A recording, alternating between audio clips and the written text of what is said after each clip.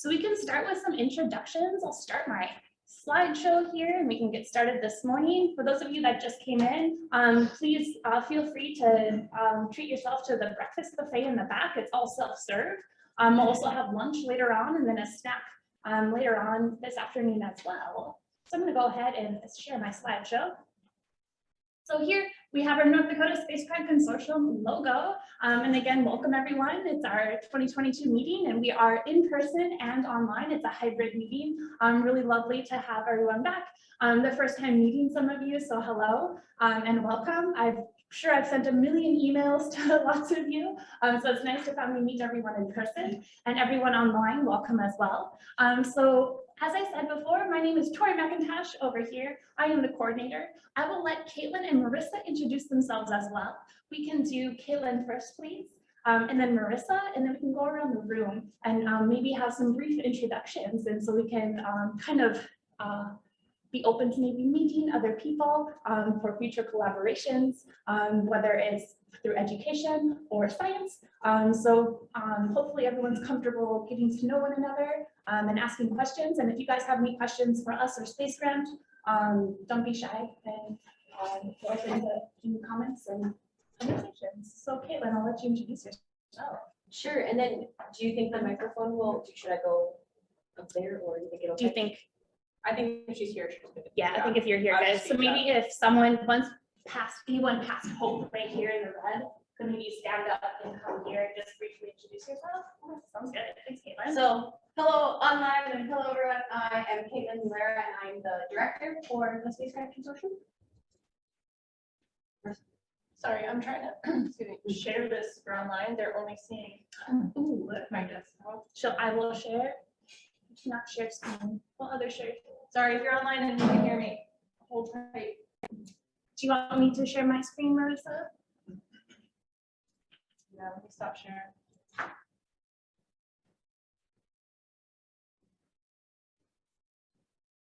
How's this one online? It's only not. I can see videos in the slideshow on Zoom. Okay. Do you want me to pin my video at all? Like Marissa, Okay, all right, I think we're good. we're good. For my Okay. video, it's just my desktop. Okay, I can do an introduction. Can they hear me from here? Do you want me to come up there? You can probably hear you from here. Yep. Okay, hi everybody, I'm Marissa, Deputy Director of Space Grant. So good to see you all. I'm really excited for today and tomorrow. Perfect. And then how about our co-hosts next? So STEM ambassadors. Jacqueline, you are a STEM ambassador. We'll start with you up here. Hi, I'm Jacqueline. I'm a STEM ambassador and I'm a senior in commercial aviation at University of North Dakota. Perfect. Hope. Hi, my name is Hope Radowski. I am also a STEM ambassador. I am a senior studying secondary science education. Perfect. Thomas, go ahead.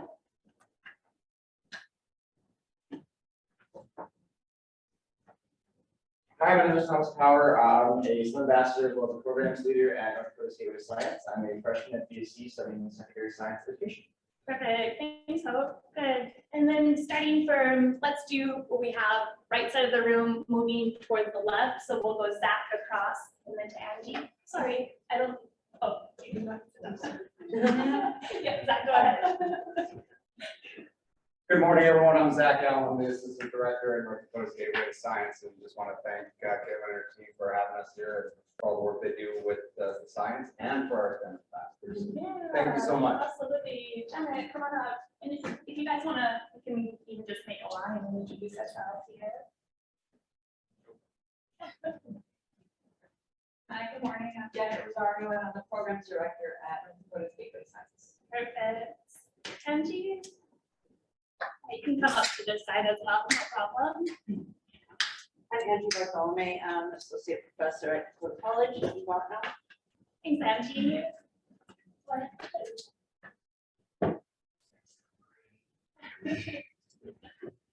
David Doyle, I'm the exhibitions manager from North Dakota Heritage Center and State Museum. And I'm here as an observer because we're going to expand our exhibitions to include the story.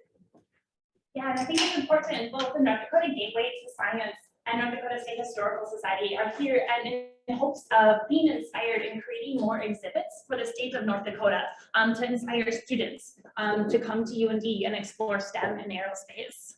Kaela. Hi, I'm Kaela Lucke. I'm a master's student here at UND, finished up. I started with a NASA internship, a fellowship and a grant, and it's been a couple of years doing that. Thanks, Kaela.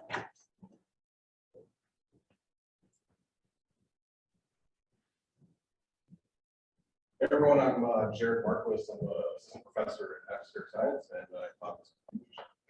Thanks, Jared. Ron, if you want to introduce yourself. Sure. My name is Ron Fedek, professor of space studies. I'm assistant chair of the department. Great, thanks. Hi, my name is Marcos. I just finally successfully defended my PhD in aerospace science, so I'm in the transition phase now. Yeah, and congratulations to Marcos. Jim. You want us to? Yeah, so the. Yeah, so if those in the back row, if you haven't introduced yourself, you can make your way up here as well. Jim Kassler, I'm past president of. I wish. Thank you, Erin. Well done. Past director of Space Grant and retired chair and faculty member of Space Studies. Great, thanks for being here, Jim. Good morning, I'm Eric Holland. I'm the curator of education with the State Historical Society. Our role, as David said, is to help to inspire youth to think about things that would make it worthwhile to stay in North Dakota. And UND is part of that. I'm a UND grad back before the flood, even before the flood in the 1960s. Anyway, the Space Consortium has been really helpful in making relationships and building partnerships, and I want to continue that. So if we can make connections in Bismarck that will connect the UND, that's what we're about. So Yeah, thank you, Eric. Yep. Kendra. Hi everyone, I hope you're doing well this morning. So my name is Cassandra Tiger. I am a double major of atmospheric sciences and middle level education. I'm also a STEM ambassador here at UND. Thanks, Cassandra. Hi, I'm Will. I'm a PhD student at the UND's Human Spaceflight Laboratory. I'm really into space. Thanks, Will. Good morning, everyone. Kerry Hartman, I'm the academic dean at North Dakota Science College, where I enjoy doing each teaching. I'm also back. Thanks, Carrie. Thanks for being here. Go ahead, Taylor. You're hiding where Hello, I'm Taylor House. I'm with Senator Kraus. Thank you, Taylor. I'm Randy Richards. I'm with Senator Kramer's Grand Forks office, and I'm the in-state space and tech person. So thanks for having me. Thanks for being here, Randy. We appreciate the support. Great.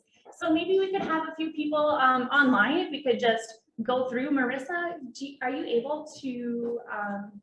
Oh, we can call out individual names. So maybe Susan, can you say hello quick and tell us? Hi, yes, I'm from Williston State College. I'm a professor of biology and I teach astronomy too. Thanks, Susan. And let's see, I have James. James, I have you next. All right, I had to unmute there for a minute. I was just planning on sitting back and looking, right? So yeah, super excited to be here. James Harrington, Goddard Space Flight Center, UpScore Space Grant Specialist, computer scientist, promoting breakthrough science through artificial intelligence and machine learning opportunities. Thanks, James. And I think we have a first robotics competition team, 7578. Hello, I'm Jordan Montgomery. I am the head coach for FRC 7578, and I have two students here with me as well that will be presenting today. Great, thanks for joining us, Jordan, and the students. Perfect. Next, I have Matthewscott. Hi there, can you hear me all right? Excellent. Hi there, everyone. My name is Matthewscott Doyle. I am a master's student at NDSU focusing on supersonic and hypersonic flow, and I'm really excited to be here today and present my research. Thanks, Matthew. next I have Vanessa joining us from Minot State University.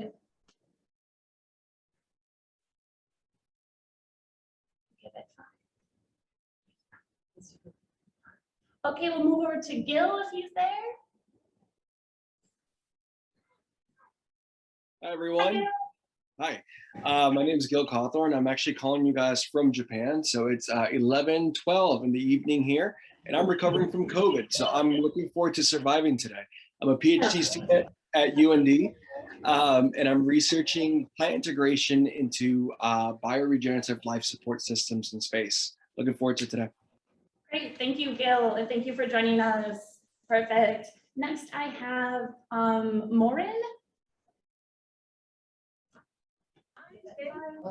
Good morning, everyone. My name is Ronnie Moore. I'm the financial aid counselor at Turtle Mountain Community College. Great, thanks for joining us. Wonderful. Next, I have Kevin. Hey, good morning, all. My name's Kevin. I'm a UND student in electrical engineering, focusing on computer science, and soon I'll be moving on to the systems engineering program. Great, thanks, Kevin. Next, I have Jordan. It's just me again. I just That's good, Jordan. Thanks, Jordan. Okay, next I have Michael. Good morning, everyone. I'm Michael Chelland, Assistant Professor of Biology at Mayville State University.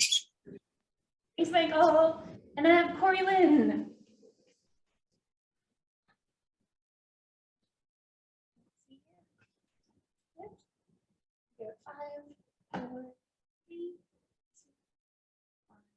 Okay, thank you for the introductions, everyone. I appreciate that. Again, we're hoping to introduce everyone to one another and foster future collaborations, whether it's through NASA or at the ND state level. Everybody kind of works together in science, and I think we all know that in science and education. So that's why we host this meeting, and that's why we introduce one another to each other. So we'll go ahead and keep going. And again, I want to say thank you to our STEM ambassadors. Our STEM ambassadors are our co-hosts. They work with us in the North Dakota Space Grant Consortium office, and they help us run this whole program. They do a fantastic job. They help us with education outreach as well, and really did a lot with the meeting. So thank you to our STEM ambassadors. Okay, so before we next on our agenda, we have highlights from the past year with our North Dakota Space Grant Consortium Aurora. The hard copy, it's not here, thank you. The hard copy of the Aurora is outside. If you didn't get one, please grab one, or I will go ahead and we can show you a screenshot and a tiny URL where you can share with the Aurora. You want me to try? I'll try. I can screen share here. Okay, yeah. You can see the slideshow again. Good, thanks. Okay, but before we get into the Aurora, I'm going to go ahead and just remind you what Space Grant is. It can be maybe a little confusing, or maybe this is your first time here, so I will just tell you about Space Grant. So what is Space Grant? Space Grant was started by NASA in 1989, and it was a national network of colleges and universities whose goal is to get students from college into the NASA pipeline, starting from the K-12, moving into college and sponsors through internships and scholarships, and then hopefully making those connections and solidifying a path into the NASA workforce or into the STEM workforce. We are not strictly space based. We are open to all STEM, whether it's biology or chemistry or it's space, that's great, but all STEM students are welcome. So again, the network of colleges and universities, here we have 16 schools within North Dakota. That's part of our Space Grant. They are affiliates. And then if you wanted to investigate the NASA STEM engagement website at all, this is a tiny URL you can link to. We are housed within the NASA STEM engagement in the NASA, like NASA's budget, and Space Grant is part of the NASA STEM engagement program. So the purpose of us, we have 5 focus areas. So NASA internships, fellowships, and scholarships, a focus on higher education and supporting staff and faculty, research infrastructure, pre-college, so K-12 students, and informal education, and that goes into like our museum partners. And here you can read the NASA Space Grant mission, and additional information can be found on the website. So where is Space Grants? I want to stress that Space Grant here is a statewide program. We are housed at the University of North Dakota, and we're very grateful for that. It's a wonderful home to have. We're housed within the Space Studies Department, and we're grateful for all the support that we are offered through that. But we are a statewide program. So our program is for all of North Dakota. And here you can see all of our affiliates, and it is anything from a 2-year college to a 4-year college into our research universities. So we have 16 colleges and schools, and then we have the North Dakota Gateway to Science and the North Dakota Heritage Center that are also our affiliates. So any students that goes to these schools qualify for our funding. Any staff and faculty at these schools qualify for funding, and any staff within the North Dakota Gateway to Science or the North Dakota Heritage Center also qualify for funding. And here are all of our wonderful affiliates. Without our affiliates, we would not have a program, so thank you so much for your support. Our affiliates, they help find students, and if they can send students our way, we're always grateful, so then we can help students get into that pipeline and shoot them off to a career in NASA and in STEM. So once you are part of Space Grant, I want to highlight how Space Grant communicates with all of our affiliates. So we communicate with you. It'll be the core team. It'll be Caitlin, Marissa, or I that will be communicating with you. We work very hard, and we usually communicate through email. I go ahead and I send up a roundup to all of our affiliates every other or maybe 2 Fridays a month. Just kind of condensing all of our information and all of the opportunities that have come through Space Grant in the past week. And I try to condense them into one easy email for you guys, so then you can go ahead and see all those opportunities rather than us sending you multiple messages a day. And as I said before, all of the emails will either come from me, Tori McIntosh, our Deputy Director, Marissa Sad, or our Director, Caitlin Rivera. We also have coffee chats, and those are hosted every month. Those are open to all of our affiliates as well as students. And that's a time and a place for you to come and ask questions and to share what events you are having, any new developments in your school or in your research, or maybe you want to share something and you're looking for a partner in research. Please come to the coffee chat. That is a time and a place for all of us to connect. And again, that's hosted once a month for 30 minutes. And this year, for this spring semester, it's the first Monday of every month. So everyone is welcome to come to those coffee chats, and they are hosted via Zoom. We also have informational webinars. Each spring and fall, Marissa will send out a large invitation and you guys can register. This is mostly for students, but we will definitely encourage any staff and faculty to join as well and share the information with your students. And informal webinars, that invite will be through email, and then the informational webinar is hosted through Zoom. And we will usually host it starting at around 5 or 6 p.m. Just so everyone has a chance to join. Good. We had a question online, and rather than me just type it, I think it'd be advantageous for everyone to hear. Absolutely. The question is, where can we find info about coffee chats if they want to join? Where can you find info about coffee chats? So it would be through our electronic mailing list, which is right there. So we can do a QR code, or you can type in this tiny URL. And this is a great segue into how else do we communicate with you is through Submittable. So if you go ahead and you bring up this tiny URL, or if you take a picture of this QR code, it will bring you to Submittable. We use Submittable for all of our applications and for a lot of communications in terms of like your grants and your awards. And you can also use Submittable to sign up for an email list. You will have to register. You will only have to register once. You can use any email address, and then you form a password for it, and then you will have access to Submittable. Are there any other questions online right now? Perfect. And then if anyone has any questions at any point in time here, please just raise your hand, and we are happy to hear any questions you have. And the last way we will communicate with you is through DocuSign, and that's only if we want you to sign documents. So if you see a DocuSign, it is not spam. It'll probably be coming from us if you're interacting with us.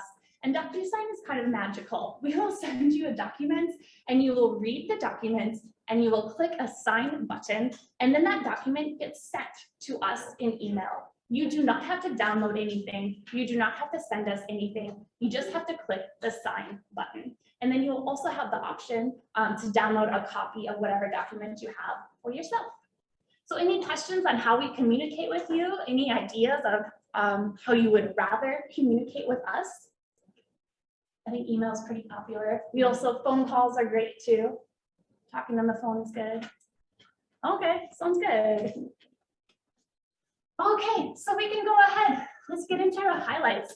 And again, if you have any questions during this time, just let us know. So here, this is kind of like a large overview, and we'll go through in each of these in depth and see who these individuals are through the Aurora. So we had 9 student fellowships this past year. Those are students that are doing research, NASA relevant research. We had 3 educator mini grants, 3 student research mini grants, and 3 affiliate mini grants. Mini grants are up to $1,000, and they are for students, K-12 educators and informal educators, and our affiliates. So these are, they can be towards, the mini grants are for supplies or programming that is NASA relevant, and it can be up to $1,000. We gave out 112 scholarships across 17 schools, and that's a breakdown of the individuals that received the scholarships. We have 13 STEM ambassadors from 3 different affiliate institutions. And then up here, you can see our educator professional development. We did a Purple Air educator development this past fall, in fall of 2021. And we sent Purple Air atmospheric sensors to, I think it was around 20 individuals across the state of North Dakota. And we taught them how to use them. So we essentially populated North Dakota with atmospheric sensors, and we're sending data into citizen science portals and to Purple Air, and it's open access. So if you're interested, I would definitely have you investigate purpleair.com. And you can see all of our sensors set up, and we have a bunch of different lesson plans that we incorporated and how to have educators bring ATSI into their classrooms. We funded 11 student competition teams, and we had national and regional winners.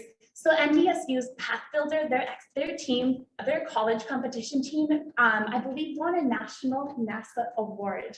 And UND Student Rocket Launch also won a national NASA award. And then Hatton Northwood's First Robotics, I believe last year and this year, just the past week, they have advanced onto the world finals. So North Dakota and First Robotics, like hats off to them. They're doing pretty great. And that's a K-12 team. So North Dakota is represented on a global level in STEM because of Hatton Northwood's First Robotics team. And we had 4 summer faculty fellowships, including Angie here. And this is an opportunity for STEM faculty to kind of revamp a course over the summer, and we provide you a stipend for that. And then here on the bottom is our NASA internships. We had 10 NASA internships. This is a phenomenal number. I think the average is maybe 2, 3, or 4. North Dakota sent 10. And they went across all across the state, all across America to different centers. And we'll hear from some of those interns later today.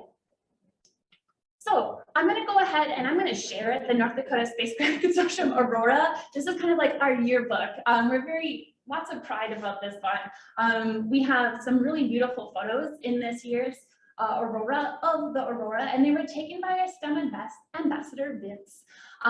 So if you guys want to follow along, you can type in this tiny URL. I believe we can also put that in the chat box.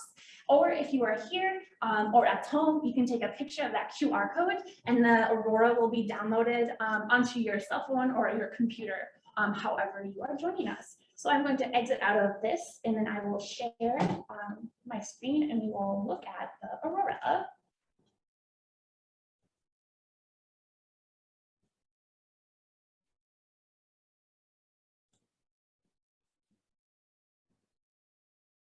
Okay, so we can see the Aurora online, correct? Yes. Perfect, thank you.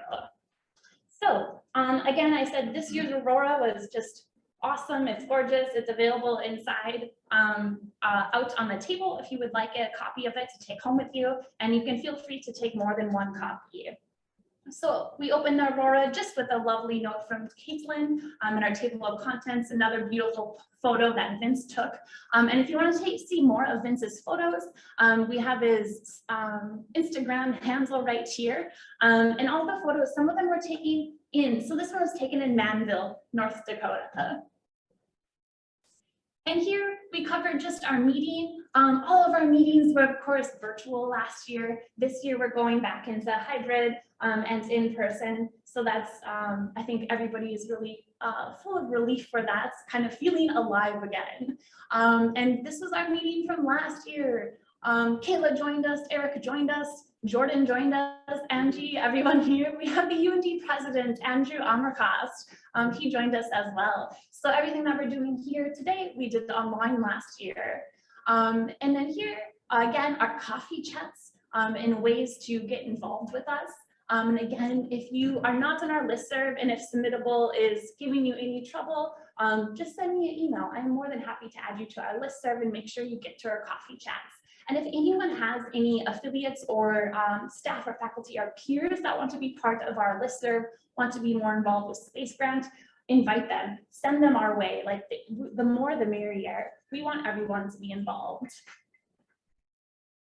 Here, this is the habitat. The habitat belongs to the Space Studies Department here at the University of North Dakota, and the Space Studies Department houses us. So the habitat, I believe, can we even see it out here, Marissa? Yeah.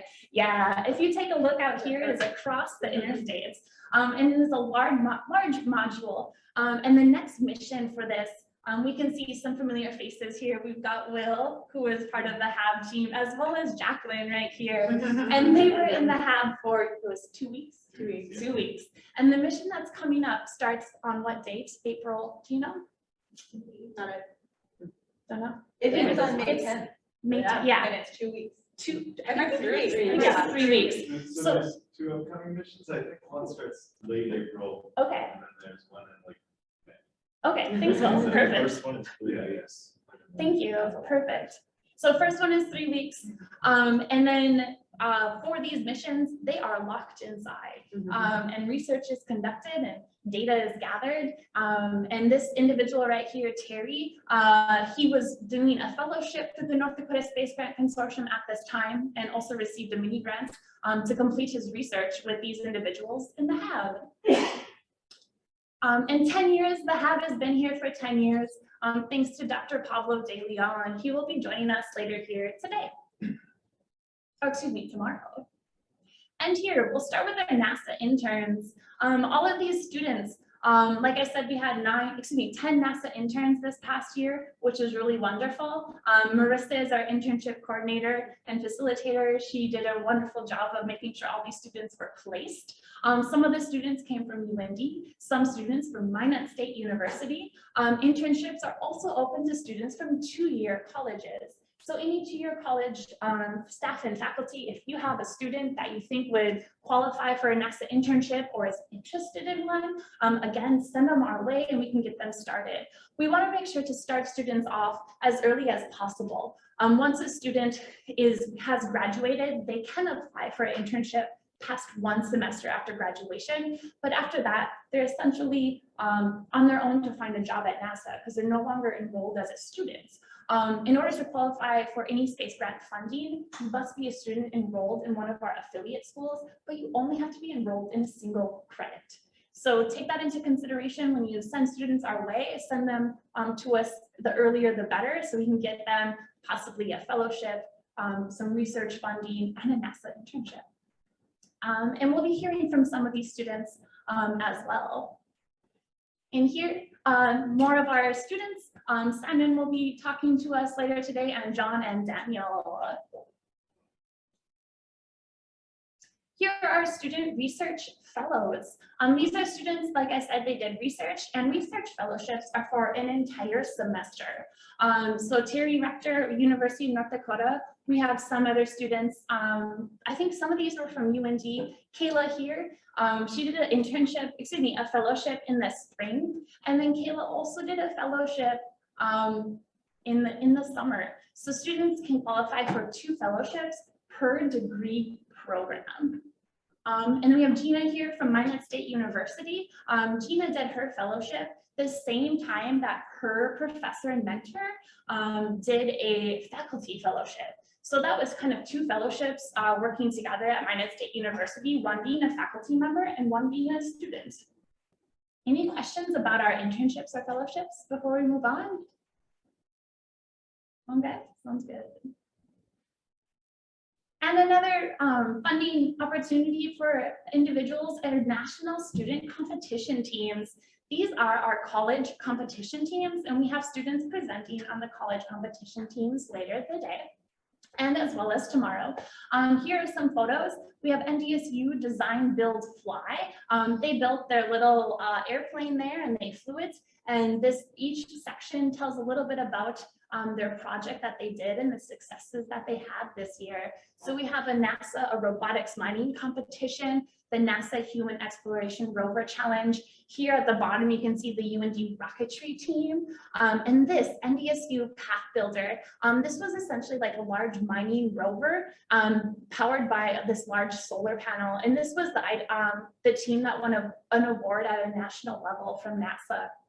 And this student launch team here won a national award from NASA as well. And they were just successful this past weekend. They launched their rocket for this year, and they will be traveling to Huntsville, Alabama to compete further in this NASA competition. And then this year, we also have this UND FSAE race car team, Formula SAE. They have an electric version of their competition as well. So we've started funding students both at this original race car team and then an electric version too. Let's see, our summer faculty fellowships. I think this is really exciting. We had 4.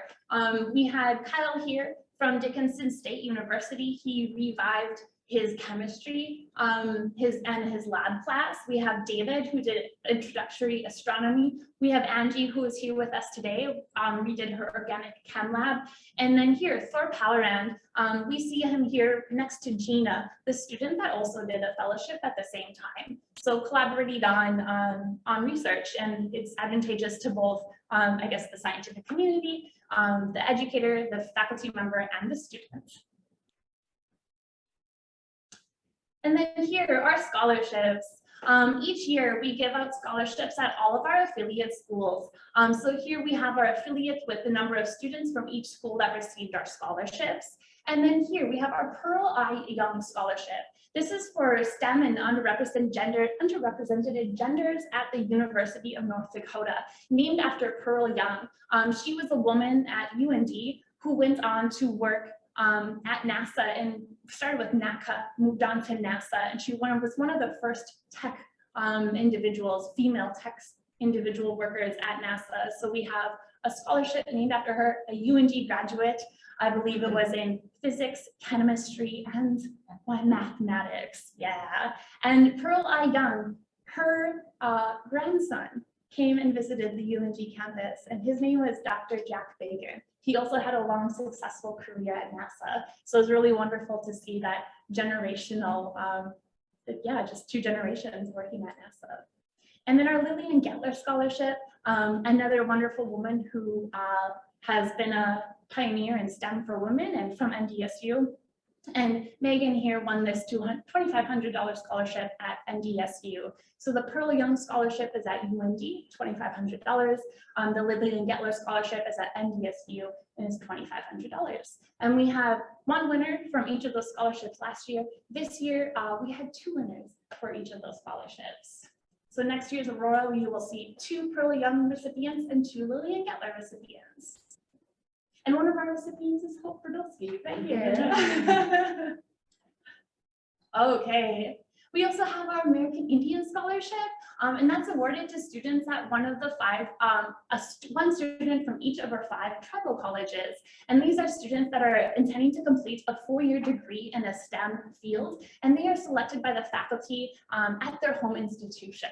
So hats off to these students. And Ethan Wells, I think Carrie Hartman may have been Ethan's advisor. Ethan went on to also receive another scholarship at Bismarck State University after transferring. And we also started a new scholarship with North Dakota Vision Services and the School for the Blind. So these are students. To qualify for this scholarship, you have to qualify to receive the services from the North Dakota Vision Services and School for the Blind. If you qualify for the scholarship, you also be a STEM student. And we had 2 recipients this past year. So Manuka, she was physical therapy, and Dietrich was studying mathematics. And so they also received scholarships, and they were from the University of North Dakota. And kind of sprinkled throughout the Aurora is the where are they now? So these are students that were funded in the past from Space Grant and have kind of provided an update. So Alexander Swanson here, he was with the competition team. We funded him. He is now a master's student at the University of Michigan. Denise, she was a fellowship recipient. She helped a lot with ballooning, and she's now, I believe, a PhD student down in Florida. And Peter was a NASA intern, helped a lot with ballooning as well. He's now an engineer in Harrington. So fun to see where the students have been and where they're going. And then this brings us to our travel grants. So again, travel grants are $1,000, and these are for students that want to go to any sort of conference that's STEM related or related to their studies. These students, this was both virtual. Kaela attended a conference as well as Stephen here. Now that we're doing more in-person events, we have more in-person travel grants, sending students via airplane or car, however they want to travel. We will give them funding to make it to their conference. And then it brings us to our mini grants. Again, mini grants are $1,000. And it's funding to kind of help you push you over the line and get you graduated. So these students are probably doing, 2 of these students were doing fellowships and they needed some supplies. So they applied for a mini grant. They qualified and their applications were approved. Lori was doing some plants work and she ended up getting some supplies for her chemistry lab. Terry ended up getting some supplies for tests that he did with the lab. And then Stephen got, I believe, some regolith, some asteroid regolith to complete his project for his senior design project. And then they graduated after. And as I mentioned, mini grants are also for formal and informal educators. We gave one to Laura Munsky. She is the Dakota Science Center Director. Ashley Messner, she's a middle school teacher in Bismarck. And we sent them some robotics cubelets, kind of helping students code. And then Rhonda, we sent her a 3D printer through her mini grants.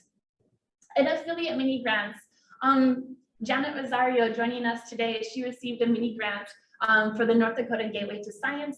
And then we have 2 educators that were affiliates that also received funds to do rocketry, and then one to view through, I think, some telescope supplies.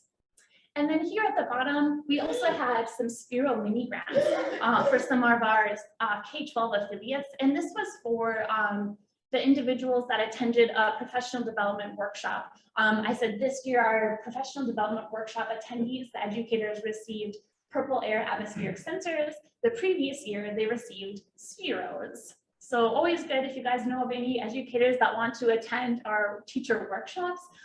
We usually have around 20 that join us each year, and we would love to see more. So if you know of any educators and when the time comes around, those emails are sent out, you can go ahead and encourage them to sign up.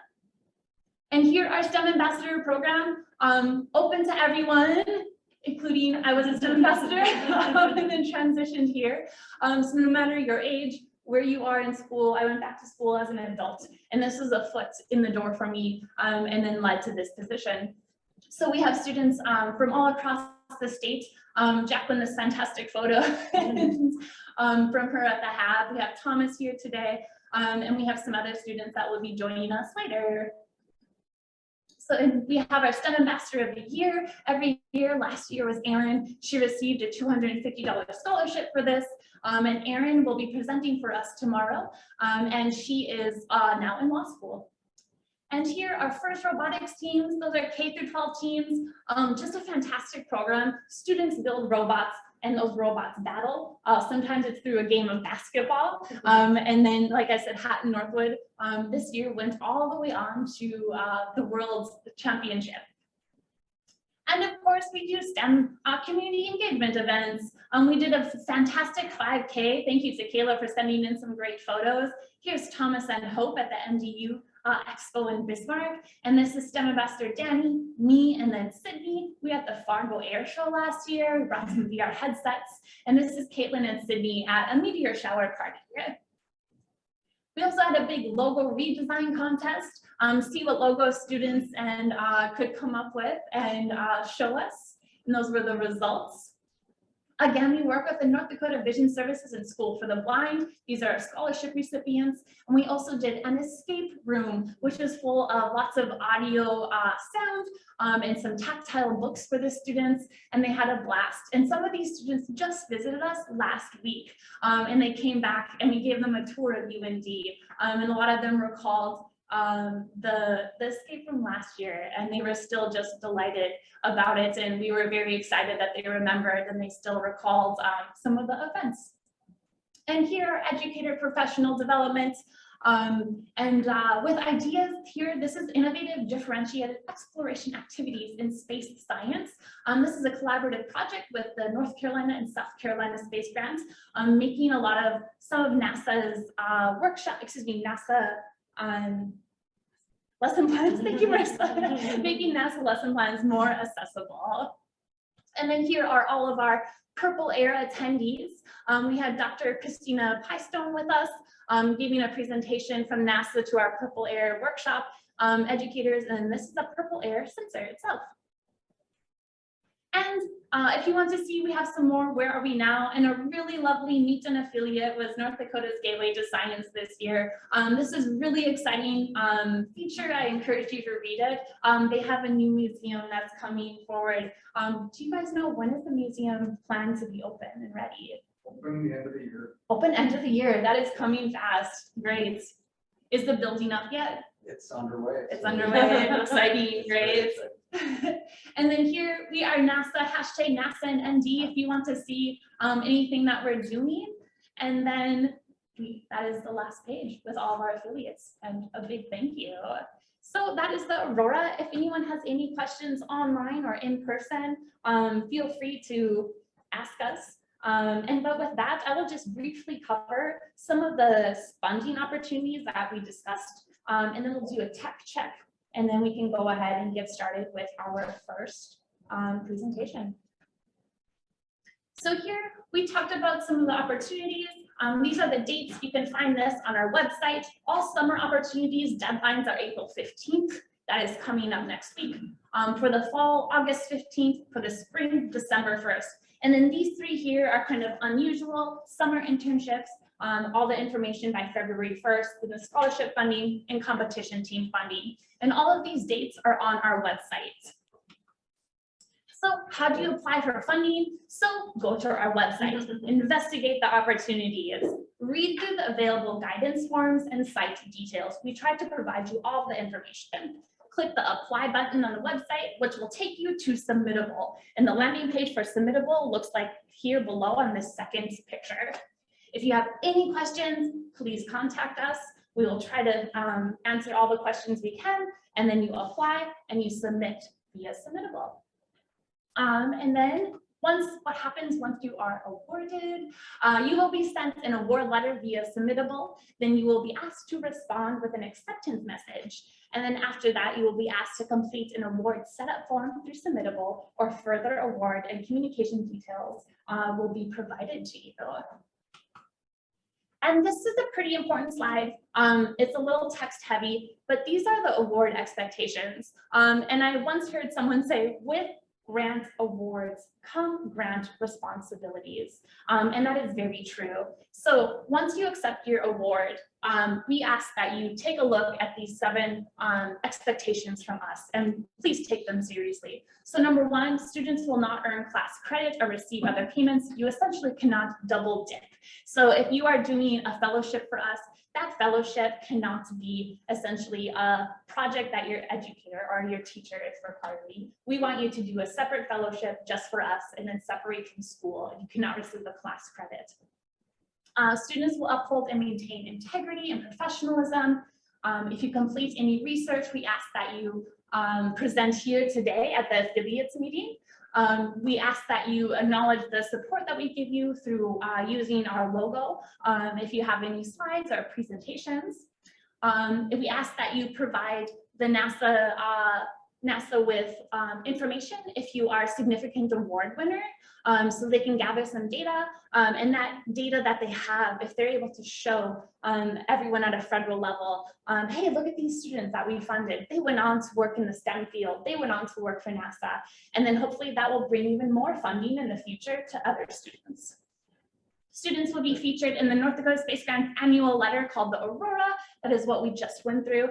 And students will provide information on the mid-semester check-in, final report, and any other emails prompting for status updates. We have to report to NASA what we do with the funds, and we gather that data from you, from your mid-semester check-in. And students who fail to complete these forms, at some point, they will no longer be eligible for future funding because, again, we need to keep track of everything. We need to know where our funds go. We need to know what you do with them. We need that data in order to continue with our grant. Okay, and brings us to this slide. So, event logistics. We have our next presentation here in 10 minutes. And before we start that, I just want to go ahead and go through a few things. So our agenda, I believe the agenda was already put in the chat. If you have any questions or you need us to drop that in the chat box again, we can.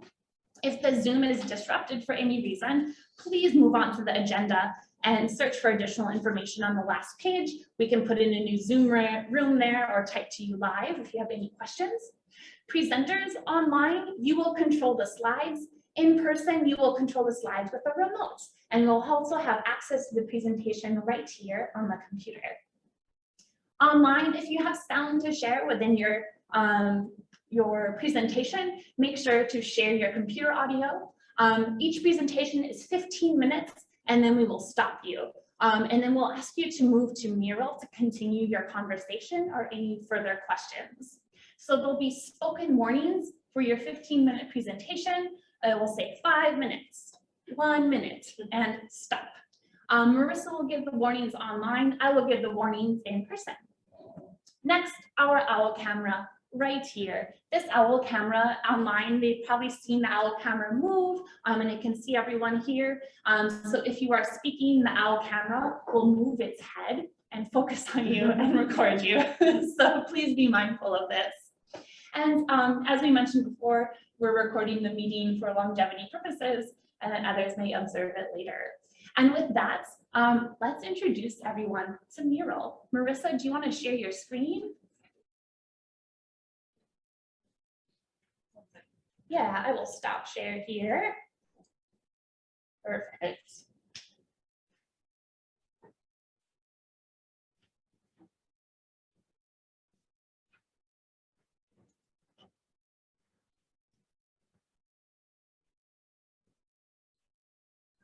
You see? Yeah.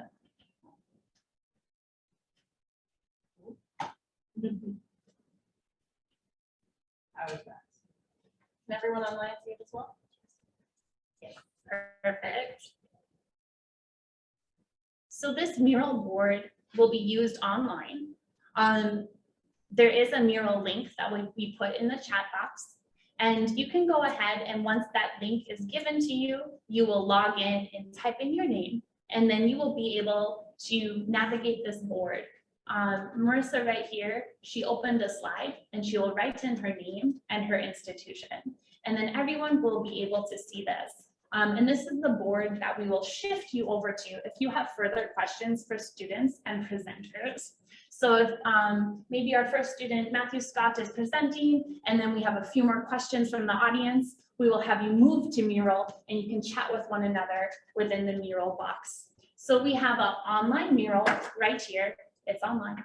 And then for everyone that's in here, if you do not have your computer, we have a live MURAL right here.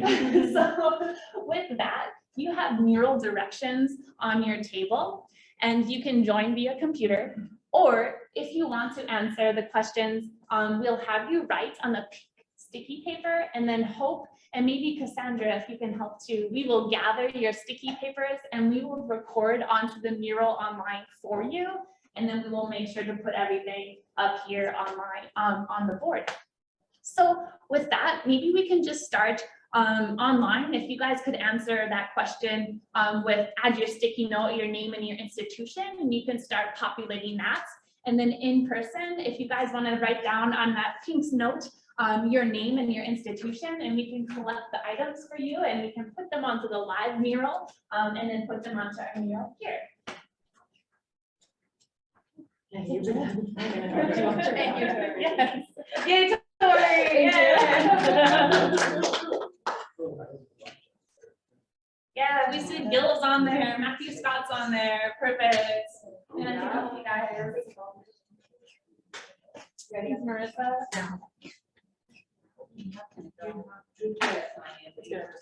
just click on the link and then you will tell me your shape. You don't have to sign off.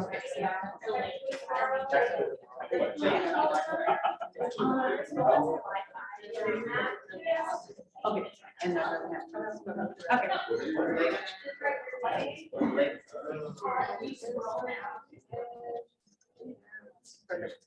I made a tiny URL for it too, if you want that. Oh, okay.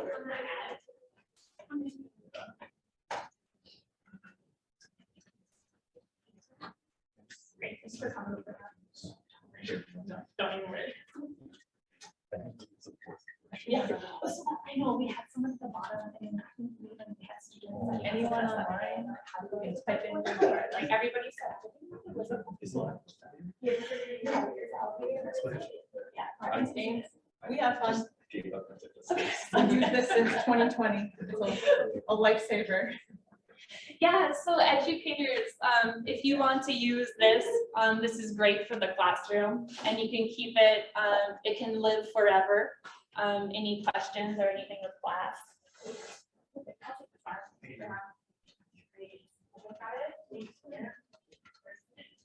If you go to, if you have to, otherwise it's for the time.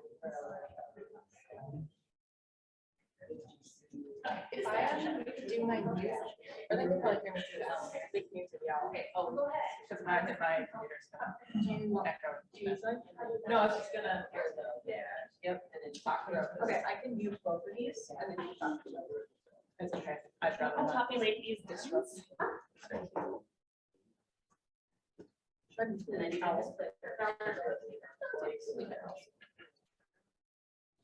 If anyone online is having any difficulties, type in the chat box. Or type on mural that you're having, and then you trick and you did it fine. Yeah, we'll go ahead and I can add here.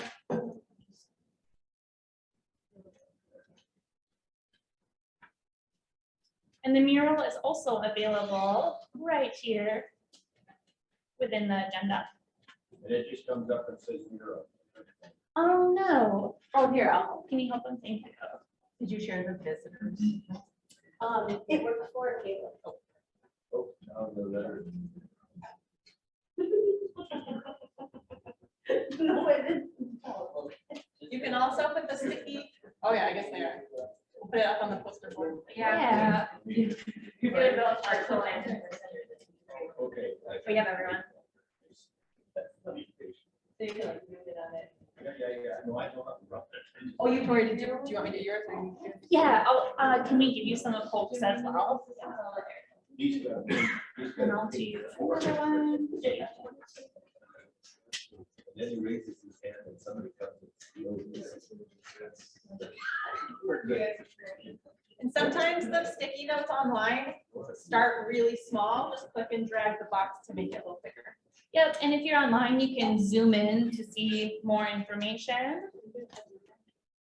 Perfect. Payment institution, got it. And then if you guys could tell us, I guess online you can use an emoji. In person, you do not have to draw an emoji. So how about in person, if you guys could also tell us, how did you learn about space grants? We're also always very curious. Maybe it's something that a faculty or staff member or a peer came down and told you about as kind of the duties of being a Space Grant affiliate were like passed down to you. As a student, maybe you learned about it during, I believe, orientation, like some of our students, or maybe from a faculty member. So go ahead and let us know how you learned about Space Grants. And we'll have 2 more minutes for this. Oh, 3 more minutes. We'll go according to this computer time. It's 9:57. And we can continue populating the mural. Well, we start with our first presenter as well.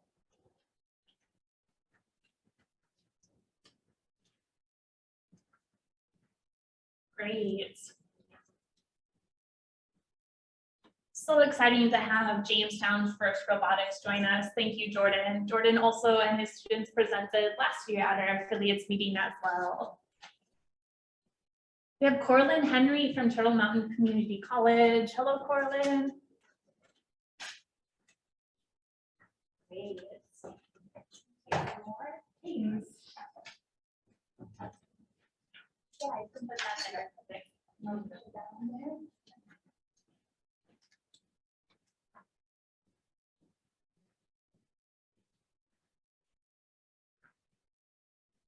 Marissa, can you zoom? Oh, this would be neat to zoom in. So here we can see everyone that's joining us.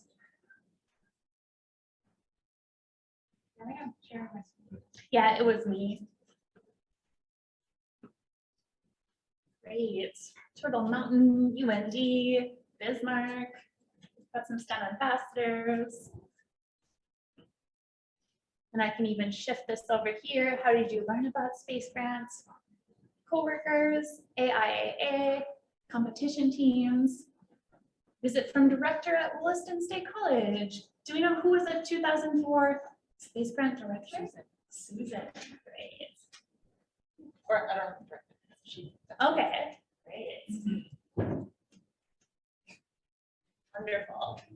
We'll give it 1 more minute and then we'll have our first presenter online, Matthewscott. We'll have him share his screen. So Matthewscott, you can get ready to share your screen. You'll be up next here in just a moment. Or you want to reiterate the questions. The one on the right, if you scroll with the presentation section we want. Like that's where we can plot any questions throughout the talks. Like, do you just want to reiterate what that section is? Oh yeah, absolutely. So Marissa mentioned, so this section right here, presentations, day 1 section. Once Matthewscott is done with his presentation, or any presenters, if you want to continue asking questions, we will communicate through this mural. If you're in person, we can help you communicate online with the mural. Thanks, Marissa. Okay, so we can start wrapping up here. Matthewscott is ready. So yeah, we're gonna go ahead and let's do our first presenter, Matthewscott. He is from NDSU and he did a fellowship with us. So Matthewscott, you can go ahead and share your screen and then we can start.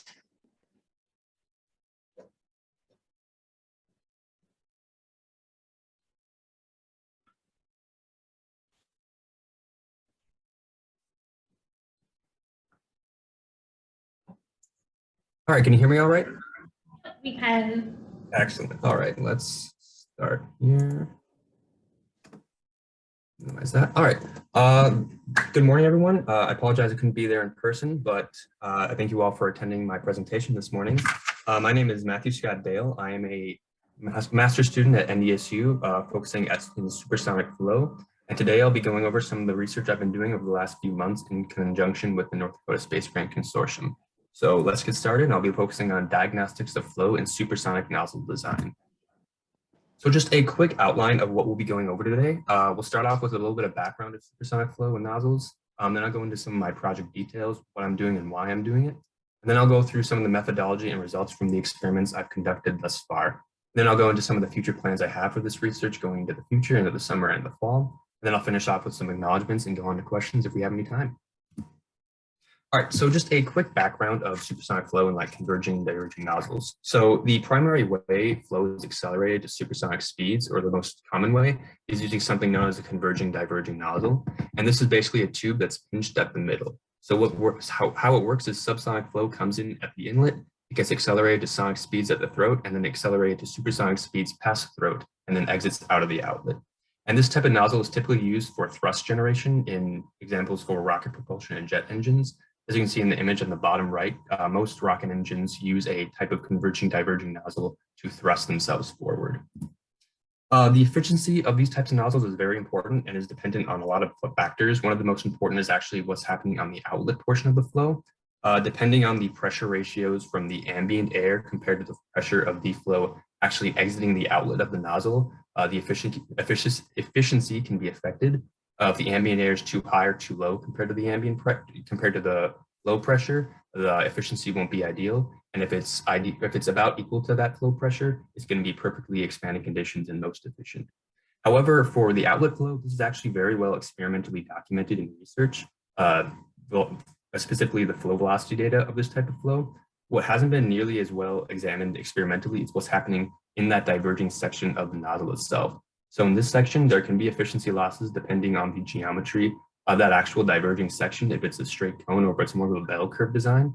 And there hasn't been a ton of experimental data for this portion of the flow since most nozzles aren't transparent. So getting experimental data of that portion is really important to confirm theoretical and CFD analysis. And so that's where my research kind of comes in to focus on.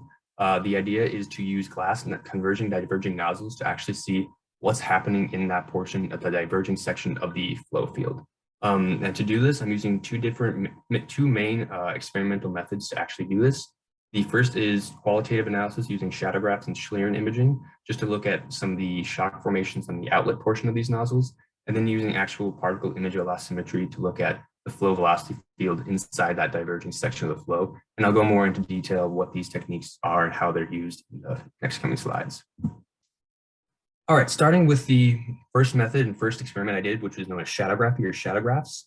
This experiment was used to examine what's happening at the outlet portion of the flow itself, that pattern that's leaving the nozzle. So shadowgraph, the general principle, it takes advantage of the refractive index of light. So different materials have different refractive indexes, which will bend light a certain way.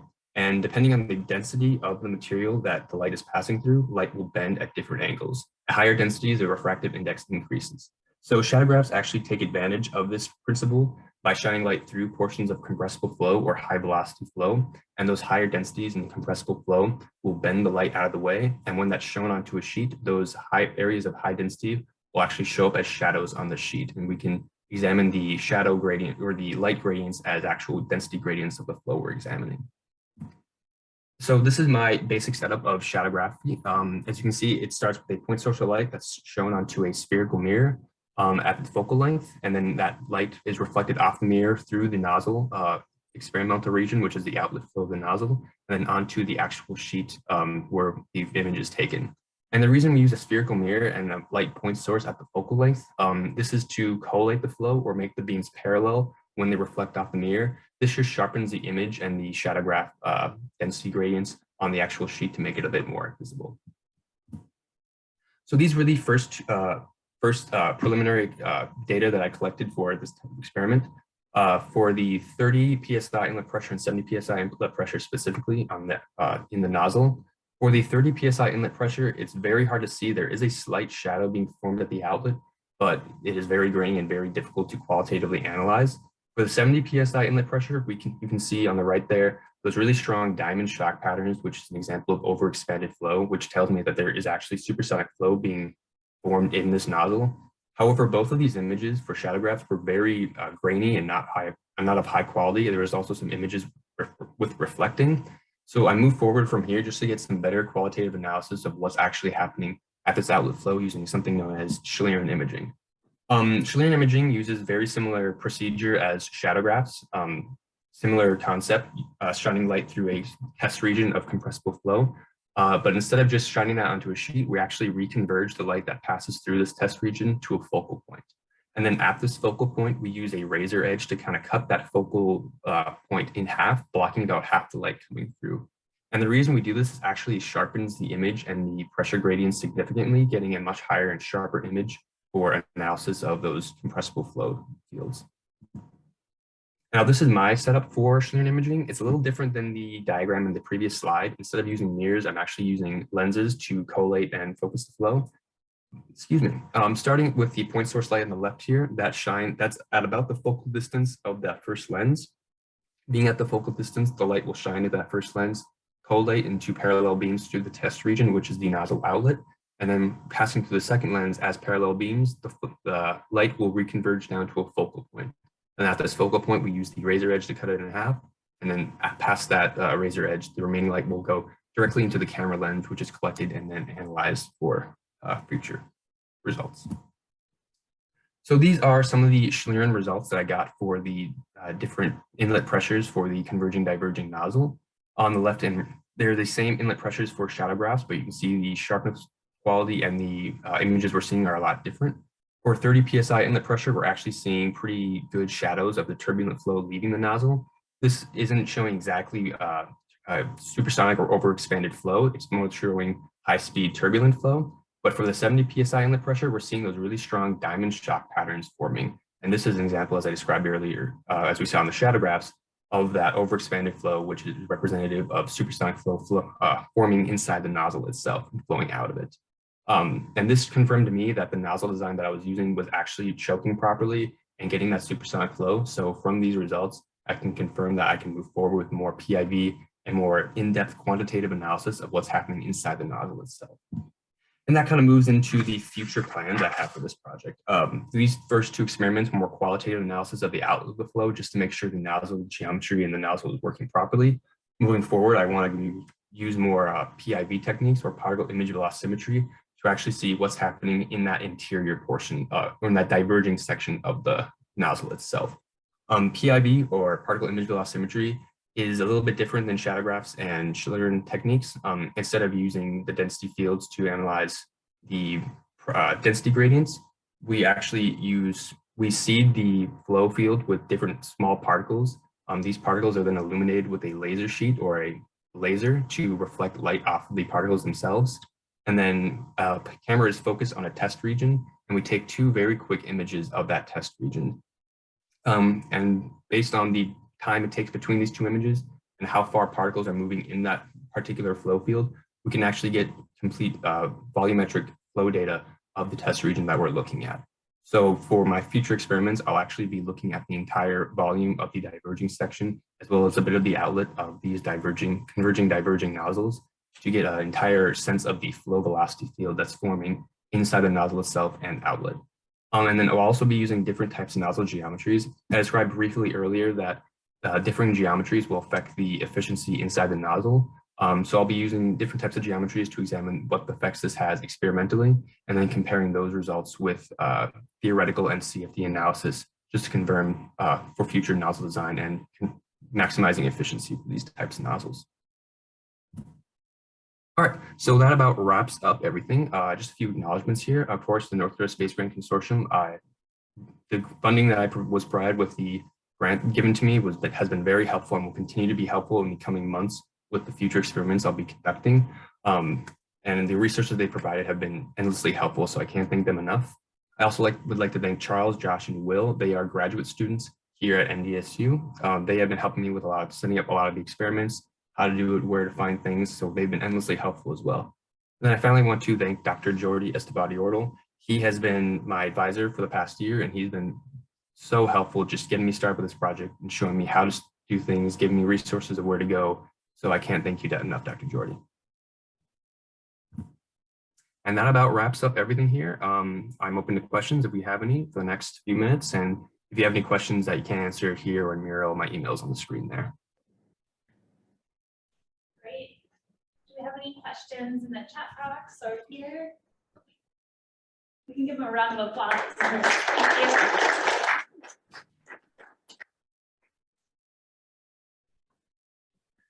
Oh, Matthewscott, I have a question. Can you tell us kind of the path that led you to studying this and then this fellowship, and maybe what you started with or what you envisioned maybe your first year of school and then how you came to be here and now?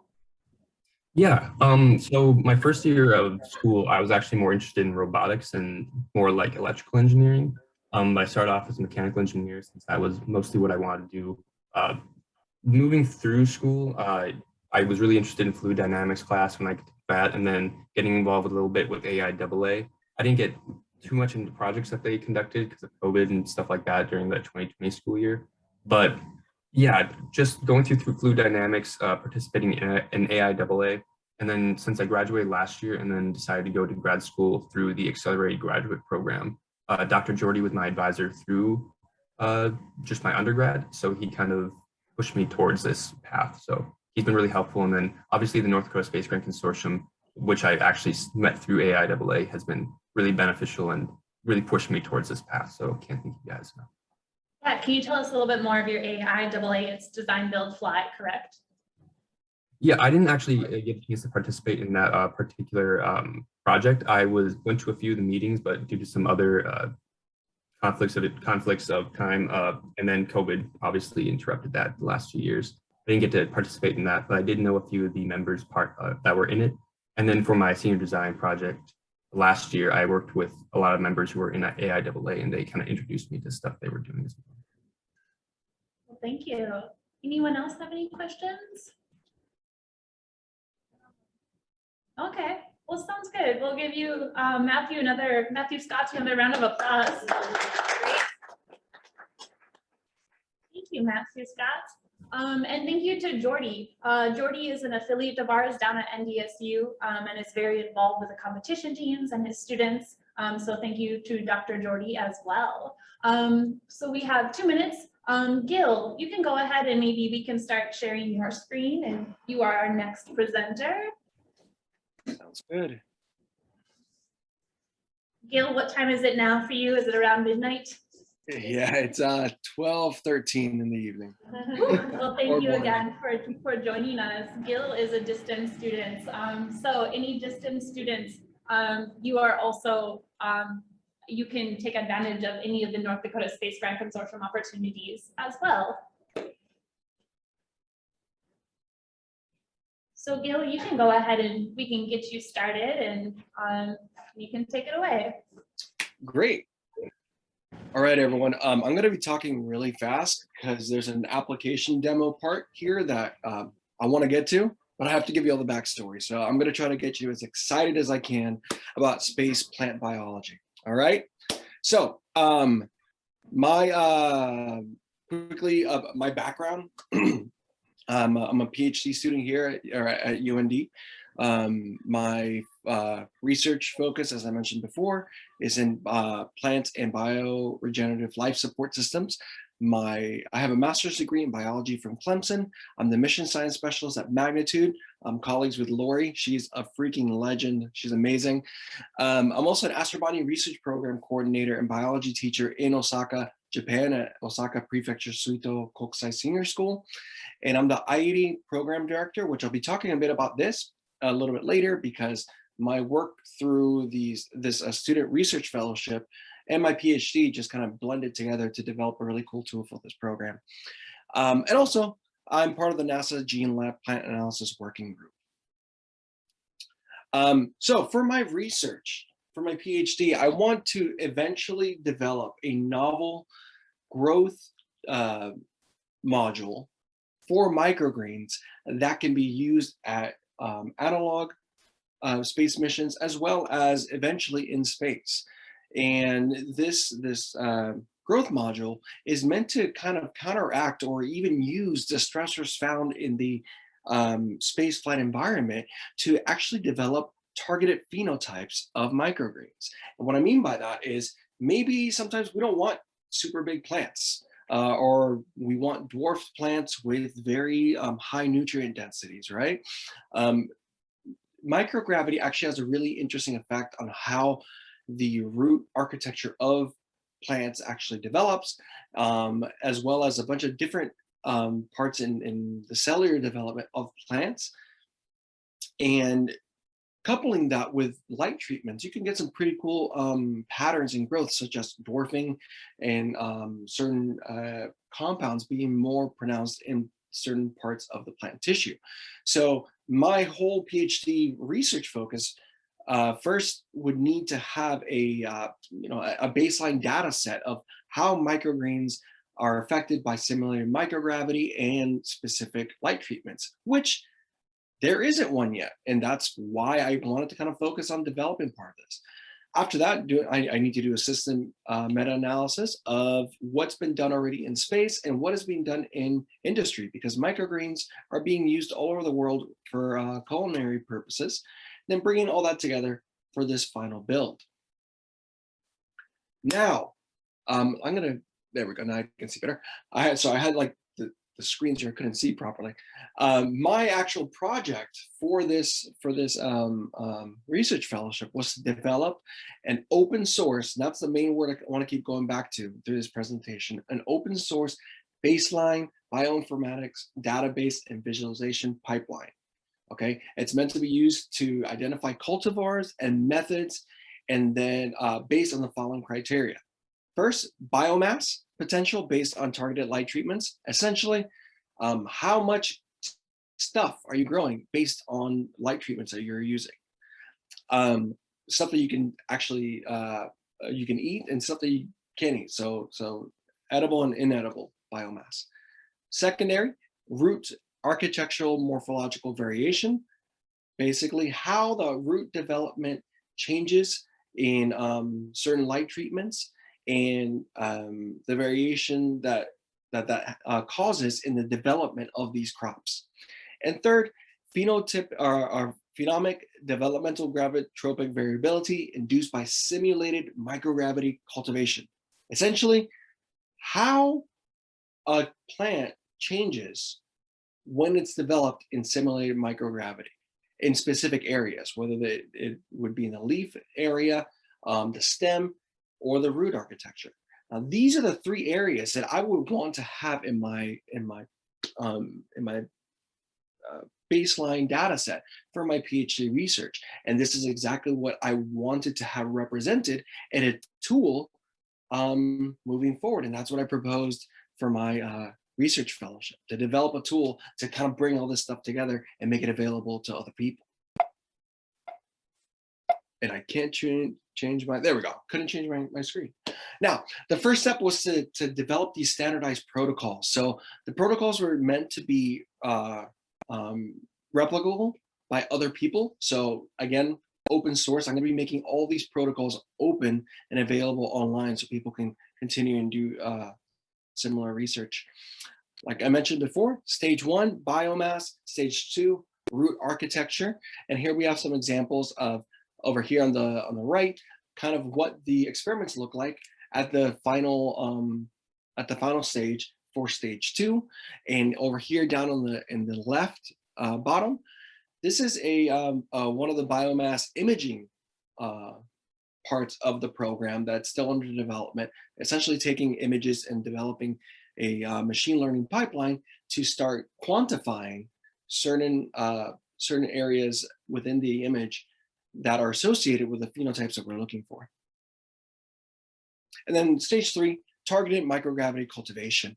And one way that we can do this is through controlled rotation through clinostats. Clinostats are devices that have been used since Darwin, or before Charles Darwin actually, but basically they rotate at a given rate. Now, the device that I'm holding in my hand right there, I was actually on Japanese television demonstrating what this thing does. It was 3D printed.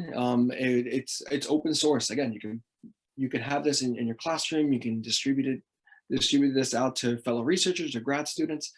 But basically, you get a plate of seeds. You can line them up in unenriched agar or enriched, depending on your protocol, and then they would rotate at a given rate with a light treatment.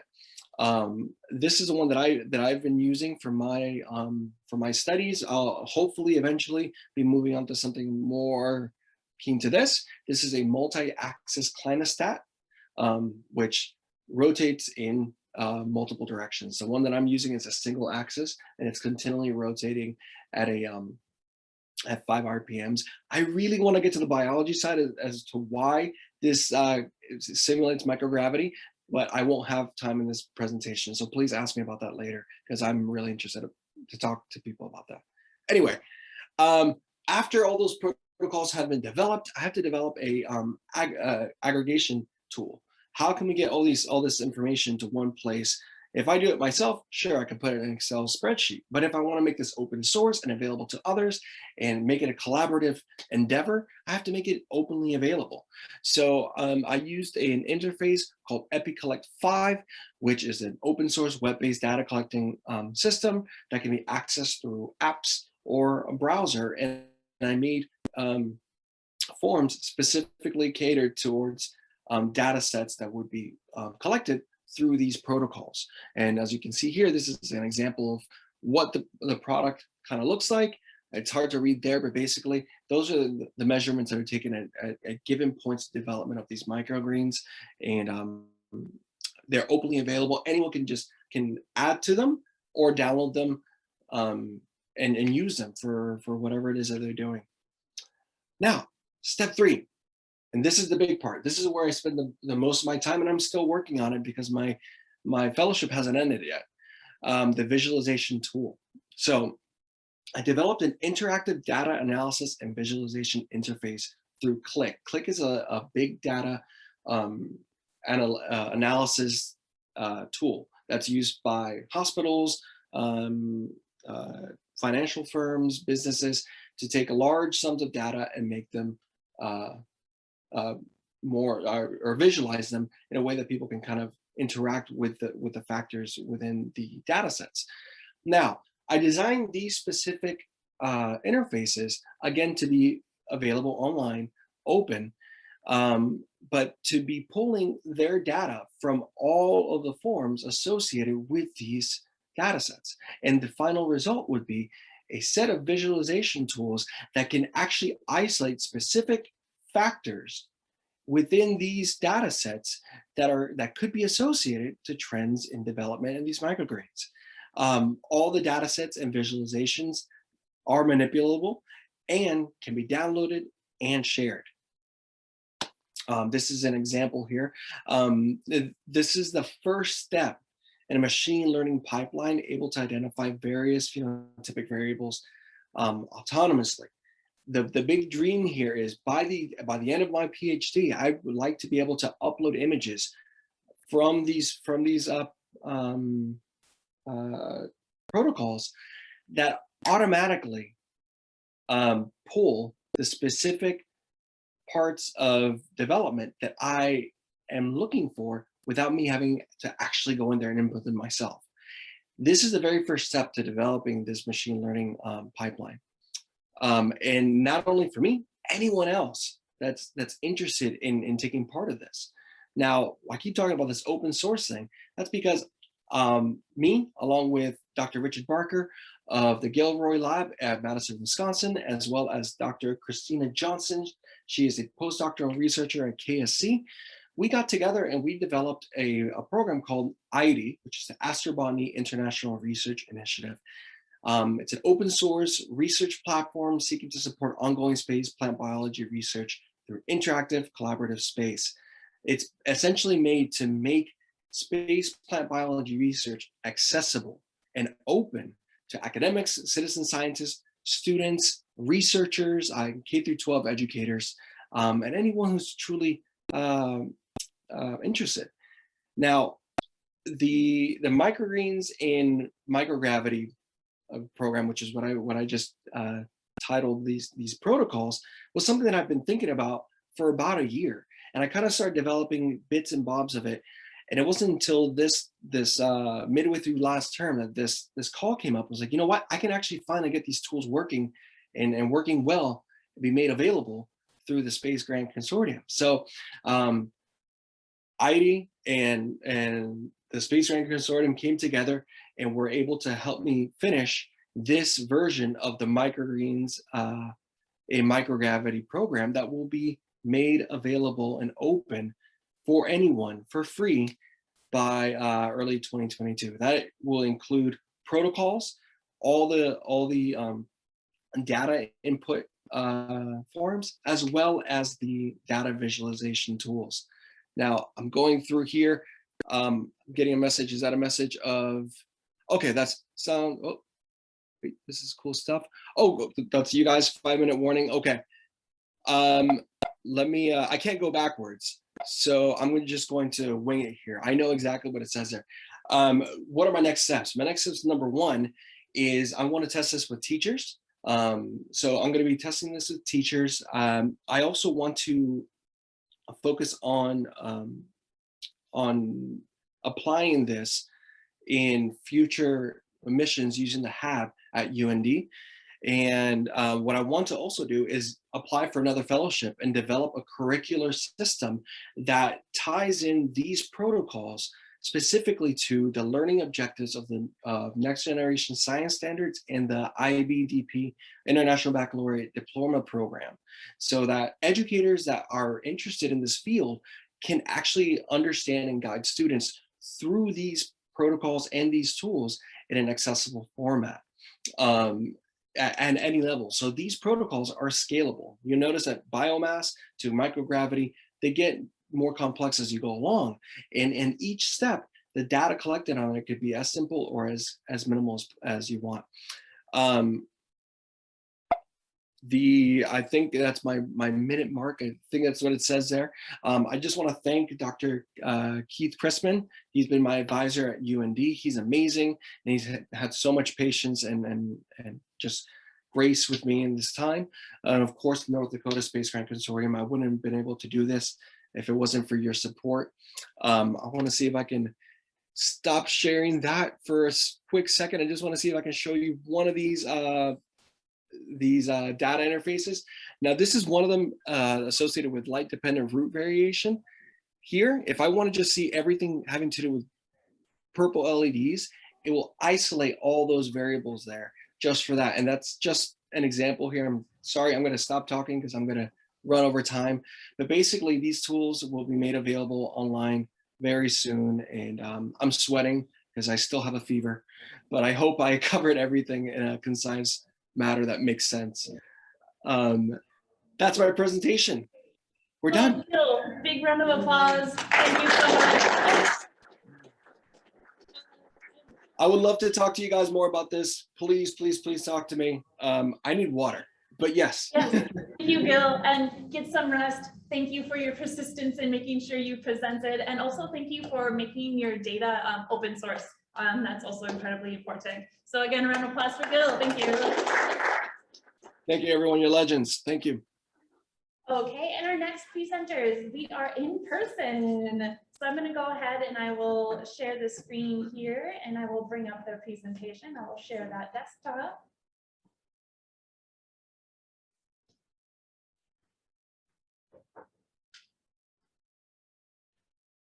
And we have the UND FSAE race car club with us. Corbin, you were the vice president last year. Correct. This year, the president. They do a wonderful job of making all their deliverables, communicating, and just really great. So thank you. Yeah. All students, I mean, hats off to all our students. They do a lot of the communicating with us. They do a lot of the application for the grants themselves. So I mean, they're doing really great things already, and I just think it's better things for your future. Yeah. Are we the first student team to present? You are. All right, well, awesome, glad to hear that. Thank you guys all for being here. As Tori so graciously introduced us, we are the Formula SAE team at the University of North Dakota. My name is Corbin Goodrow. I'm the president of the team this year, vice president last year, now graduated up. And I am Alex LaPlante, the engine and drivetrain team manager. And I also last year was a useless student member. Graduate your way up, right? Yep. Working my way up. So if you guys haven't heard a lot about Formula SAE, it's basically a collegiate design competition put on by the Society of Automotive Engineers. Maybe familiar with some of the other classes that run in the SAE programs. There's Formula SAE, which is an on asphalt, open wheel, Formula style race car competition. There's also a Baja SAE program, which is more of an off-road variant of that. There's an EV class in both IC and hybrid classes to the SAE competition. There's also like super mileage, if you're familiar with that, more at the high school level. A couple different programs, solar cars, stuff like that. But within Formula SAE, the Society of Automotive Engineers, there are 2 regional competitions that occur each year. The first of which is at Michigan International Speedway, and that's kind of for most of the Eastern/Midwestern teams. Then another one that occurs typically down in the LA/Las Vegas area for more Western side teams. However, this year, due to some construction and such, they're actually moving that one to Michigan also. So there's 2 separate Michigan competitions this next year. But basically, the biggest thing about SAE is the point is to try to develop engineering students, develop professionals within university settings to try to get them a little bit more experience outside of the classroom, doing something a little bit more realistic, a little more hands-on. Having in-person presentation, things like this, being able to garner support, budgeting, outreach, all that type of stuff. And so, while at UND, we are kind of primarily housed out of the mechanical engineering department. We have a lot of electrical engineers, a lot of mechanical engineers, computer science majors. We also take in quite a few business majors, a couple aviation students who enjoy the aspect of driving the car or helping us with different development stuff. So we're a student organization kind of first and foremost within the university, which means we're open to all years and all majors. However, we are also part of the senior design program in the mechanical engineering department, which means that for members like myself and Alex who have been in the program for a little bit, we also do get sometimes a little bit of course credit for some of the stuff and some of the projects we're a part of. You'll see on the right side of that picture right there, this is our team that competed at our last year's competition. Last year, of course, due to the kind of weird nature of the last couple of years, we ended up starting our car that we're calling UND 20. That's the one pictured right there. It was started in the 2019-2020 year. Once we lost shop access in March with COVID, we ended up having to put that on hold for the rest of the summer. But then the beginning of last year, we regained our access to the shop, we continued building it, and we raced that car eventually in the July competition once it was put on by SAE. And then currently, the car that I'm going to be talking to you guys about right now, aspect that we've been in development right now, is our UND 22 car. We're very excited about that. So,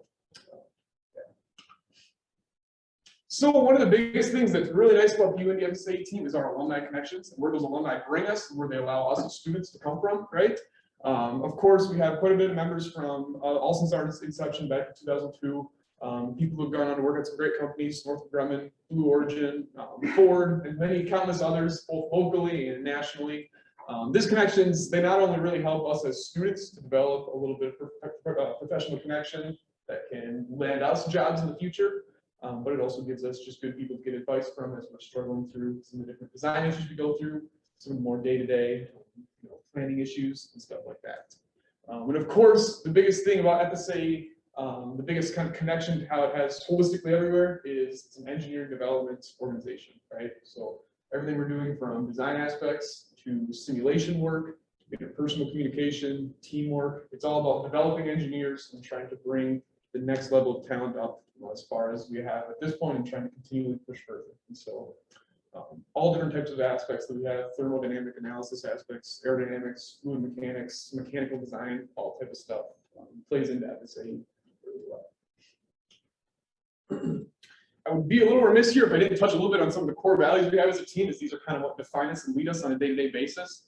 The first one up there is our solving problems based on quantified criteria. This is our idea that we want to have a reason behind everything that we do. We want to have that quantified, we want to have it well documented, and we want to be able to defend that, not only amongst ourselves, but to other professionals in our different presentations that we give. Accountability and integrity is very important. It allows us to be able to operate. If you can't trust that your team isn't doing what they say they're doing, or if you can't trust each other as members, then it makes it extremely hard to try to work together. Prioritizing reliability. Of course, as with any competition or any event that you're a part of, if you can't get to your competition, or if you can't finish your competition, you score no points. And as you see in that bottom one, success is defined partially by how we increase our competition score through getting those points. So if we don't have good reliability, we don't score points, and therefore we lose part of our success. But one of the bottom things right there, another very important way that we do define success is through the development of strong interpersonal communicators. That's through events like this that Space Grant so graciously allows us to be able to participate in, the stuff that our schooling has us do, the different presentations we're required to do by SAE, by the team in general. It allows us to grow these skills and become better professionals. I'll give you guys a little bit of a brief look at our specific team goals we have this year to give you an idea of kind of what we're trying to do. 380 pounds overall car weight without driver is one of the biggest ones that we're trying to look at. Of course, being a racing team, to go fast, Newton's second law, you try to reduce mass as much as possible to increase your acceleration. Looking to improve our data acquisition system. This just allows us to understand more how our car is reacting to the world around it. Also dives us a little bit more into the electronics and control system side of engineering, which of course is a great area for development and only increasing from here on out. Designing our vehicle utilizing 10-inch wheels. This again is just to reduce a little bit of mass, and it's just a specific goal that we have put in front of our team to try to reduce mass and also just increase vehicle performance. Chassis design focused on ergonomics. This harkens up to our picture you'll see in the top right corner there. Some of the bigger issues we have is not necessarily with the actual engineering or design of our vehicle all the time. Of course, assuming we have good reliability, but it comes down a lot to a little bit of driver mistakes. Trying to make sure our drivers are as comfortable in the vehicle and not only just designing something in CAD or kind of theoretically, but being able to actually apply it and troubleshoot it in the real world. And so these ergonomics are a great way for us to try to make the car more comfortable for our drivers to drive. And then some very specific points, estimations there, 540 points scored at competition for a good frame of reference. In the future, in later years, we usually finish around kind of the 50% mark in the competition. A points scoring of this nature would put us at about the top 25 out of 120 teams. So that's the goal we're going for. And of course, finishing all of our events. So here is a little bit of an overview of just who kind of leads our team. Dr. Zowie is our faculty advisor. He's over in the ME department and has been with the program for quite a while. Myself as the president, Matthew Dobia as our vice president, John Wessling as our chassis and ergonomics lead, Mr. LaPlante next to me for engine lead, and then Jason as suspension, and then Trent as our electronics.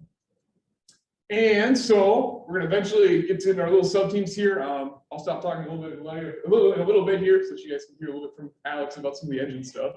But 5 minutes? All right, sounds good. So we divide into about 4 different sub teams: our chassis, steering, electronics, and our engine and drivetrain team. Just a little bit of way for us to be able to kind of design things a little bit more specifically.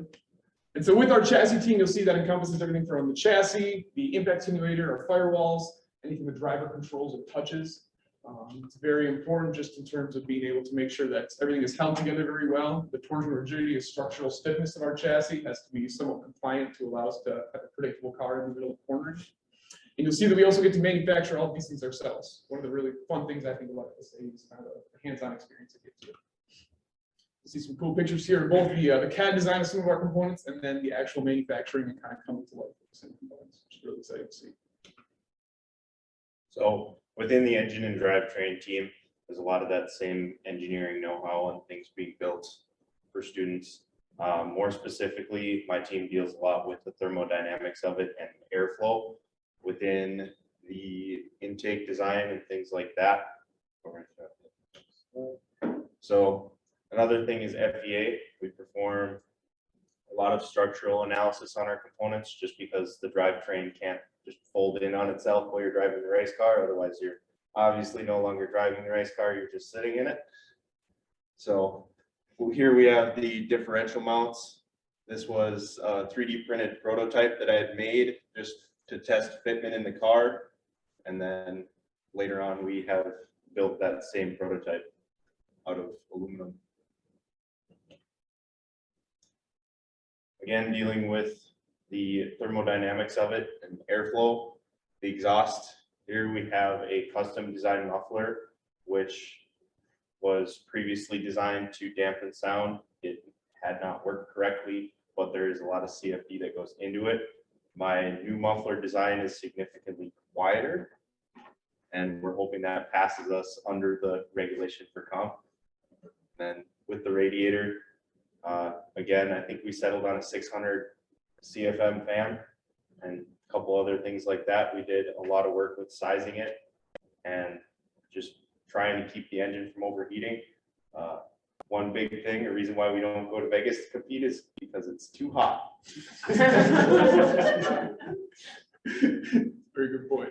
Something kind of cool Alex mentioned on was the fact of passing noise testing. The fact that not only do we have to meet our specific just being able to drive fast, but we have specific requirements set by SAE, maximum acceleration limits, safety requirements, and then of course noise testing. So it makes it a very iterative design process, which is the experience of designing things and having to redesign and improve afterwards. And then quickly too, I wish Jason could be here to touch a little more too on some of the in-depth steering stuff and suspension work we've done. But I'll try to do it a little bit of justice. Switching to the 10-inch wheel design this last year, we did have just quite a bit of redesign we had to do, within our hubs and upright systems. You'll see we've gone from a 4 lug nut H-style pattern to a center lock attachment method. And what this does is it reduces mass, of course, but then it also just makes assembly a little bit easier, and it also just lightens it up a little bit. We've gone from a aluminum 13-inch wheel to a magnesium 10-inch wheel. And so that's all reducing your unsprung mass, which is massive in any type of ground people that in consideration. And then of course on the right side you see there, actually real life manufacturing these parts. Everything we make, it doesn't matter how well we make it, how well we design it, if we can't make it in the real world. And so our team trying to go through and both building on the methods that have been used in the past to manufacture stuff, using the resources we have available to us at the university, and also trying to meet with some new partners, some new manufacturers, looking at other ways to team to do stuff and trying to always improve and always make our stuff a little bit better. So, of course, I would be remiss also if I didn't reach out to give a little bit of shout out to some of our sponsors also, the North Dakota Space Grant, of course, but also within a lot of different aspects of the university, our social grant funding, some other companies around town. The ones that Sears this last year, Northern Valley Tool and Machine, Young Manufacturing, all people that are great partners to be with and not only provide the support and allow us to do what we love to do right now at school, but also to give us that connection for future years. So if you guys have any questions, if you have a little bit of time, you're welcome to shout them out. I've got 1 minute. Yeah. Any questions? All right. For Corbin and his team? Give them a round of applause. You guys receive any sort of academic credit for this team? So within the actual team portion, we do not. It's a student organization first and foremost. Within some of the special projects that we go within the ME department, we can get a little bit of credit in our senior design, but the actual club itself is external from that. Well, great. Well, go ahead, Caitlin. So one thing I've always been impressed with the FSAE team is how organized you are and how, like, the leadership structure. So do you have advice for other teams on how to establish that? Has that been years in the making? Yeah. I think it comes from just the legacy and continually pushing for that after and after, right? Myself coming in as a freshman, I always saw that was how the team operated, and so it was the expectation going forward, right? We do have a very set schedule in terms of doing elections. I mean, the week before or after spring break, and having that kind of set schedule and people understanding when they're going to have to step into that position, I think makes it quite a bit easier. But yeah, I would say it's just the legacy of it, and it's the expectation, setting the expectation that people step up and they fill those roles. UND's formula has been around since 2003, so it's very well established. It's something we didn't make, but we maintain. Yeah. Great. Thank you. Another round of applause. Thank you, Corbin and Alex. We appreciate your time. Thank you. Okay, let's clean the screen up a little. We've got lots of stuff up here. I will get rid of this. And this, maybe we can pin ourselves or we can hide it, and then I'll get you guys up. Next, we have the UND Lunabotics team. They will present Corbin and team and the Lunabotics team. They were here for our community day just recently, and we had, I think, over 4,000 people come through. So hats off to all these individuals as college students, really helped us get community off the ground. And we had students sitting in the FSA race car, students it's so excited to see the Lunabotics piece of hardware as well. So welcome, and you guys can start your presentation. Thank you. Yeah, so grab this. I'm John Marilla. I'm president of the UND Lunabotics Club. I'm Jacob Todd. I'm treasurer and mechanical team. All right. Hi, I'm Ian Piccolo. I'm in charge of the electrical engineers and the computer scientists working on the team. I'm Matt Boston. I'm a mechanical engineer and I'm vice president of the club. So we can get started here. Let's see. Oh, let's put. Oh, okay. Awesome. So here's a brief overview of the presentation. I'm going to go over who we are, project challenges, mechanical, electrical, and computer science outreach, and then some of the surprising lessons we learned in conclusion. So to get started here, over who we are. So we're a multiple disciplinary team made of mechanical engineers, electrical engineers, and computer scientists. We primarily have a team built out of senior designs for all 3 groups, all working together to build this robot. We do have underclassmen, and we've been trying to grow that up more to have more students get involved with the club. And finally, our club is mostly focused on competing in the NASA Lunabotics competition. And with that, the club has been around for a number of years in the past, receiving space grant funding. But with the COVID that came through, that the seniors involved with the club, they graduated, and the club has been restarted with new students, and there hasn't been a whole lot of carryover. So with that, we've had to do a full redesign, which has allowed for all of us on the team to learn a whole lot about building a club, structuring the club, and going through and recontacting a lot of our sponsors and places that we source materials and things like that. So it's been an awesome learning experience for us. It's been a little bit tough, but it's worked out very well. So the challenge that we're involved with is the NASA Lunabotics or robotic mining competition. For that, it's a challenge where we need to build a robot that can navigate through a simulated lunar environment and mine what's called icy regolith. So that's buried underneath a layer of the fine BP1 lunar regolith simulant. And at a depth of around 30 centimeters, there's a layer of gravel that is considered icy regolith. That's what we mine and score points based off of. Now with that, the more that we mine, the more points we get. However, there's also a point decrement based upon the mass of the robot. So there's a big systems engineering challenge here to try to optimize the amount that we can mine and also the weight of the robot to try to score as many points as possible. And along with that, there's also a big point on autonomous operation.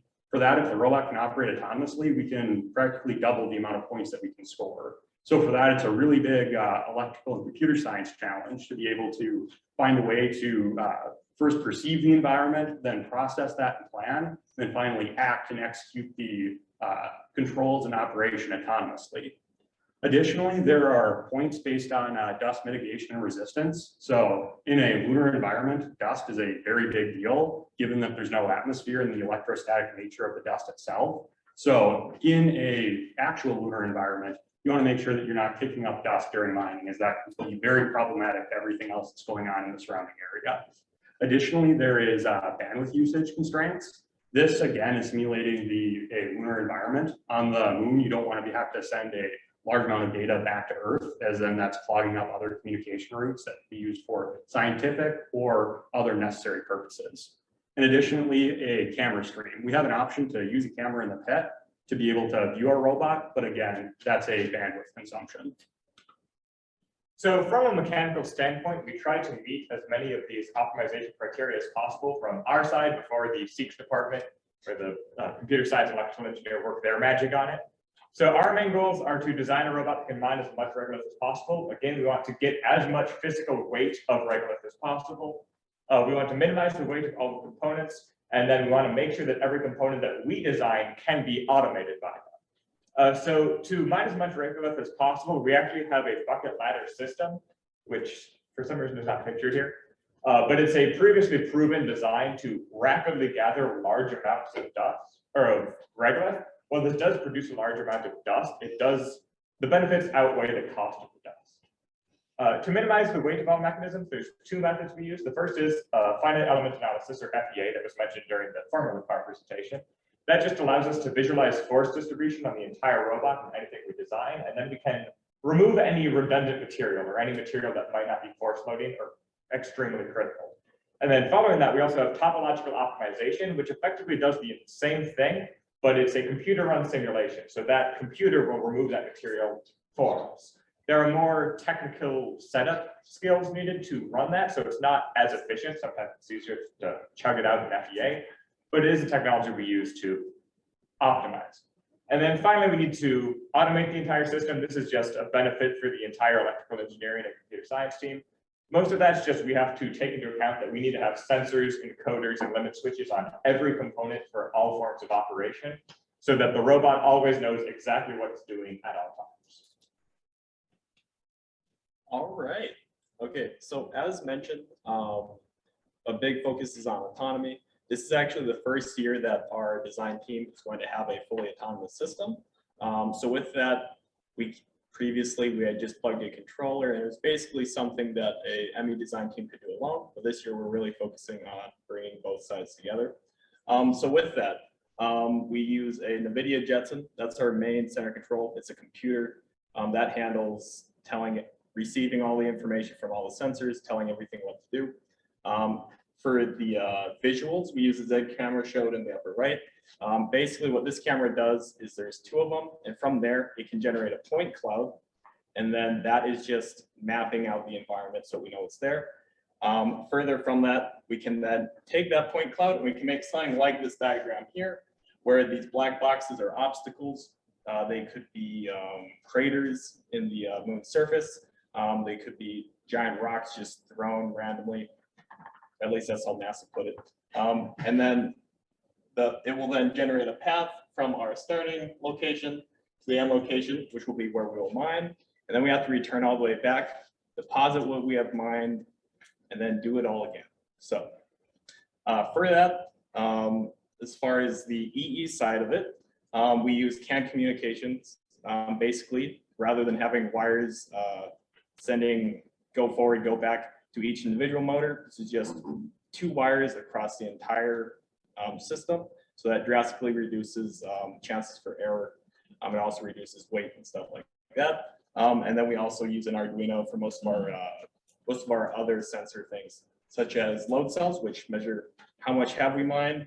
We have infrared sensors, so that is a backup in case the vision system doesn't quite align us correctly. These will line up the robot a little bit better when we go to deposit.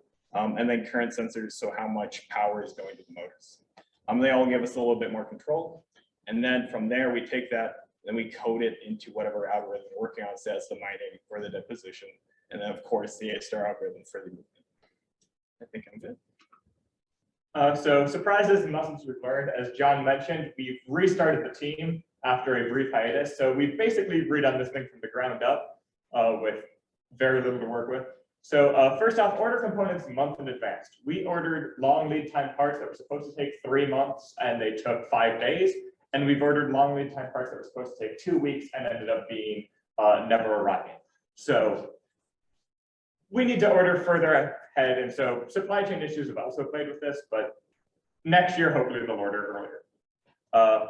Step 2, make continuous phone calls. That's kind of in line with ordering in advance. Is the best way to get things done is to annoy the supplier as much as possible.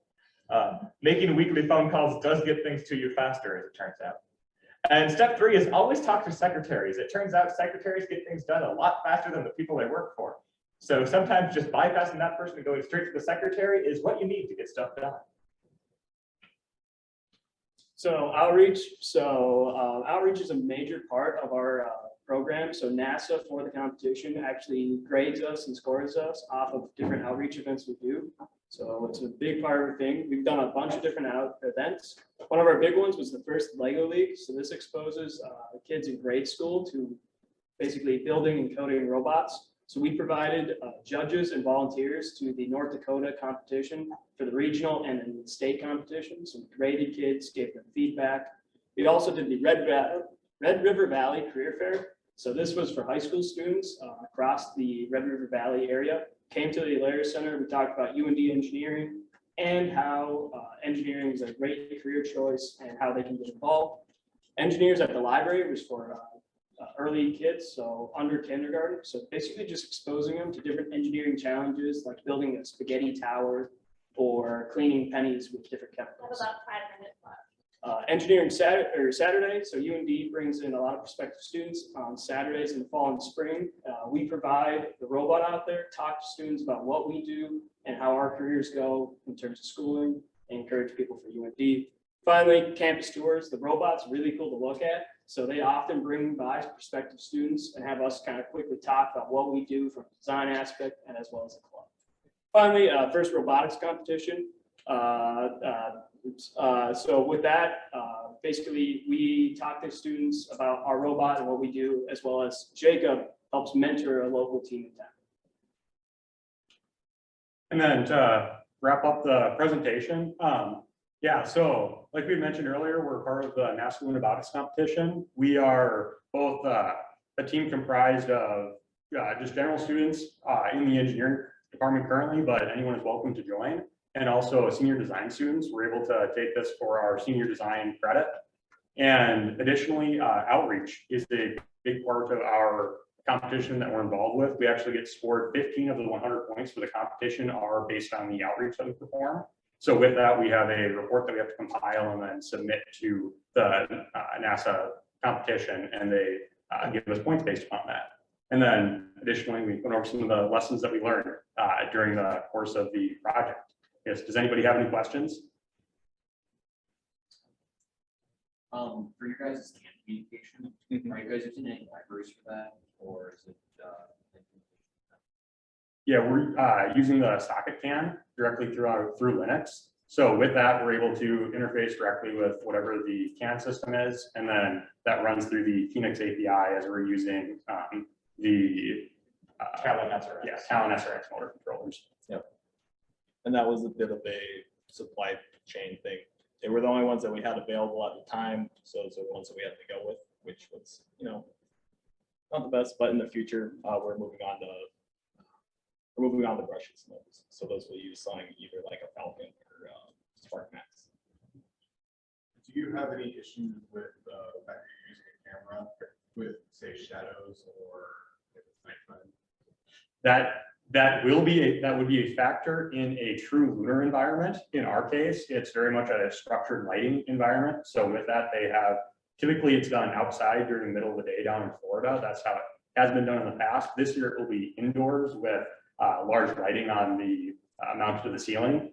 But with that, we have considered early on when we were designing our autonomy architecture, we were looking at using machine learning for identifying boulders and craters, and then supplementing that with a 3D LiDAR scan to be able to identify the location of those obstacles in 3D space, which in theory at least would be robust to lighting condition. I assume that has weight though. Yeah, yeah. Weight is a very large concern for everything we do. Yeah. Any other questions or Do you guys do any outreach outside the Grand Forks area? Or is this, would you go to Bismarck? We would, I guess. Yeah, we really this year haven't. We've been kind of relearning a lot of stuff, especially outreach. It's kind of hard to figure out how to put together an event. So we mostly focus by partnering with a space grant for Aerospace Day or through the school and different local events just because of our inexperience. But if anyone is interested in doing a farther away event, we're more than welcome or willing to help out on that. And we can try to make that. Yeah, we can try to make that connection to you however we can. Yeah, again, we have everyone here today to collaborate. So. And then someone online as well said, awesome outreach to inspire a broad range of student connections. Great. Can you tell us who said that, Jacqueline? James Harrington. James Harrington is from NASA Goddard. Oh, thank you so much. I have one last question from MURAL. How do you plan for student turnover and ensuring longevity of the program? Yeah, so with that, a big thing is getting underclassmen involved. For instance, we have Matt as our current vice president. So with that, he's going to be a senior next year on the club. And starting over, we're still trying to figure out how to get like freshmen and sophomore students involved. Right now we have one sophomore junior on the team who's been really involved in working with things. And we're trying to find ways to eventually, hopefully having freshmen and sophomore students working directly under some of the senior design students on the club to try to be able to give them the knowledge that the senior design students have and the things they're working on, have a better understanding of why they're designing things the way they are, why they're working with things, to be able to produce a system where once the seniors graduate, there's another group of students that are able to come up, take the roles of those seniors and keep the club moving forward with that knowledge. Also with that, one of the great things our seniors have been doing is documenting a lot of stuff, especially on the EE and ComSci side. We have our students actually writing down how they structured their stuff, showing where the libraries are. And instead of just like saving them on someone's computer, we've been using GitHub to actually store the code. So future years can easily access that repository and then replicate it on their robot or just test out the current robot. Yep. And then with that, some of the pieces that weren't immediately obvious for us that caused us headaches. We've created small tutorials to get people started as fast as possible, or even created masks for normally you'd have like 8 or 10 lines of code that you have to run after each other and adjust things. Just make it so it's one easy thing so that someone who isn't as well versed like me in the EE department, they can still do a little bit that's helpful to BCS. So. Great. Well, if there's already other questions, we'll move on to MURAL, but thank you and a round of applause for the team. Yeah, guys, you said this is your first year, kind of bringing it back. Yeah. Wow, way to go. Yeah. Thank Great. Okay, so we have, I did out this, get back onto our slides. And we have a little mural, a mural icebreaker. So if you are in person, again, we can answer those mural items for you and put them online. If you have a computer or if you are online, you can just click on the mural website. I believe it was changed, so it should be accessible right now. And our next mural question, Marissa, what is our icebreaker question? Can you tell us? Yeah, when you're ready. Perfect. So we've got our vote. So what message would you tell your younger self? We would not say Gil, PhD. So you tell us, what message would you tell your younger self? So we will put those mural pieces from in-person here on the past advice in-person mural. What message would you tell your younger self? Take more risks. Ooh, I like that one. You guys have the answers to your questions. You can respond to this. Okay, perfect. Yeah, I gave 2. We got it. Okay, perfect. What advice would you give to your younger self? Chill, be cool. I know who that one's from. Test advice. Thanks. One more. You got one more? Thank you. Feeling board. We're gonna light up the feeling board. Yeah. Oh, we haven't hit that one yet. Yep. But let me put it on. Got it. Don't leave without putting it. I'll put that on there. Thanks. Somebody's gotta get the feeling board. Yeah, we had a draw an emoji one. If you want to draw an emoji, more than welcome to. How are you feeling? Do you want the real answer? An publicly appropriate answer.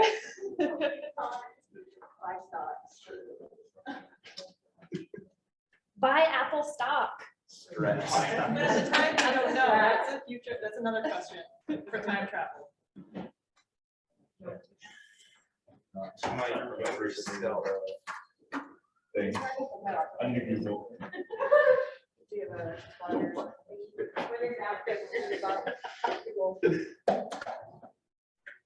And for those of you that came, there is some, like there's muffins over there and coffee if you guys want anything in the back. Okay, you are stronger than you think. It will all work out. Be more active.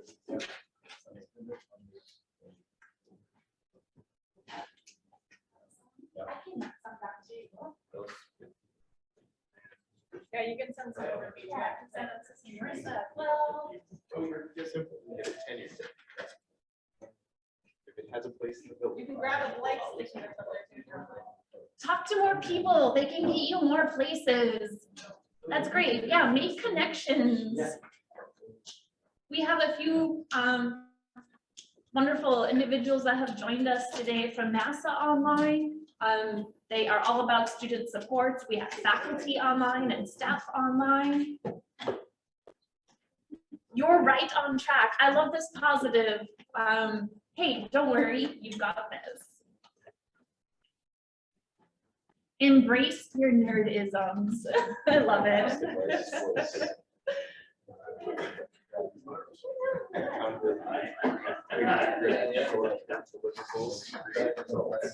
Short-term undermining.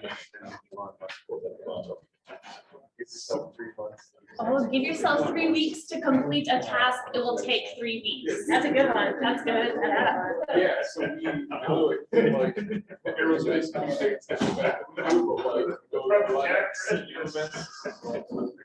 Accountability and clear and short-term deliverables. Be okay with failing. Yes.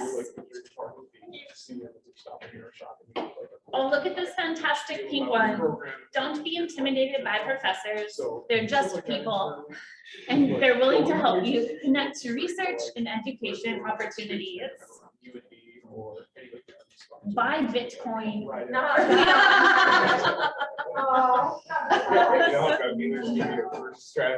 Join more The clubs. CEM runs people past the race car when they're giving people tours. So they get you. Pay more attention in school. Pursue a passion. Take breaks. Don't fall into imposter syndrome. Imposter syndrome, I think, is pretty common, especially in STEM. So I think that's very interesting. And I think we had even 2 separate presenters touch base on that last year. So I think that's something definitely, that's very good advice. Don't fall to imposter syndrome. You are here for a reason, so enjoy it. Okay. Send your email drafts. That's a good one. Advice for that, you can have emails typed out and ready to send, and then schedule them to send out at a later date.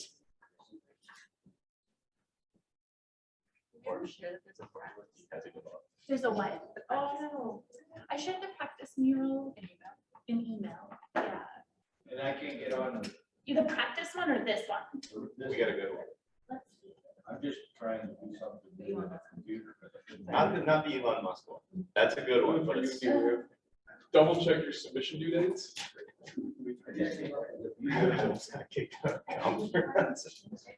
Yep, that would be a big red flag.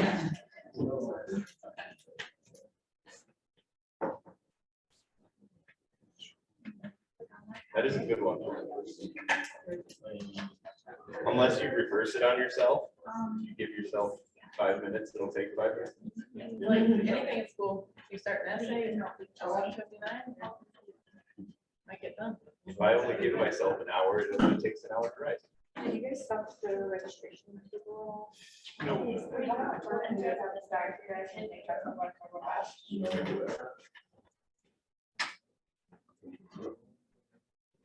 I wonder if it's like such a Yeah, right. So you can send to the agenda.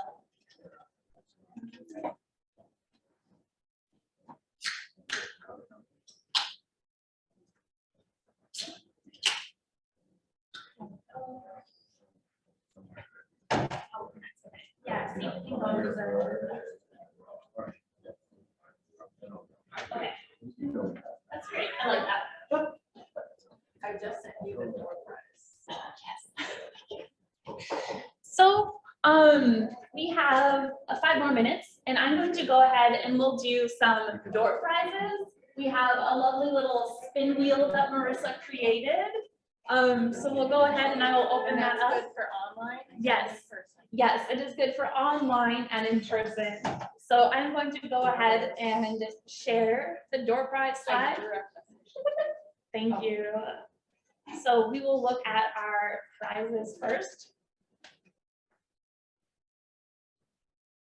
So these are our door prizes.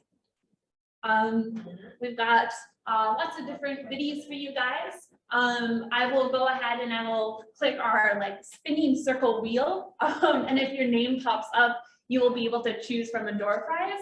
And once you decide which prize you want, you can let us know if you're in person. Just grab one of us or a STEM ambassador, and the prizes are in the back.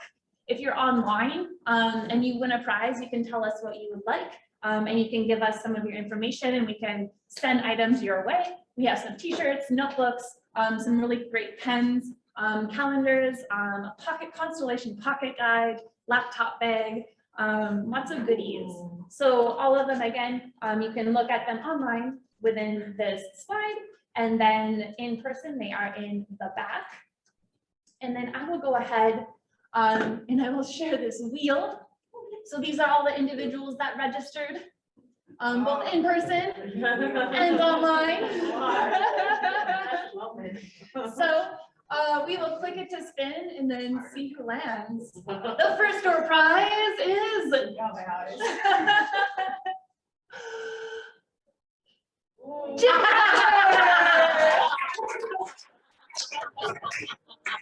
We have a winner. Kaela, can you record the names of people that won? Yeah, okay. Okay, perfect. Jim, we will get you a prize. We will do one more. Click it again. We have removed Jim. We have one more person going. Let's see. See what the wheel gives us. Oh, yeah! That was a fun one. Corbin, you can go to the back and you can choose a prize. Exciting. Next one, maybe someone in person or someone online. This person. Oh, Erin Doyle, a past STEM ambassador, now in law school over in Oregon. We'll make sure to record this and Erin can choose her prize. We'll do two more. Spin the wheel. Let's see. And Tanner Smith, perfect. And then one last one, let's see.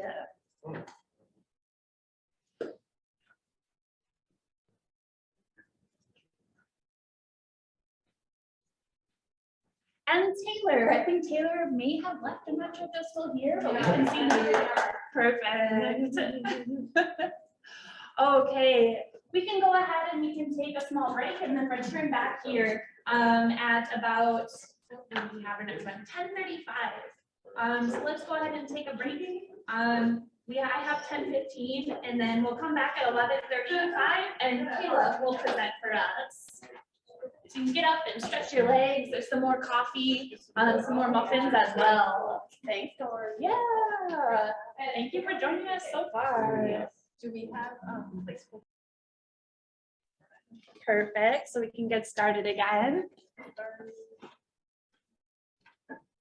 So our next presenter today is Kaela Lucke. Kaela has had 2 fellowships and a NASA internship and then a mini grant from us, correct? Yes. Yes. So Kaela, if you have any questions, Kaela has been through quite a few different programs of ours, which is really exciting. So I'll hand things over to her, and that is the presenter slide remote. Yep, you'll press the left and right version. Yep, there you go. That one. Make sure everything is good. And you can online see us. Yes, you guys are good? Good. Yeah, so like she said, I am finishing my master's here at UND, and I've been working directly with NDSGC for the last 2 years.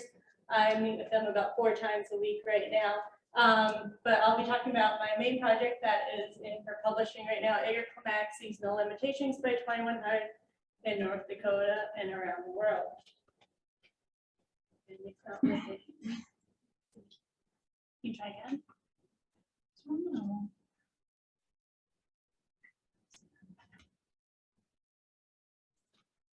Is that you or me? Oh, that's you. me. Okay.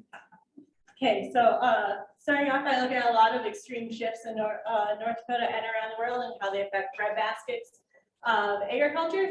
So just from 2019 to 2100, we've been seeing these shifts happen in North Dakota.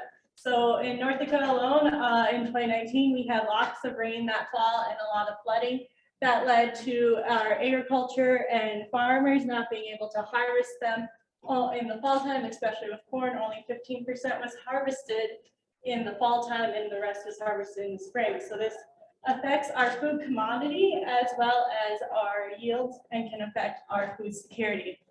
So then shifting the last 2 years, we've had drought in North Dakota. It ended in one of the driest years out in western North Dakota. We had the driest year since 1934. So we're back in the Dust Bowl of the 30s. As you can see, these are the flakes from our family farm that no longer have any water. So that affects not only that, but livestock and wildfires. So we've had lots of wildfires. These are 5 miles from my farm that I'm living on that I took these pictures at. We had over 100,000 acres burned and over 2,000 fires last year.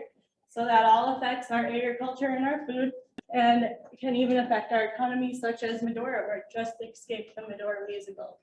So with crops, like I said, droughts can affect it by not being able to grow, as well as being eaten by things such as grasshoppers, and can affect our yields, like I was talking about, when we have a lot of flooding. So that leads to our science questions. How are shifts in season hazards from a changing climate affecting agriculture systems and our regions, and how will we adapt to these changes in the future? So starting off, a few years ago, I started building a framework code for GIS, where I could rapidly evaluate all climate models that were given, CMIP 6 models or crop models. So that means I could give it a different region, any metric I want, any database or scenario, as well as different time slices, hazards, and thresholds such as temperature. Today, I'll go through just extreme heat and frost, as well as 5 different climate models, 3 different scenarios, North Dakota, and the world. So starting off at my local farm down near Wahpeton, I took that point and I used it to see how it was affecting my family farm out to 2100. So climate change is happening everywhere and affecting everyone. If we look over here, we can see that the number of days are increasing for heat. The frost and icing days are decreasing. And the first day of heat each year is occurring earlier and the last day is happening later. That's why we see these going apart. So that means that our length of extreme heat and our growing season are both increasing over time.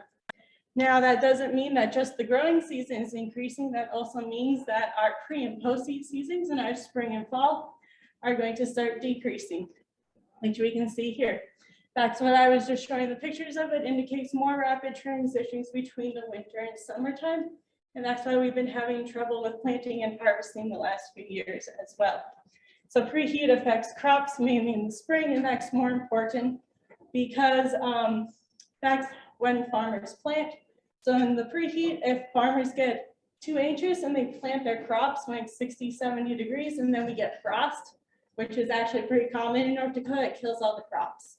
So that can really affect things. So if the frequency of that is increasing over time, that can really put a damper on how farmers are going to have to be patient when they don't want to be, and it can affect our food overall. So looking globally, we can see that farmers are going to be seeing heat and frost a lot. So in the blue areas, those are regions that will see farmers needing frost limits or encountering frost limits. Red is where farmers will see heat limits. Neither kind of only happens in Africa, but that's where neither happen. And then both is the main one, where both heat and frost are affecting farmers. And the blue and the purple areas are mainly in the 12 main bread baskets of the world. And then also the war in Ukraine is really affecting that too right now. So if we can look at just corn acres across the whole world, we see that this blue is very prevalent in historical, and then the purple takes over the blue. So that basically means that the purple is advancing, or the heat is advancing over time. So if we take that 4-panel plot and make difference plots, we get 16 different categories. Only 3 are shown after we go and do our difference plots. So neither to heat, both to heat, first to both. So that means that all of these frost limited areas are decreasing and heat limited areas are increasing across the whole globe. So that means agriculture regions that are not accustomed to heat will have to adapt to extreme heat days in the future. You can see over here that mainly it's going to affect Canada and the northern parts of our area, but it will affect our areas as well, as we're on the edges of it. And that's only for one model at that point. So basically it means that our farmers are going to have to change their crops. So they're going to either have to go from wheat and grasslands to corn and soybeans, or longer growing season things, or they're going to encounter things such as diseases and droughts that are going to affect that. Or in some areas of the world, we'll even see where our middle time of period where you usually have a growing season in the summer is no longer. So it's become too hot, so nothing will grow. So they're gonna have a spring season and a fall season of planting, and then they'll get 2 years of crops in 1 year, which can be a benefit and a downfall. But so this is just new seasonal hazards out to 2100. This was on the NASA Hyperwall at the Commodity Classic with the NASA director at Goddard and my NASA mentor that I was sharing in March. So basically it shows the same thing I just said. New heat threat by 2050 is in the dark red, new heat threat by 2100 in the light pink. And then the same is for frost down where they see it in Mexico. So the main things and conclusions you can see really good based on different crop models as well as on trend lines.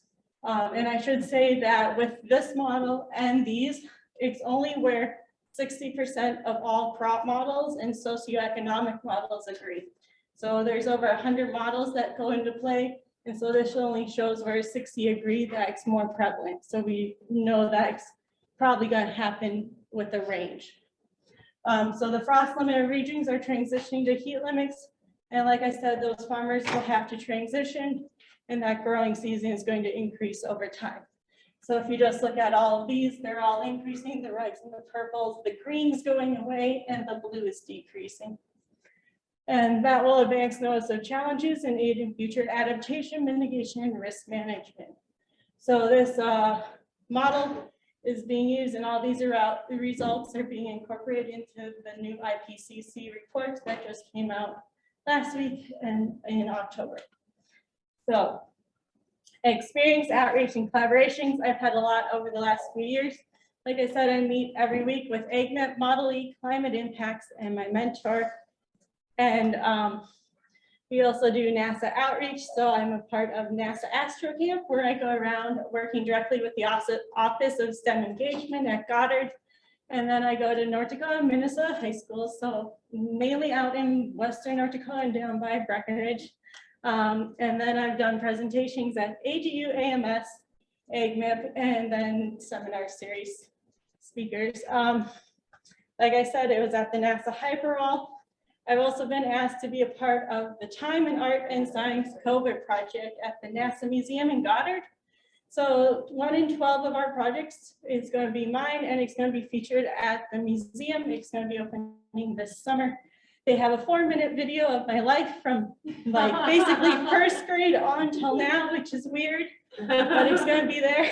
And then they have a lot of those photos I was showing of photography, as well as North Dakota pictures. And then they even made the North Dakota logo for the agriculture color. And then I've been in the NASA Gist Museum and the North Dakota Profile magazine. So we have collaborations with the USDA and the climate smart approaches, as well as the STEM engagement. So you can just see one of the articles, some of my outreach events, and then here, right here is going to be some of the art, a few of the pictures, and then this main map will be at the museum. So storage challenges is my main issue because we have terabytes of climate model data. Personal challenges, I have been doctoring basically weekly for the last 5 months. And the last 8 years actually having that and then imposter syndrome. So with future work, like I said, all this will be integrated into the crop and economic models within AGMIP to identify key vulnerabilities. So they'll be putting that into 100 new crop models and socioeconomic models as the inputs. So then they get better outputs for the future. I'll have the NASA Museum opening around May, seminar series speakers happening in May, and then hopefully I'll continue on with NASA. So with that, I'd like to thank the North Dakota Space Grant, as well as the teams that I work with, and Alex Urain, my main mentor and NASA scientist. So with that, I'll leave questions. A little big round of applause.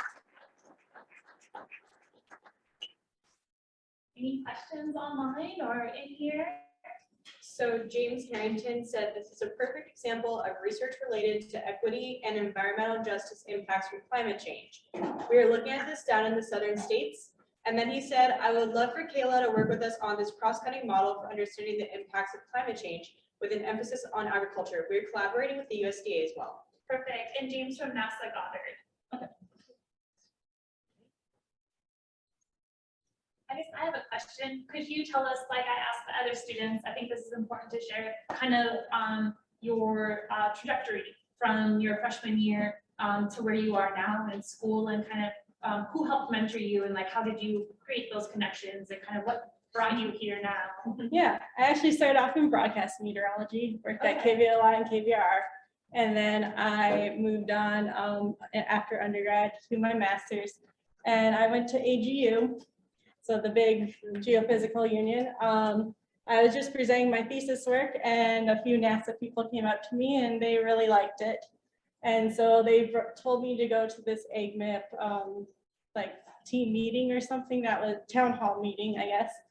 And then they're like, oh, we might create a NASA internship position for you if you want it. And so I just was kind of reaching out, looked at all my options, got like a Langley offer, a Goddard offer, and then the GIS one, and I took the GIS one. And then they've been working with me ever since. Fantastic. So your time, essentially, you took the time to register and present at the American Geophysical Union, which is a really big conference. Spacecraft presented there, Kaela's presented there. I think a lot of the students at UND have presented there.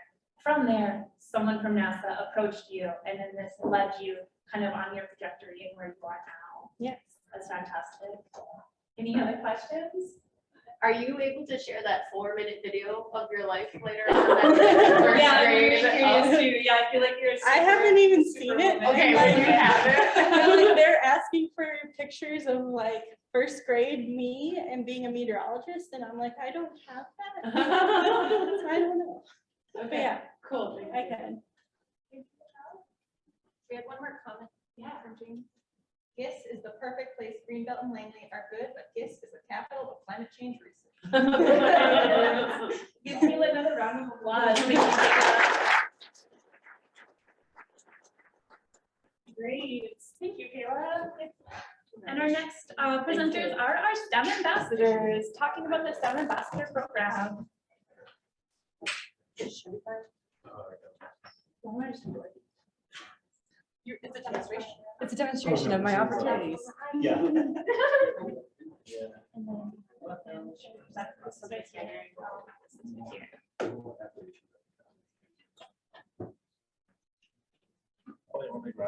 Oh yeah, you can grab her. No, don't. Now I have to gather all of us. Yeah, who's you telling us? Whatever. Yes. Yes. Okay, we're good. Let me make sure that the owl is still working, because I'm also running that. So, are you guys seeing us online? Yes. It just must be the computer then. Okay, perfect. So we're the North Dakota Space Grant Consortium STEM ambassadors, and it's our presentation. I'll just do it manually. Perfect. So to start, for those of you that don't know, a STEM ambassador, so our official role, we're here to promote science, technology, engineering, and math across North Dakota. So that's what the STEM ambassadors are for undergraduate and graduate students. We conduct hands-on activities to North Dakota students, families, and communities. So some things we do: K-12 classroom visits, informal education events, library outreach, encore after school programs, family nights, aerospace community day, a whole bunch of stuff. Anything STEM related we'll do.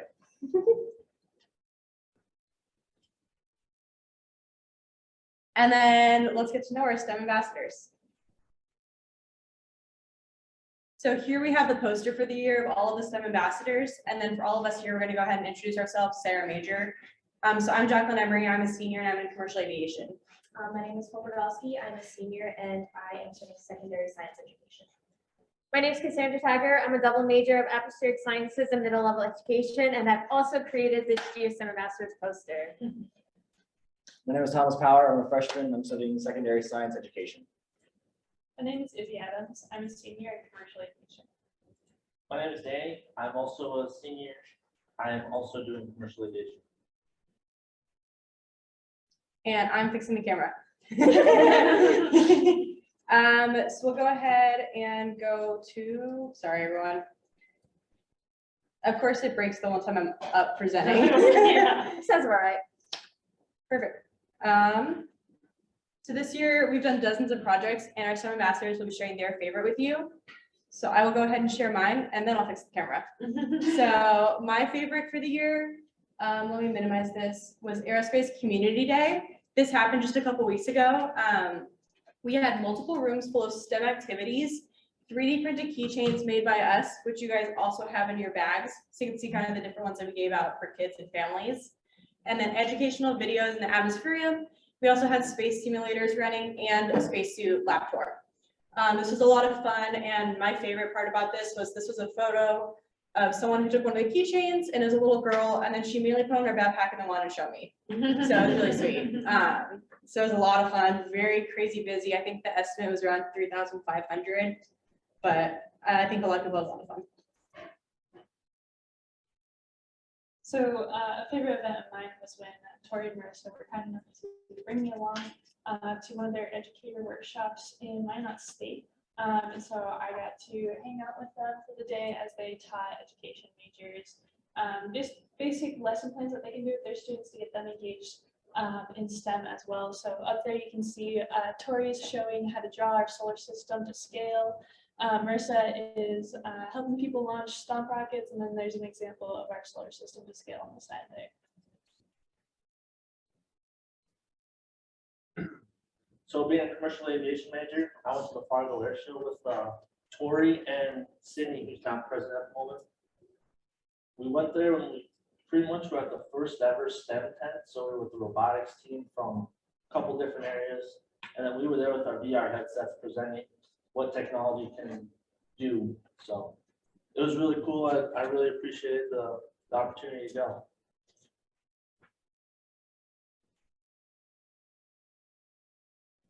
Okay, so for one of our after-school programs that we have here in Grand Forks, it's called Encore. So every Friday, me, Hope, and a group of other STEM ambassadors go to different schools within the Grand Forks community and basically show STEM activities. And we have different NASA merchandise, like our posters and things like that. So Hope's really the head girl of this, so if she wants to do more, she can. Yeah, Encore is a program here in Grand Forks that is at almost every single elementary school and two of the middle schools. I used to work with the Encore program before I was with Space Grant, and so it has a special place in my heart. I felt that because COVID has really taken effect on the kids that are in the elementary schools and schools in general, they haven't had that science education that they really should have. And so we thought it was really important to make sure that we get out into the classroom and into the community. So it is one of the first actual outreach opportunities in the city since COVID happened. So it's a really awesome opportunity, and we get to see a couple more schools before the end of the year.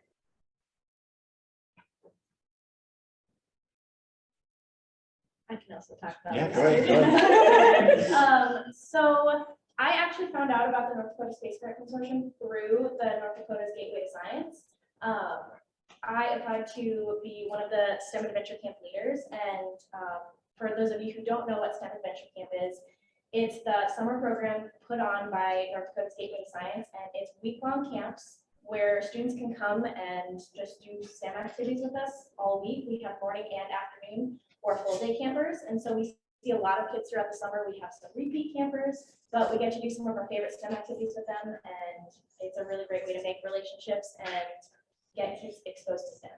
Oh, it's been an awesome experience, and not only was this summer great to just work with a bunch of kids and experience teaching in general, but being able to foster an education and a love for STEM was something that was truly amazing. And just seeing these kids grow and develop with learning and experiencing STEM throughout the summer, and as well as some of the school year programs that I've been doing this year with our STEM club and our Girls Who Code clubs. It's just been an absolute blast, and it's been a wonder to work with these kids. So.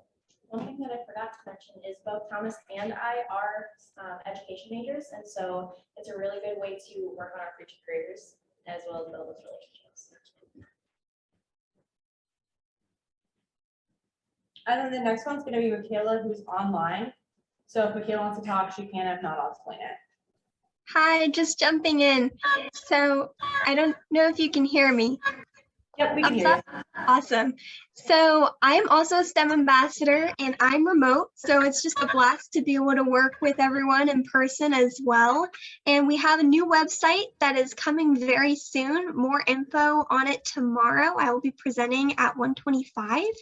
But we're creating a fully immersive virtual reality escape room. So keep an eye out for that. But it's been a lot of fun working with all the other STEM ambassadors and can't wait to share more about it soon.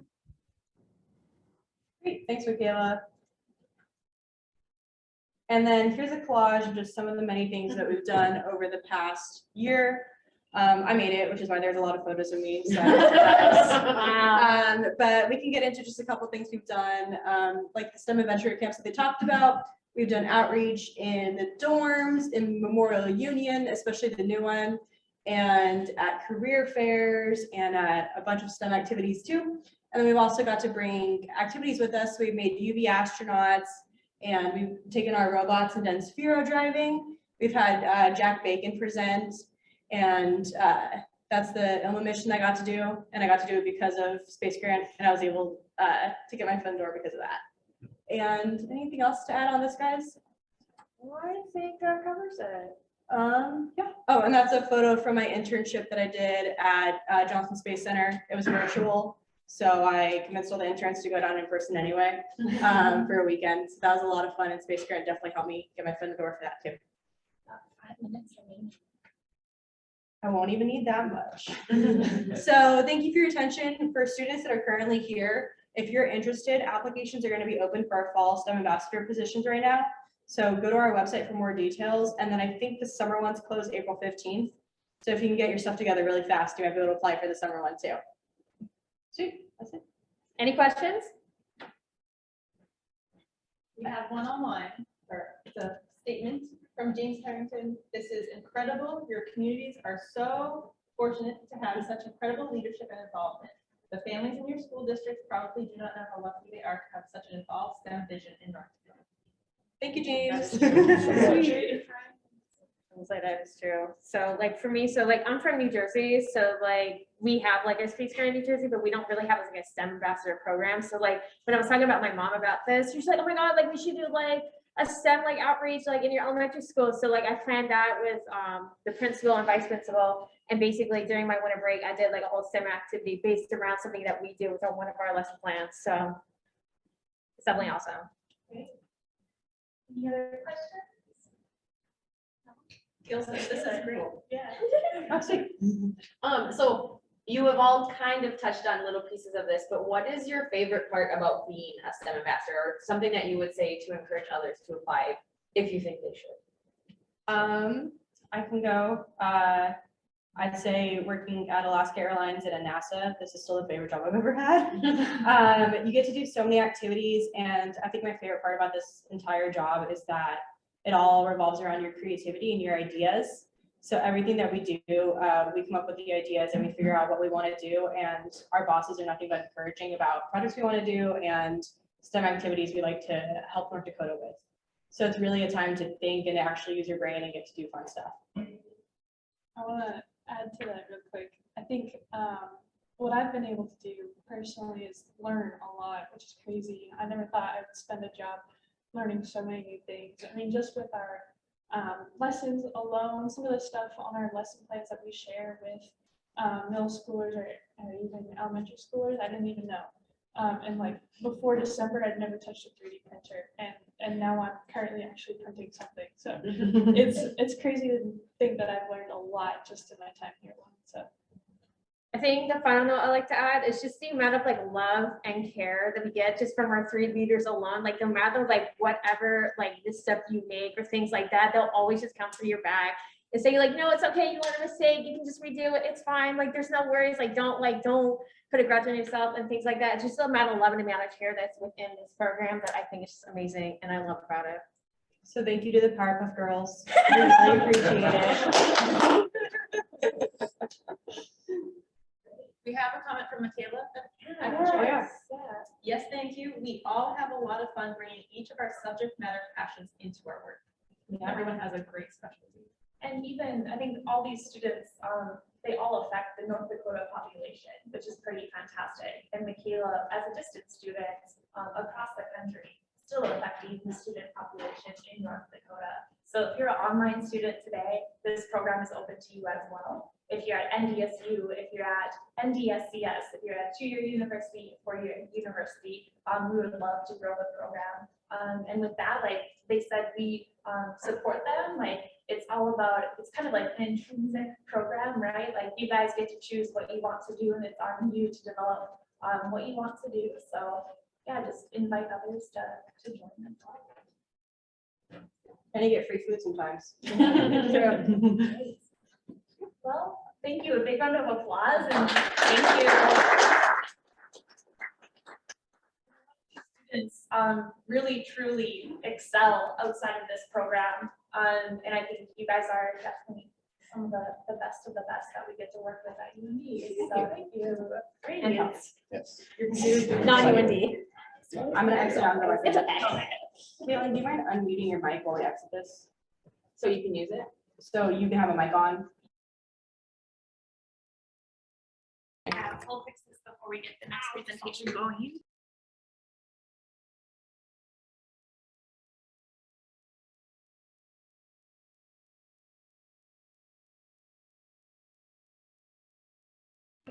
So NDSU.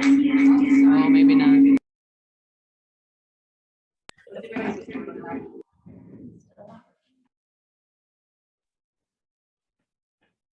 They're talking. Hello.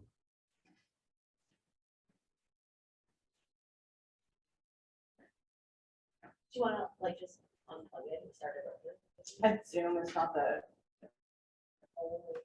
Yeah.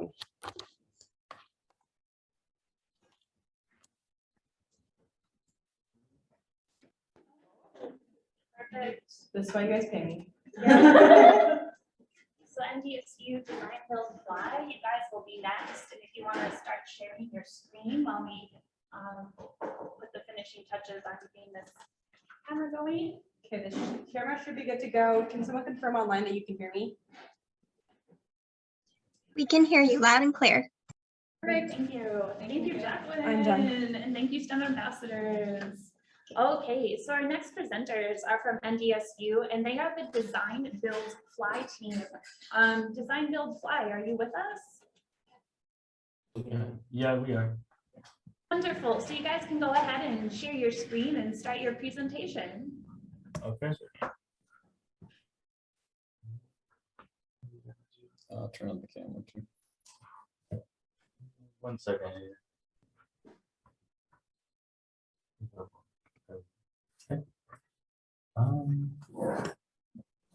We can see you. Great. Did you see the slideshow okay? Yep, it's not in presenter mode, but we can see it. There you go. Now it's in presentation, yeah. Okay. Okay. All right.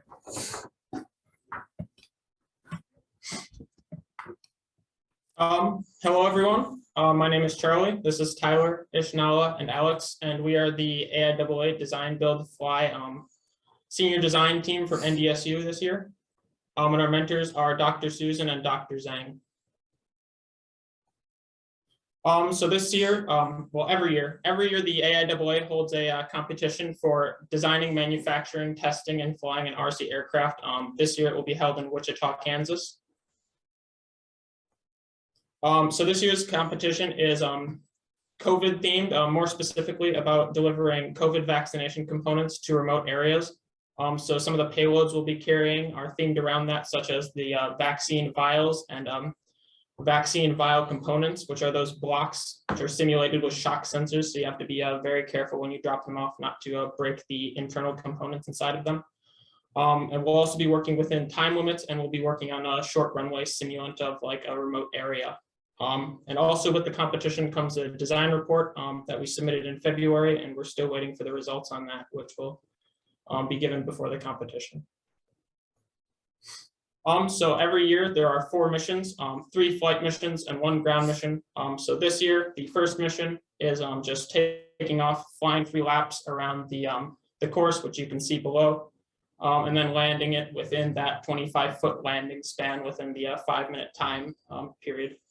For the second flight mission, you'll be choosing a specified amount of syringes to carry.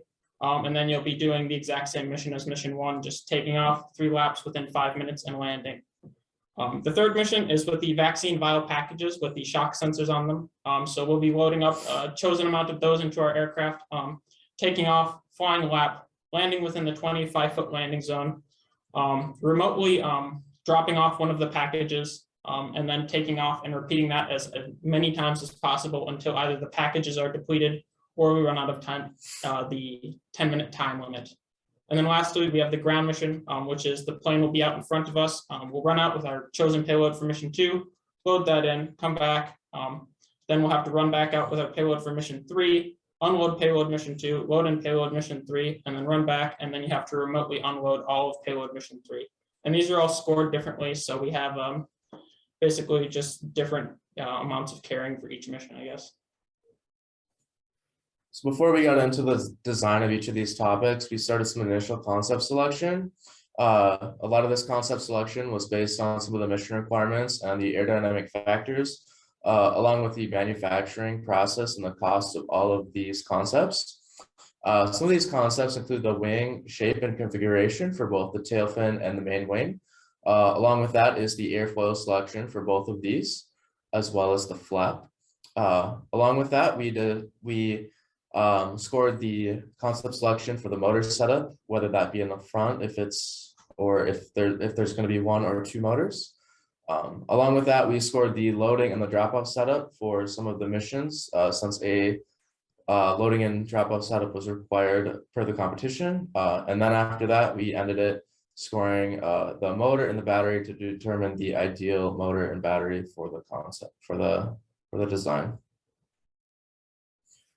So one of the first things we started designing is we started designing the wing. We actually went through 2 different revisions of the wing. The final design we chose was featured 2 crossbars that ran the whole length of the wing. This was due to the additional support and to limit the bending of the wing while it was in the air flying. Some general dimensions of the wing. The length of the wing is 66 inches. The chord length of the wing is 11.1 inches. The airfoil features a 4412 Napa airfoil, and the wing area is 761 inches squared. From there, we worked on the tail fin. We went through 2 revisions on the tail fin due to the control surfaces needing to be larger. The new tail fin featured 1/8-inch cross-sectional dowels covered with balsa sheets and panels. This allowed for an easier manufacturing process from our previous one. Again, some general dimensions of the tail fin. The elevator features a 25-inch span and the rudder features an 8-inch span.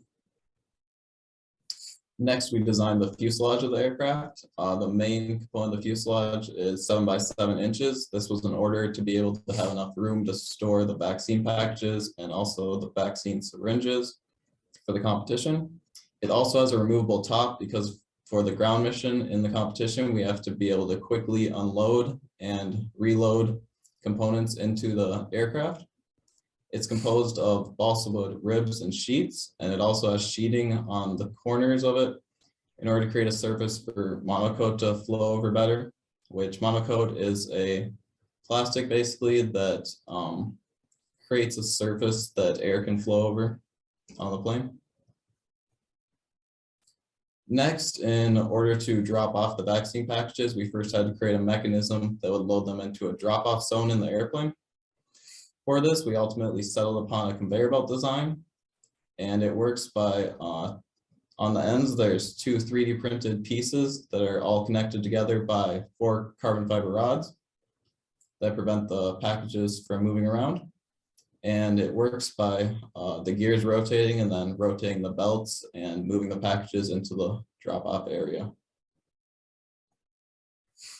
So for the deployment mechanism to drop the packages onto the ground without setting off the drop sensors, we ultimately went with a side opening ramp because we determined that it would be able to get the packages close to the ground before they drop so that we don't set off the sensors on them.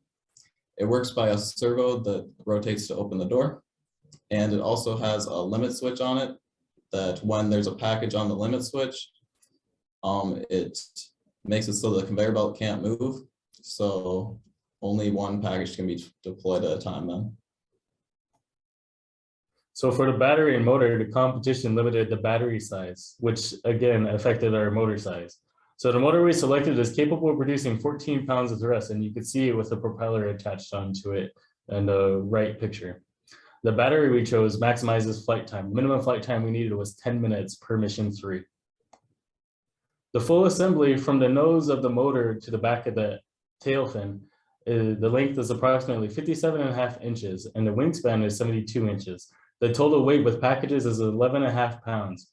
As Tyler had said before, one revision we made was to the tail fin design. Another revision we're currently making is bolstering the landing gear. So here are a few videos. In the first video to the left, you can see our plane taking off easily within 25 feet.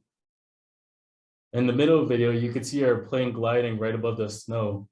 And we actually told our pilot to give it an input of 100% throttle. So it'll go completely vertical here in a second, just to see how much power our plane actually had. In the right video, you could see our plane landing. It'll be landing on a gravel road. And this is one element to which why we're bolstering the landing gear. So for future plans, of course, we're in the middle of making revisions for competition. Again, revisions include bolstering the landing gear, tail fin, as well as repairing any fractures that may have happened in the balsa. We will continue testing the RC aircraft up until competition, which is again in Wichita, Kansas on April 20th. After competition, we will then be presenting our project at the Senior Design Expo held here at North Dakota State. So some things that were learned were the engineering design process, manufacturing processes, communication skills, definitely collaboration with the Valley RC Flyers Club here in Fargo. They're a local club that flies RC airplanes, task management skills, teamwork, and professionalism. Some acknowledgements we'd like to make are Dr. Susan, Dr. Zhang of NDSU, the Valley RC Flyers Club for helping us fly, NDSU Mechanical Engineering Department, the North Dakota Space Grant for providing us funding to travel, the AIAA NDSU chapter, as well as AIAA itself. Does anyone have any questions? Let's give them a round of applause. Questions for NDSU's design, build, fly? Predictions for the competition. Ooh, do you have predictions for the competition? How do you guys think you'll do once you guys get to your competition? Well, for the competition, our goal is basically we'd like to complete all of the missions is basically one of our goals. The competition is heavily weighted based on the report, so we have put a lot of effort into making sure that's good. I guess we'd like to do better than previous years would be our goal. That's a good goal. Any other questions? Apologies if you said it at the beginning. Do you just need to have RC engineering skill sets to do this, or do you consult like actual pilots for their advice of flying the vehicle? Did you? So one of the requirements of the competition is we ourselves don't need to have pilot experience. That was kind of one of the caveats for this. Is we kind of we got to throughout the last 2 semesters, we got to learn all of these new ideas and these new concepts. But for the actual competition, the competition requires someone to actually hold a pilot's license, and they need to be legally allowed to fly these planes just due to the size and the nature of the competition, if that answers your question. We know a lot of pilots and pilots in training if you want any pilot advice. Yeah. Was it difficult for you guys to find someone with a pilot license? Not particularly. Previous years have recently used our Valley RC Flyers Club that has been mentioned before. So it was pretty easily to reach out to them, and they were able to understand like our competition because they worked with us worked with NDSU, this competition, for so many years. And I have one more question. Anybody else have questions? I feel like I could ask so many. Could you tell me more about the competition itself? Do you guys, what the requirements of the competition are, and what are you expected to perform anything in particular? I think it was related to like the COVID supply drop, or do you know what exactly you'll have to do for the competition on competition day? On competition day, we just have to go through a technical check-in just to make sure that our plane is all safe, and then we'll go through each day I think has a different mission for it. So the first day we'll do mission 1, and once you crash and your plane is unrepairable, you're done. So mission 1 is the day 1, mission 2 is day 2, and mission 3 is day 3, and we do those in order of who has the best design report. I don't know if that answers the question. Absolutely answers the question. Do you guys feel a little heartbroken once and if the plane can no longer be flown? Yeah, that would definitely be a kind of a heartbreaker. We all kind of want to show off all our work the last 2 semesters when we present this at the end of the semester. So kind of be a bummer to not have a full plane. And then we'd also like to do really good in the competition. So that includes the plane not breaking. Yeah, we have a senior design expo at the end of the year, and we'd really like to have a plane in one piece for it.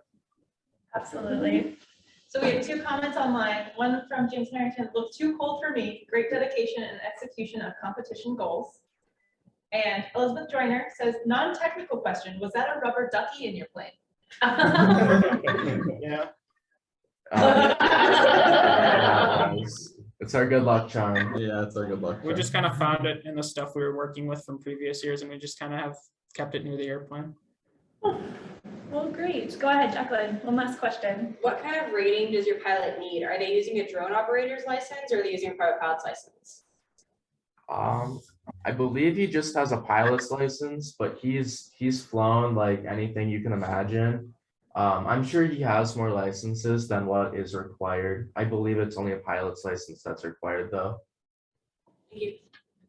Well, great. Thank you, NDSU Design Build Fly. I'll give you a round of applause. Okay, and I'm going to make Marissa here our co-host again, and she will be sharing the slides for our next presenter, Elizabeth Joyner. So Marissa, I will make you host. I'll make you co-host. Great. Someone else online, do you mind adding Kaela's question to the mural board? And if that team is still online, there was one more question, so we'll post that to the online whiteboard. We'll find that online. Great. Okay, and Marissa, I'll let you share your slides, and then Elizabeth, I'll let you take it away. Thank you for joining us. We now have Elizabeth Joyner joining us from NASA headquarters. Thank you so much. Can you hear me? Yes. Perfect. Thank you. NASA does not like us to participate and present in Zoom, so we have a backup plan here. Thank you, Marissa. I appreciate your help. Thank you, Tori and Caitlin and the entire consortium for inviting me today. We can go ahead and get started with this increasing access to NASA data for your Earth science research applications in the Peace Garden State. I did not realize you guys are the Peace Garden State. A little bit about me. I think I've got some things in common with many of you. Maybe not the first one though. I'm originally from South Carolina. If you can't tell by my accent, I'm going to give you a big hi, y'all. I too have been affiliated with various space grants for a long while, and they have put me on the track that I'm in now. Originally starting off as a space grant scholarship awardee, and then getting hired on to do work with South Carolina Space Grant and our beloved Cass Runyon, and then getting hired on as a STEM educator for Virginia Space Grant with Mary Sandy and Chris Carter and that great bunch. So I feel like I'm a bit at home. You guys are my extended family. I have worked as a teacher as well as a researcher. My background is marine geology, and I've worked for, let's see, about 10 years in both public school and private schools. I've served as a science teacher as well as a STEM director. So, you know, those of you that are on the STEM Ambassadors program, way to go. I'm really proud of you and the great work that you're doing. I wish I had something like that when I was your age. I am a wife and a proud mom of 2. I've got a daughter that is 12 going on 20, and I have a son that's 8. He's in the Cub Scouts. I'm a Girl Scout troop leader, and I am new to a program called Earth Science Data Systems as the community coordinator. Next slide, please, Marissa. So I told you a little bit about me, and in my background research, trying to figure out how I might connect my presentation today with those of you in this Peace Garden state. I originally set out to talk about agriculture, but that might not necessarily be of interest to the broad group of you all. So I landed on this image from AP News, and it discussed about, as you guys all know, probably the big decision about whether or not to have 4th of July celebration to include fireworks at Mount Rushmore. And this seems to be a pretty big deal for you guys in that state, and it's been going on for several years. So I'm circling this back around to NASA data. Just give me a second. But I'm not going to suggest or promote a particular position in this discussion, but what I do want us to think about is how can we equip decision makers to use NASA data to make informed decisions about events like this and phenomena. Next slide. When we talk a little bit about the role of data, I think about this hierarchy, and it's the data, information, knowledge, wisdom hierarchy. And NASA is funded to really help us with those first 2 pieces of this hierarchy, which are collect data and build information and make information about those data widely accessible. And so I want us to think about this in this whole hierarchy about these are the very basic steps, and it goes to we build knowledge from information, we gain insights from knowledge, we build our wisdom on those insights, and then we make an impact on our planet and beyond. But they first start with that data, those data and information. And so NASA's vision is really to discover and expand knowledge for the benefit of humanity. And that's our role here, and especially within those first 2 steps. Next slide, Marissa. So this is a beautiful image taken from one of the astronauts in the ISS and the space station. And the space station is a living lab up above our heads, collecting data, doing experiments and things like that. And when I think about this platform, the satellite and other satellites that are constantly collecting these data with these various sensors, how we get those data on Earth in the hands of users. And so NASA is here to help. Not only do we have the ISS, next slide, we have a fleet of satellites currently orbiting Earth. This is our Earth Science fleet, and as you can see, there are dozens of satellites, and they measure all kinds of things. But the most important thing that I want you to take away from is that these satellites collect a whole lot of data, and NASA wants you to be able to access the data so that you can make sense of these data. Next slide.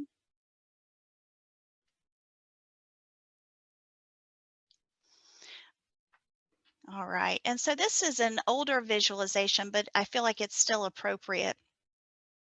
This is an example of what it looks like when satellites pass over an area, and you might be able to make out these purple swaths or the purple squares. And these show the satellites path as they pass over an area. And what these are grids just full of data being collected. And then this animation you can also see in the yellow, these are flight paths where on airplanes and different types of platforms, we have data that are being collected. We also have surface stations like weather stations, like the Weather Service, and all of these data need to be put together to create and packaged in a way that they help others make use of those data and create information that is useful. Next slide.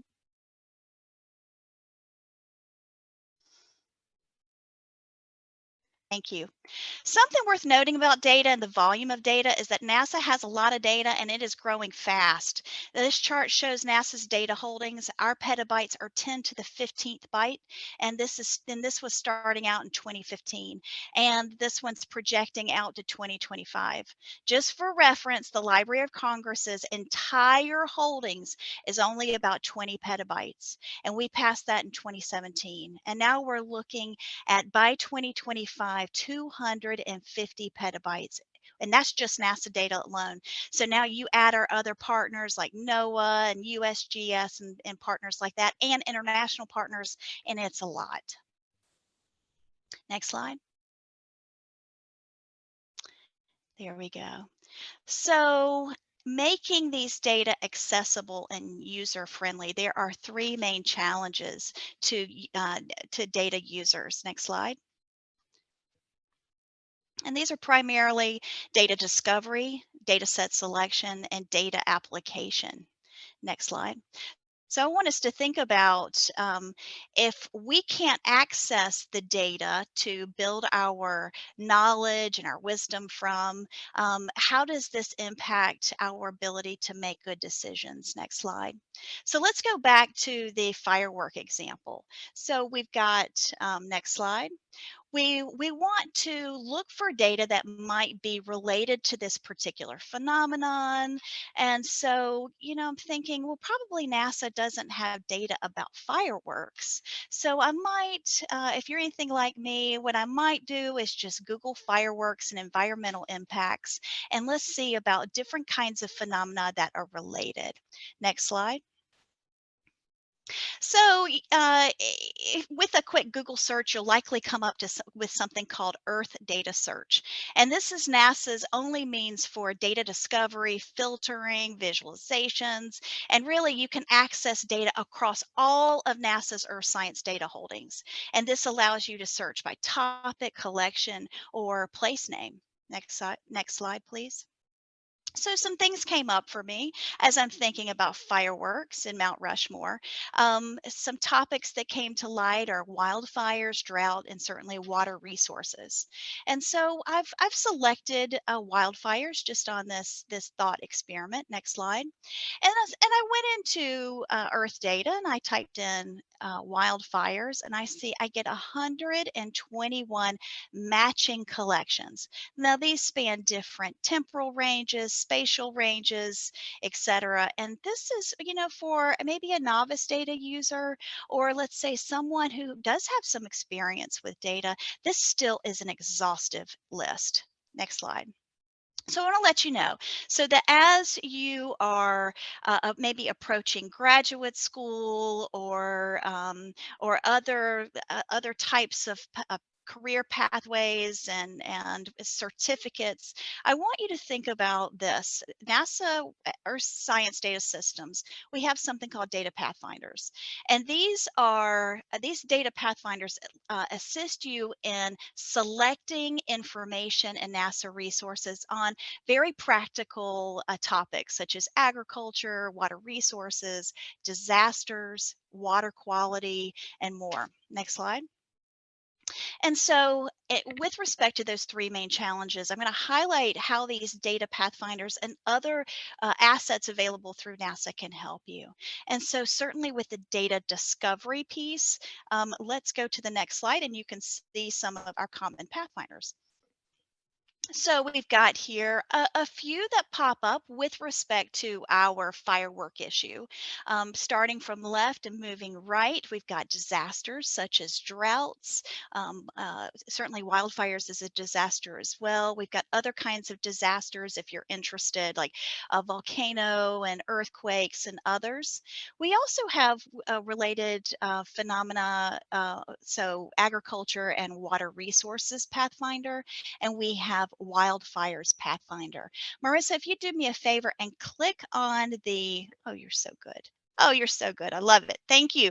So here is an example of the wildfires data pathfinder. if you scroll down, you can see how we feature a variety of different topics to get you started. So we could check out about the data.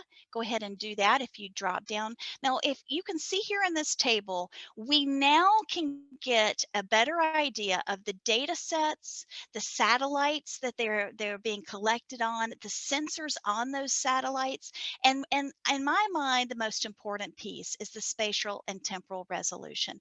How frequently do you need these data being reported on? What is the spatial resolution that you want to view and analyze? Go ahead and scroll down for me. And so you can see that now we've taken that list of 121 collections down to, I don't know, this looks like maybe 12 or 15 data sets that will get you started. Go ahead, next slide. All right. So our data pathfinders also help you to identify things. So you can go ahead and go scroll down. I'm just jumping ahead. Marissa, yeah, go ahead and scroll down for me. That's fine. Or, okay, that's fine too. Next slide. It's okay. We'll roll with it. Thank you. You're so good to me. So again, questions like how much detail do I need? How frequently do I need these data? So this data pathfinder can help pinpoint and help you identify what your options are. Go ahead, next slide. Other things in this pathfinder are data set selections. Go ahead and proceed to the next slide. They feature things like for the what purpose are you trying to collect these data on? Are they for wildfire forecasting? Are they for risk assessment and response, or for maybe post-fire impacts?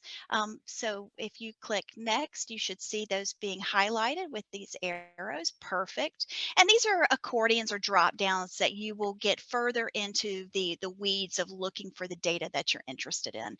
But what we're trying to do is save you time. Time is very valuable these days. All right, next slide. All right. And again, highlighting information about the data sets themselves. Next slide. All right, and then next, this part is my favorite part, and these are the data applications. And what I have done here is just pick two data applications that might be of interest to you. And these are standalone applications, but certainly NASA has available with more frequency the GIS story maps and GIS ready tools and others.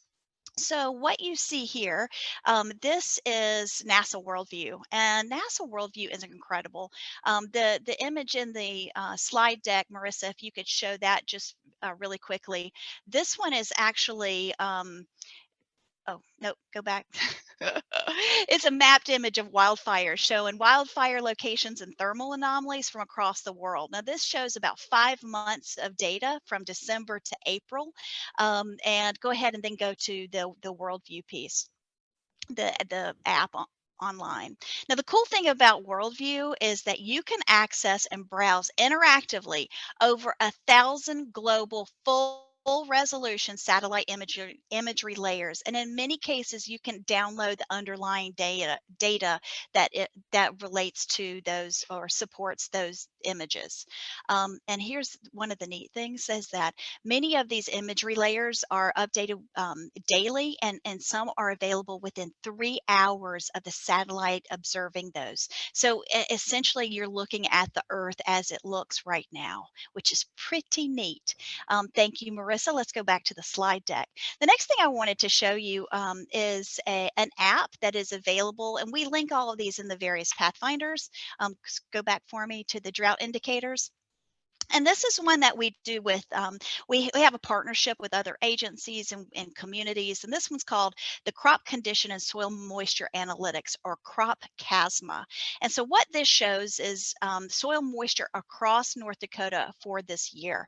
And then you can, these are actually anomaly data, so you can see which parts of your state are below the average. That those would be areas in in brown, and then the ones that are above the average would be in blue. So, when you think about the practicality of who might use these, you can think about farmers, water managers, etc. And I recently learned that agriculture is the largest consumer of water in the Western U.S. And so obviously resources like these are keenly useful for those user groups. Next slide.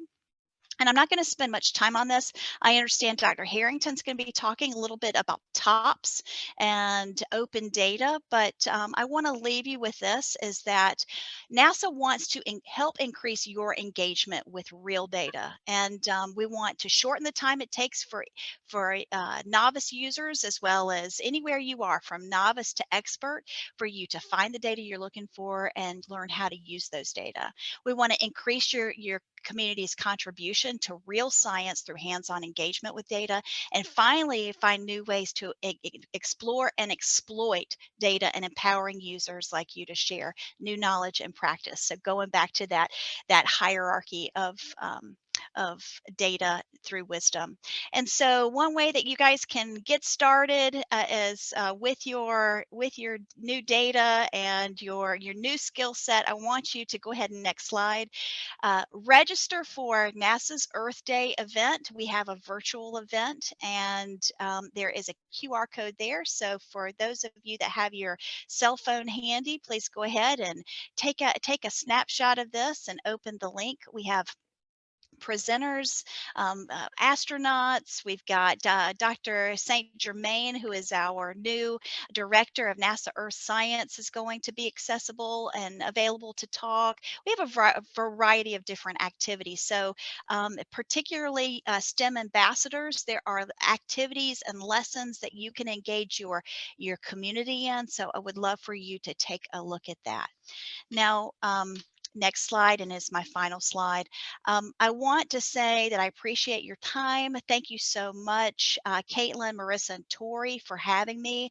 And I want to say that the pathfinders that I've highlighted for you today, they're no one-size-fits-all solution. I would love to hear from you about how you might be using these resources, what improvements that you might be interested in having us make about these, as well as any additional topics that you're interested in.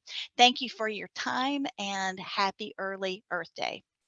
Hey, thank you, Elizabeth. If there's any questions for Elizabeth, I'll have everyone move over to the mural. And with that, we have another team from NDSU joining us. Grant, you can go ahead and share your slides when you are ready. I believe we have a handful of presenters. One of these presenters is a past recipient of the Lillian Gettler Scholarship. So NDSU, when you are ready, you can share your screen and we will give you 15 minutes.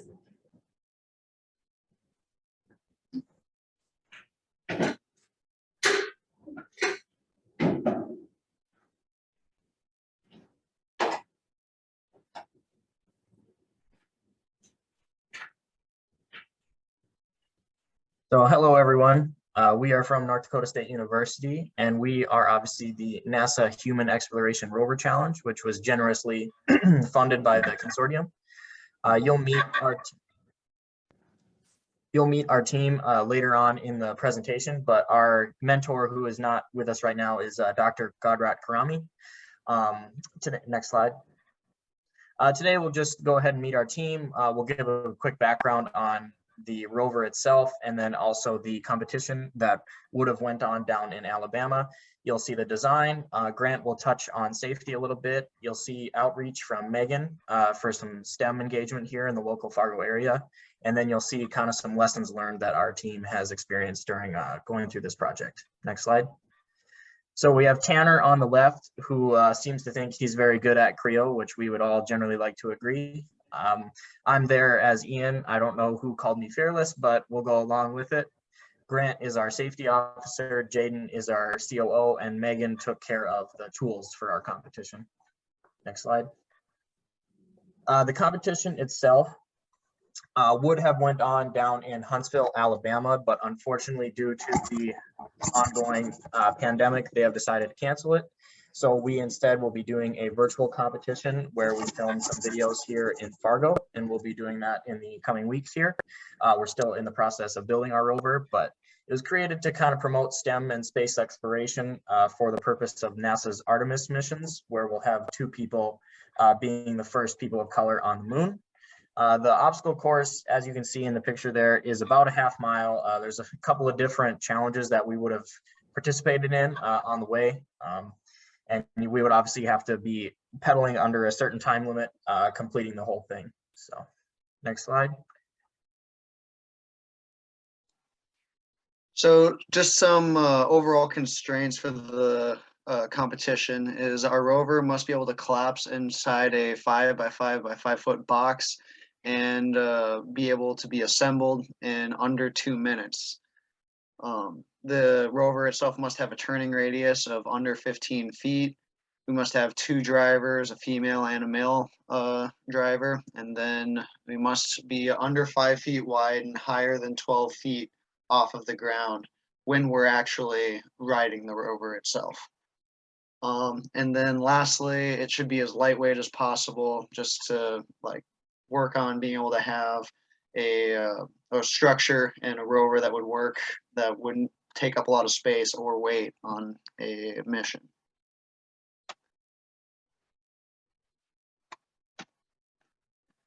The previous year's rover, we decided to focus on changing a few specific things about it.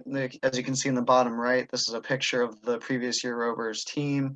We wanted to lighten the wheels and design a lighter frame, just to try to, like I said, improve on that aspect of the rover. We also wanted to improve having like seats that would hold us a little bit sturdier on the rover when pedaling and trying to exert more of a force on the pedals. And then lastly, we wanted to fix the suspension and drivetrain interference. All right, now I'm going to move on to the new design that we did for this year's competition. Here's a CAD drawing of or a CAD assembly of our rover that we worked on. As Ian said originally, that we haven't quite finished everything yet, but this is very similar to what it looks like and what everything will look like in the end. As you can see, there's some minor differences in the shapes of the wheels. We have a different style latch in the center so that we can fold the rover in and out. And something that will be touched on later, the drivetrain system has pulleys instead of a chain, like a bicycle chain, because that's one of the new constraints that they wanted us to change in the competition. Moving on to some of the process that we've done so far, starting with the frame here. The picture on the left there is one half of the frame that we've completed. You can see the black pieces are the control arms, and they're connected to the hub assembly, along with a spring and strut there to help absorb some of the vibrations, allow a little bit of movement for the frame. The middle picture there, you can see there's the latch that Tanner was talking about. That latch is there to allow the frame to kind of disassemble in half so it meets within our size requirement. And then the pictures on the right there are some more pictures of both halves of the frame all well together. They're just kind of missing all the components assembled to them. This frame here too is very similar to the last year's frame. It's about half the weight though. That was one of the things that we were kind of trying to focus on, is trying to optimize it, make it a little more lightweight than what the other one was. We feel like the previous rover was a little overbuilt. And the way we did that was kind of going into the FEA, which is on the next slide. So you can switch to the next one. There we go. Without getting a little too technical about this, what this program does is you can insert forces into it, and it'll tell you basically what parts of our design that we made are going to fail. So it just kind of shows the high stress areas. Some of the simulations that we ran on this was the rover running into an obstacle, causing an acceleration, also like the rover falling or dropping. And then a basic one that we did, which is in this picture right here, is we just put 200 pounds pushing down on the frame to kind of simulate a large person sitting there. So this kind of gave us a good idea of what we designed, if it's good or not, or if we can make the material thinner to help save some weight. Next slide. So I was in charge of the wheels. We decided to go with the design that you can see on the right. That's the CAD model. And that picture on the left is one of the frames that we are going to use. It'll actually be 2 of those frames that are going to be bolted together with a composite spacer, as well as an aluminum tube in the middle, and it'll be bolted on to the hubs of the rover.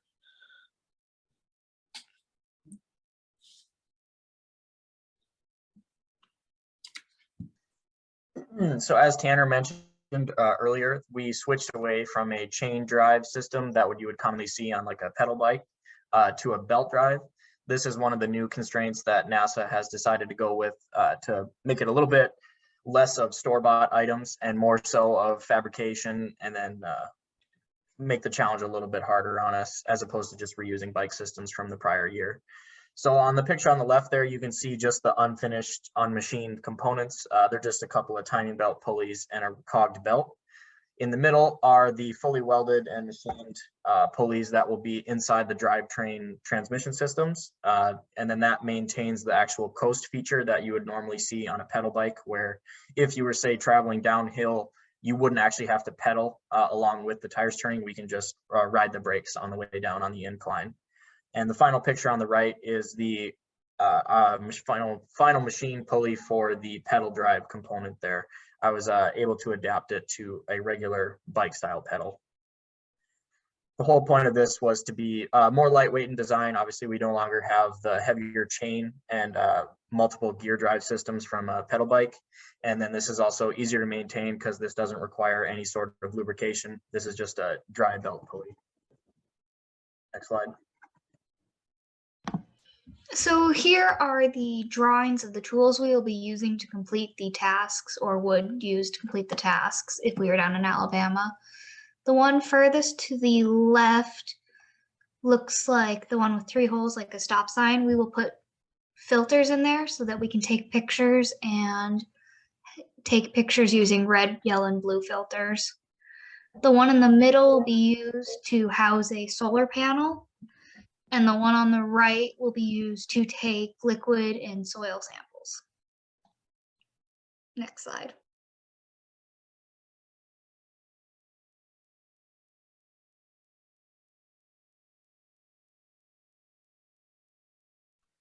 Moving on to safety, throughout the whole entire process, we've been keeping safety in mind.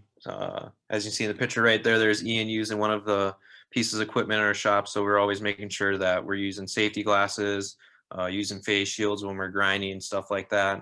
We're also making sure that we have another person in the lab with us at all times in case an accident happens. We've all been through all the proper safety training here at NDSU that we need to be allowed in the labs.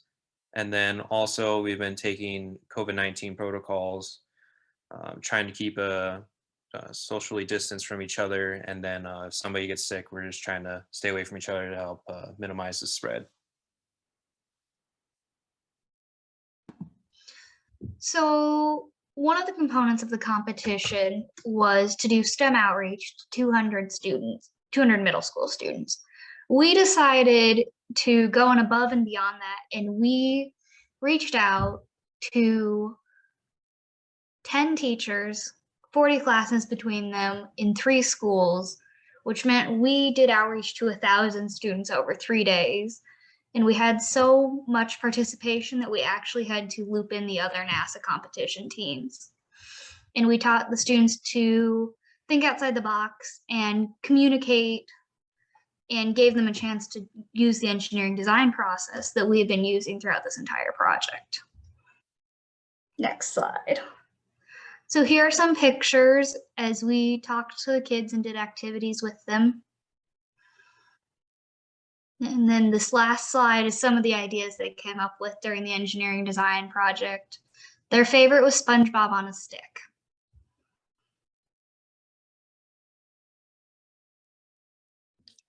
some lessons that we learned from this competition. One big one is it's been a great learning experience on how to work together as an engineering team. Everybody having to, using each other's resources to help each other out while we all had a specific task that we had to complete. It really gave us a good idea of what it'll be like in the future and work, or in our fields of work when we are done with school and everything like that.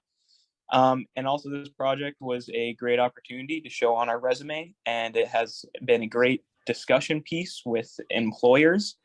They always seem to be interested in talking about the project and what we did during the competition and during the project. Next slide, some acknowledgements. We want to thank our advisor, Dr. Karami, the NASA Space Grant Consortium, for funding it. Dr. Amiri, he was the one who is actually leading the senior design class that allowed us to do this competition.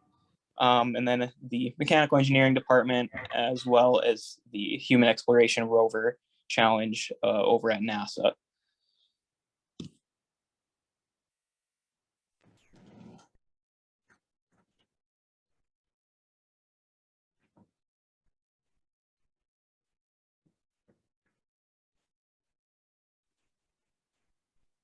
Any questions?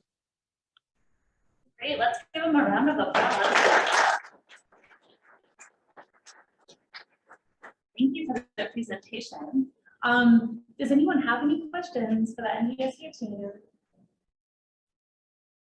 No, online? Go ahead, Kaela. I have a question for you on how you made connections with so many teachers for the outreach portion of your competition. I blind emailed every science teacher in the Fargo area and had overwhelming response from most of them. It fit in well with their space unit that had been coming up. Well, that was some really great outreach, our STEM engagement you did, Megan. Thank you. Yeah, it was fun. Anything else? Okay, well, thank you, team, and thank you for presenting today, and thank you for joining us. Thank you. Thank you, everyone. Yes, thank you. Thank you. Okay, for us, we will now take a lunch break, and we will return at, I think, 1:35. The dean from UND Aerospace will be joining us and saying a few words. But until then, we will be back, and everyone enjoy that small break, and we'll see you in the afternoon. Tori, can you close the chat just for a second? Oh, yeah. Oh, yeah. No. I'm gonna. Can we share our screen, Jacqueline? So share. Oh, here we go.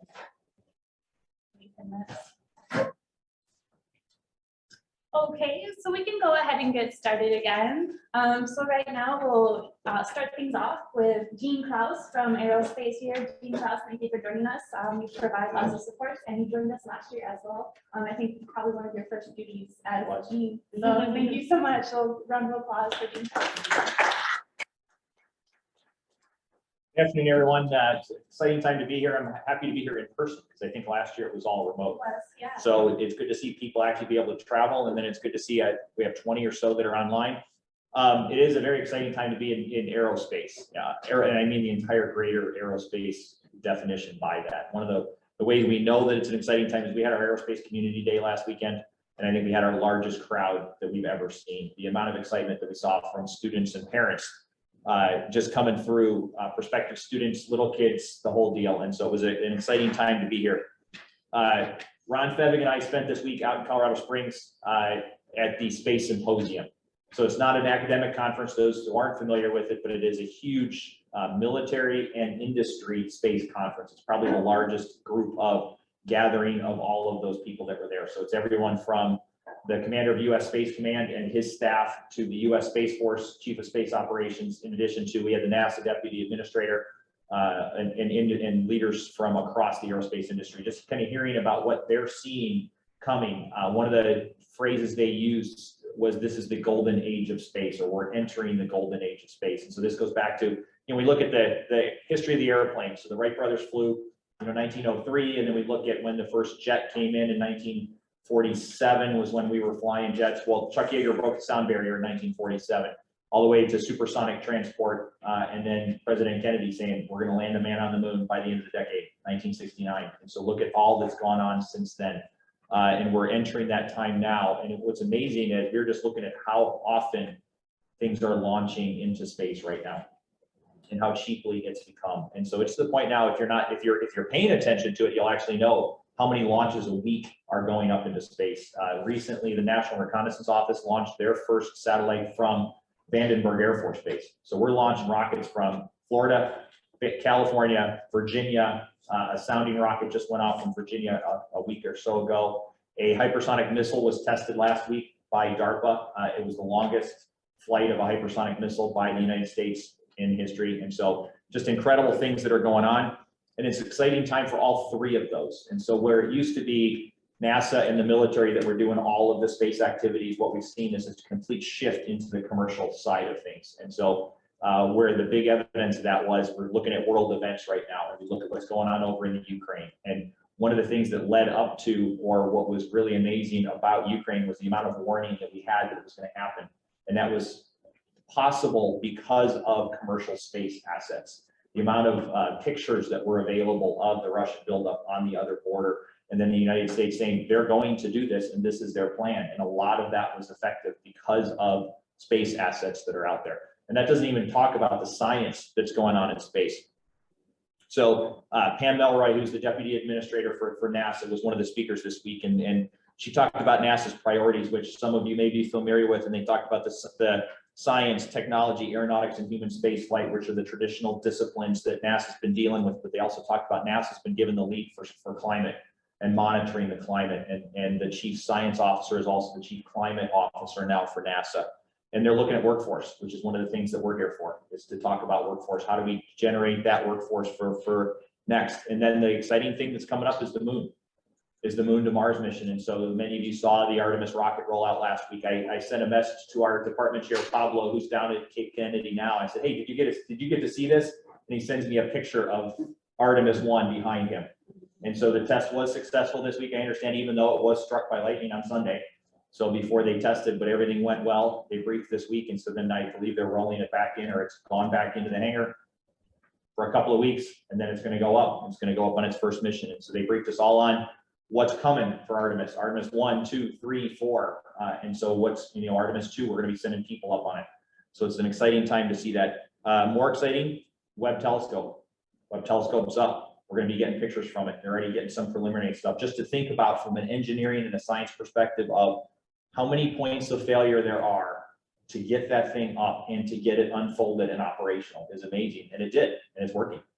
It's just an amazing thing to have people come together and work on those types of things. And we're really excited to see the pictures that are going to come back from that. The one that was new to me was this planetary defense. So it's the movie Armageddon. And so some of you may have seen that they recently launched the DART mission, the Double Asteroid Redirection Test, launched a couple months ago, and we got briefed all on that. And it's actually Dr. Fevig's, one of his former co-researchers, worked with her, and she's one of the leads on that from Johns Hopkins Applied Physics Lab. And so it was exciting to hear about that. So September 26th, 7 p.m. is when the DART rocket is going to hit the asteroid. So we're excited to hear about that. More close to home, the UND Advanced Rocketry Club launched a rocket this week. And so we were excited to hear about that. And they're heading down to Huntsville, Alabama in 2 weeks for the bigger competition against 3 other schools. Closer to us and what's coming up in the future, this weekend we are hosting the Collegiate Drone Racing National Championships. It's going to be over in our field house. So if anyone's local or staying or can stay, the drone racing is going to be going on. And I believe Sunday's going to be televised, I think, at some point. I don't know if it's on ESPN by the end of the day or the championship or something, but supposedly it's going to be on at some point. The other interesting thing that's coming up is we're going to be hosting the 2nd Space Ag Conference. So North Dakota is a big agriculture state. And so last year they hosted a Space Ag Conference down in Fargo, and this year we're hosting it on campus here, and that's coming up next Thursday. And so I get to go talk about that, the excitement stuff going on there. On campus here at UND, lots of exciting things. Our master's degree program is growing and continues to grow, not only for the number of students that we have, but the number of faculty we have. We currently have 3 ads that are open for new faculty positions in the Space Studies department. And that's just our side. On the College of Engineering and Mines, they're hiring 3 space-related faculty. College of Arts and Sciences is hiring 2 space-related faculty, 1 in math and 1 in physics. So we got 8 faculty positions that are all space-related here at UND. Part of that is because of the great support we've had from across the state and the state legislature itself, who's given us some investment money to build some labs. One of the things we're looking at is a new classroom. So 2 floors below us, right about here, is a space operations classroom. So we're setting it up for students to learn how to operate satellites so that when they graduate from here, or do we run summer camps? And so we're looking at that possibility too. We may start running space camps in the summer. And so that's something that we'd like to share with the rest of the state if we could. And then the Lunar Mars Habitat that is across the highway, I believe we had two missions this past year. And so we're excited to have that. And then we have more missions coming up. And so that's a great thing going on. Pablo's doing all of his space suit stuff, setting up a lab down in Cape Kennedy. So we're reaching out to that. And just to toot his horn, also, he is the official Spanish language speaking spokesperson for NASA when they get Spanish language questions. So Pablo, we've signed off on him being their official spokesperson for that. So lots of great things going on. It's an exciting time. So I'm open to any questions if you have. Great. Any questions in person or online? No questions. We have a STEM ambassador who was kind enough to drop all the links to the big events that you were talking Okay. about. All right. Okay. Well, Dean Kraus, thank you for your time. All right. Thank you. Wonderful. I can stay for all the talks. Exciting things happening. As Dean Kraus mentioned, Space A will take place on the UND campus next Thursday. It is a company out of Fargo, and I think it's kind of the new tech sector is Space A, and us being a huge space state as well as an agricultural state. I think it means exciting things for North Dakota. Okay, so we are at 1:43. Our next presentation is at what time? 1:50. 1:50. We can go ahead and we can do some door prizes. So we had 3 already. Let's go ahead and we can spin this 4 times. We will record who the winners are. And I believe the door prize document has also been updated. Am I sharing this on? I'm so sorry. Let me make sure this is shared.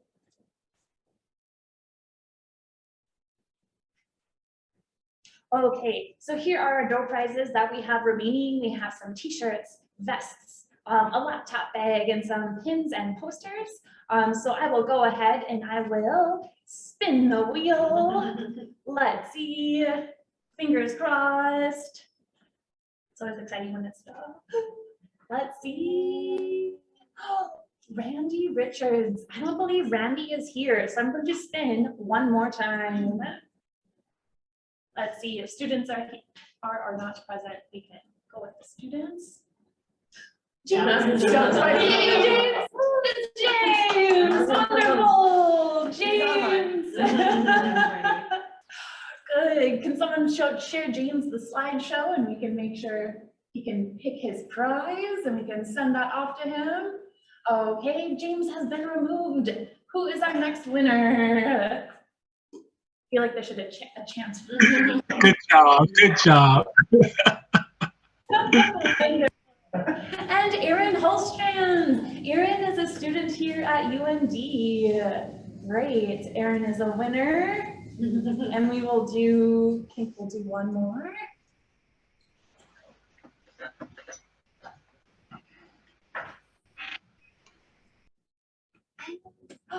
Alex LaPlante. Alex was here earlier presenting. We'll make sure to reach out to Alex. He's with the Formula SAE team. He was over here on the right side presenting. Okay, we have one more, about 5 more minutes, and I think we can do another icebreaker possibly. So I'm going to open, let's see. Oh, Marissa, do you mind if I open the icebreaker from tomorrow and then we can do, Oh, yeah, we have or do we have another one for today? Let me. Great. I'll let you share your screen. Oh, wait, I will pitch the mural board. And let's see what we have for a nice breaker. If you could time travel, when would you visit? Ooh, good question. If you could time travel, when would you visit? Great.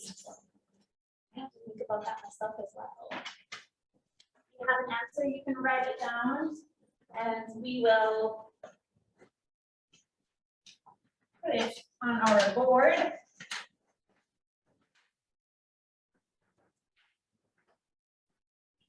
Got our past advice, how we learned about space grants.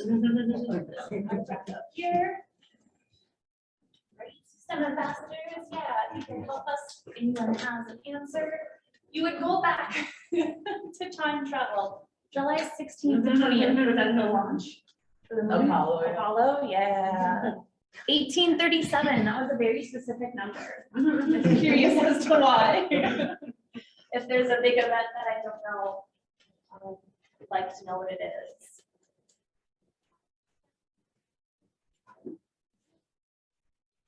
I feel like I may stay in the 1900s. Maybe just go back to like simple 1970s, 1960s. I'm a big fan of really great water, lights. Travel into the future, didn't even think of that. We have 2100, 2042 to check out the future tech, what kind of spacesuits we would have, what we could see. Great answers. Yeah, we've got a few online. Thanks. I'll add those in. You want to share one to me? But yeah, I have 25, 25. If anyone wants to tell us why 25, 25.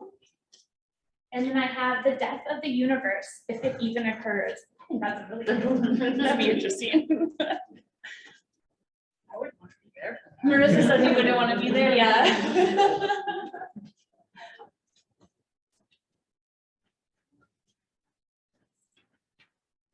Any others you want to share that one? The death of the universe. How about the birth of the universe? I want to see all the different chemicals, or excuse me, the elements and how they evolve. Just wait, the web will. The what? Oh, yeah. Just chill. I'm so chill. excited. Just chill. Just chill, be cool. Just chill, be cool. Good advice. That was Jim's. Yeah, past director Jim. Advice. Yeah, I didn't have the chance to work with him, but Kaela and Marissa and everyone have only said just fantastic things. And I guess the best, some good advice he gives is chill, be cool.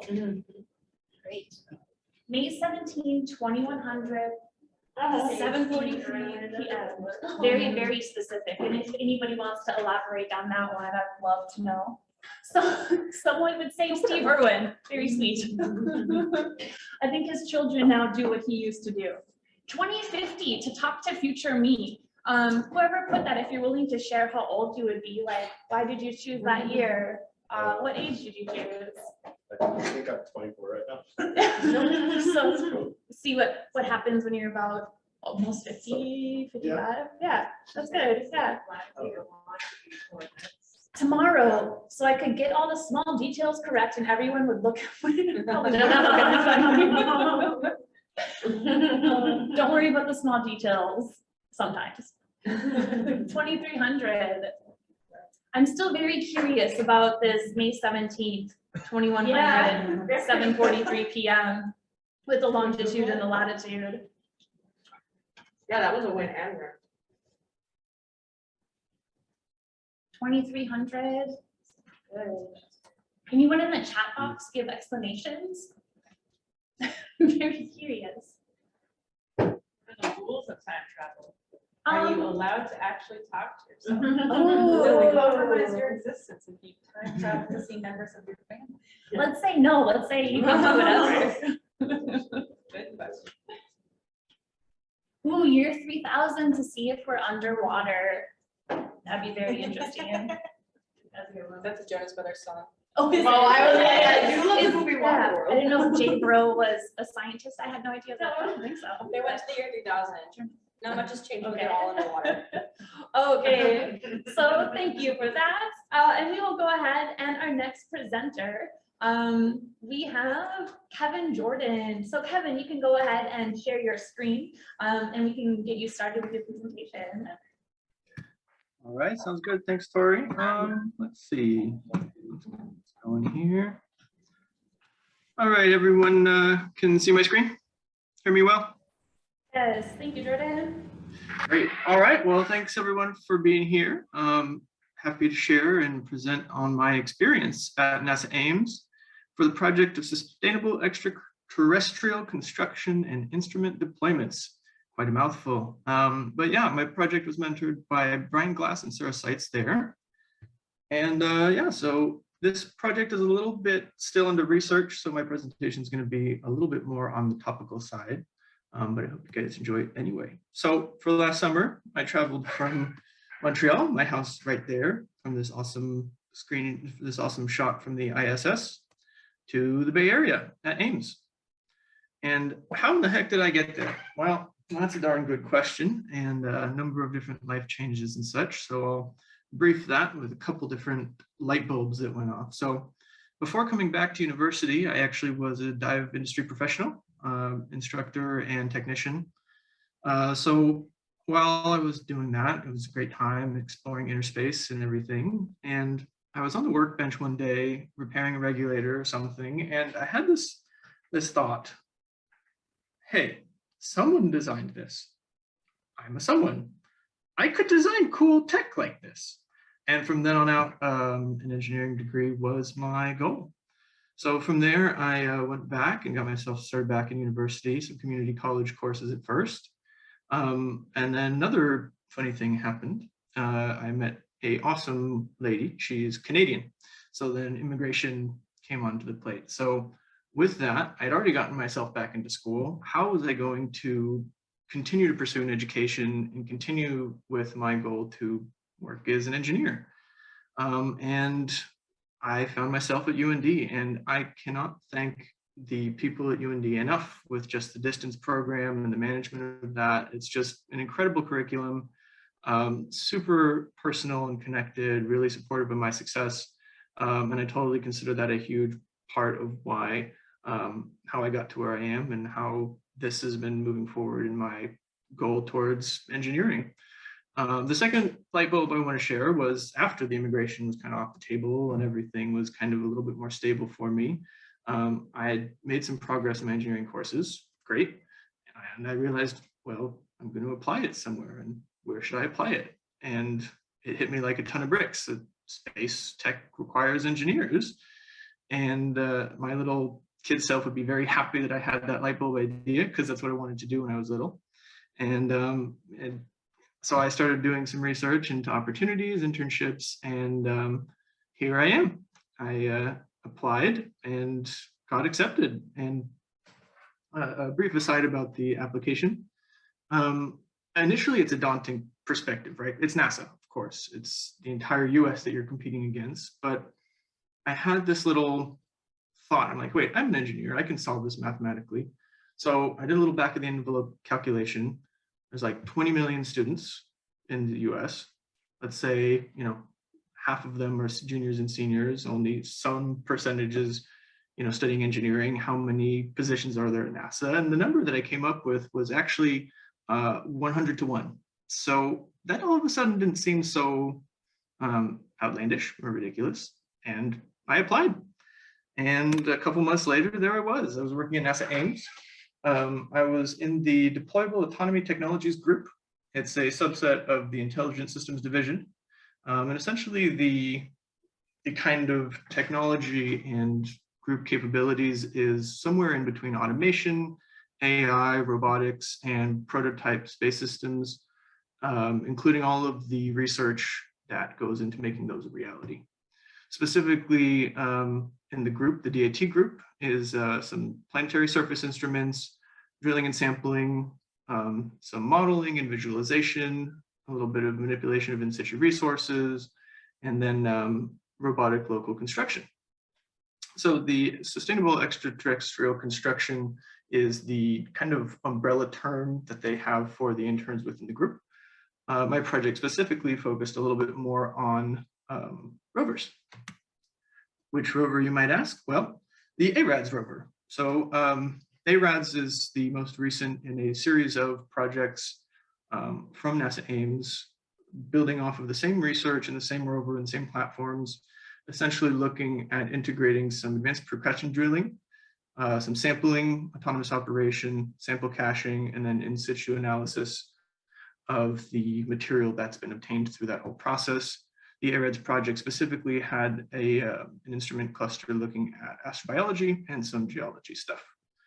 So when I was on the project over summer last year, the most recent deployment was in 2019 at the Atacama Desert in Chile. Very good Mars analog, and that's where that image is from. So this is an audience question. Anyone have a sense of how many pages were assigned to me to read by the end of day one? I'm gonna say my guess is 500.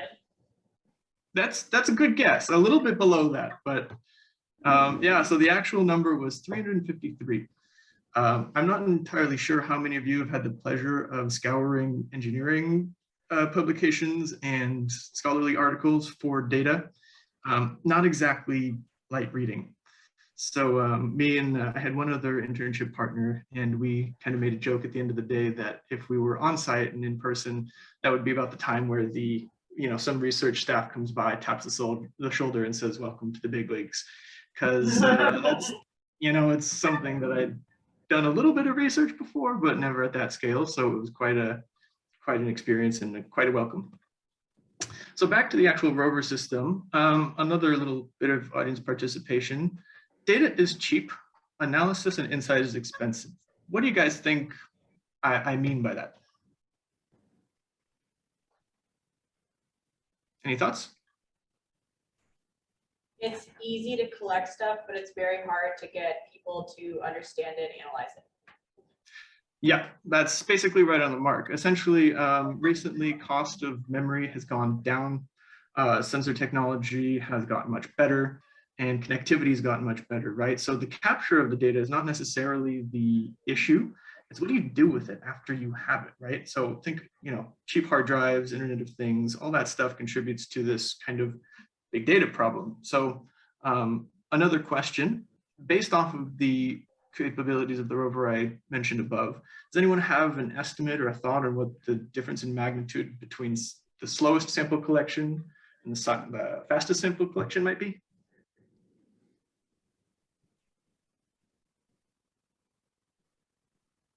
Three. I appreciate the thought. If it was that easy, then I might not have had a job. So actually, for us, it was close to 2 million. Nice. And it sounds like a lot, and it is a lot. But if you think about some instruments collecting samples at, collecting data at 60 hertz, and then another only pings in data every 6 hours, well, there you go. How do you manage that? How do you take that data and turn it into something intelligible? Where do you store it? What do you do with it? And how do you get it to be able to be accessed by the team? And so that's essentially what my research was. The main goal was to have one centralized platform, one centralized place where all of that data would reside. And then from there, be able to be pulled from various team members to be able to be interpreted meaningfully for them and their needs, right? So it's a pretty diverse project with a bunch of different facets. Excuse me. So a geology team member, scientists working, might not necessarily need the same data as the robotics team. In fact, very often they don't, but that shouldn't mean that they have to go to 2 separate places to get their data. That doesn't help anyone, right? So having that centralized platform, and then with that, a database architecture to kind of be able to support that. So when it's queried, it actually comes from a logical place. There's not double storage of data for unnecessary reasons, all that kind of stuff, with the eventual goal to have a platform that's fairly situationally aware and can provide some real-time insight when these rovers are actually deployed in the field. So the tools and the kind of methodology to make that happen was kind of a blend of software engineering, systems engineering, and data science. essentially taking the inputs, right, which is the raw data, defining what we want the outputs to be, the different visualizations and the availability for the different team members, and then kind of finding the platforms and integrating those together, getting the different modules and softwares to talk to each other, a lot of programming through different APIs, and kind of getting them to communicate with each other intelligently. And yeah, so the platform that was chosen was GIS, which was pretty cool, and give it a nice little platform for centralization. So on top of the on top of those kind of more technical aspects, there was some sorry, it looks like I jumped one. There was project management. Essentially, there was a directive given, and then go, right? And so a lot of decisions and analysis on what to do with the research was kind of self-directed, which was very interesting and very cool. And then the other one was contributing to papers and proposals.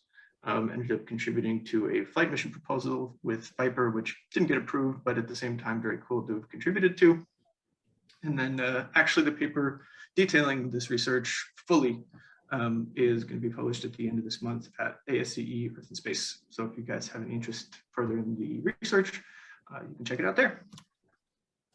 So a couple takeaways. Like I said, I worked in a technical team in the dive industry before, so that wasn't as new, but the research environment itself was something new, novel to me. And three big things that I learned was, one, research is research, right? No one necessarily has done it before, which is kind of difficult sometimes. Not a lot of resources, a lot of unknowns, but at the same time, very exciting because it's very creative. You know, you're the one defining what's going to come out of it. The second one is kind of the rabbit hole syndrome, where everyone's kind of highly motivated and technical, but just because you're looking in some direction doesn't mean that it really well supports everything. So recognizing that, kind of trimming the dead ends before they get too much work is important. And then the last one is to be yourself, and just, you know, over formality might not necessarily be the best thing. In fact, you know, no one really wants to work with robots except for roboticists. So make funny engineering jokes, ask people about their personal life, and that really helps with the synergy of the team. So a couple of things I have on the horizon. I'm going to be doing some software instrumentation research this summer at the Berkeley SETI Research Center, looking for aliens. So that's pretty cool and exciting. And then after that, I'm going to be continuing to study in the graduate school in systems engineering here at the University of North Dakota. So I really like the program that is kind of more holistic. I kind of like that approach to engineering, and the availability to do that part-time while I start doing some stuff in industry, hopefully, is a really cool thing, so I can have the learning and the application at the same time. So yeah, that about wraps it up for me. I want to say a huge thank you to the whole North Dakota Space Grants Consortium crew, because without you guys, it wouldn't have been possible. And yeah, thank the mentors as well, because without them, no idea what I'd be doing. So anyone have any questions, any thoughts? Oh, well, first of all, round of applause. Thank you. Does anyone have any questions? I have a question. What made you decide to go back to school, to return to school as an adult? I'm sorry? What made you decide to go back to school?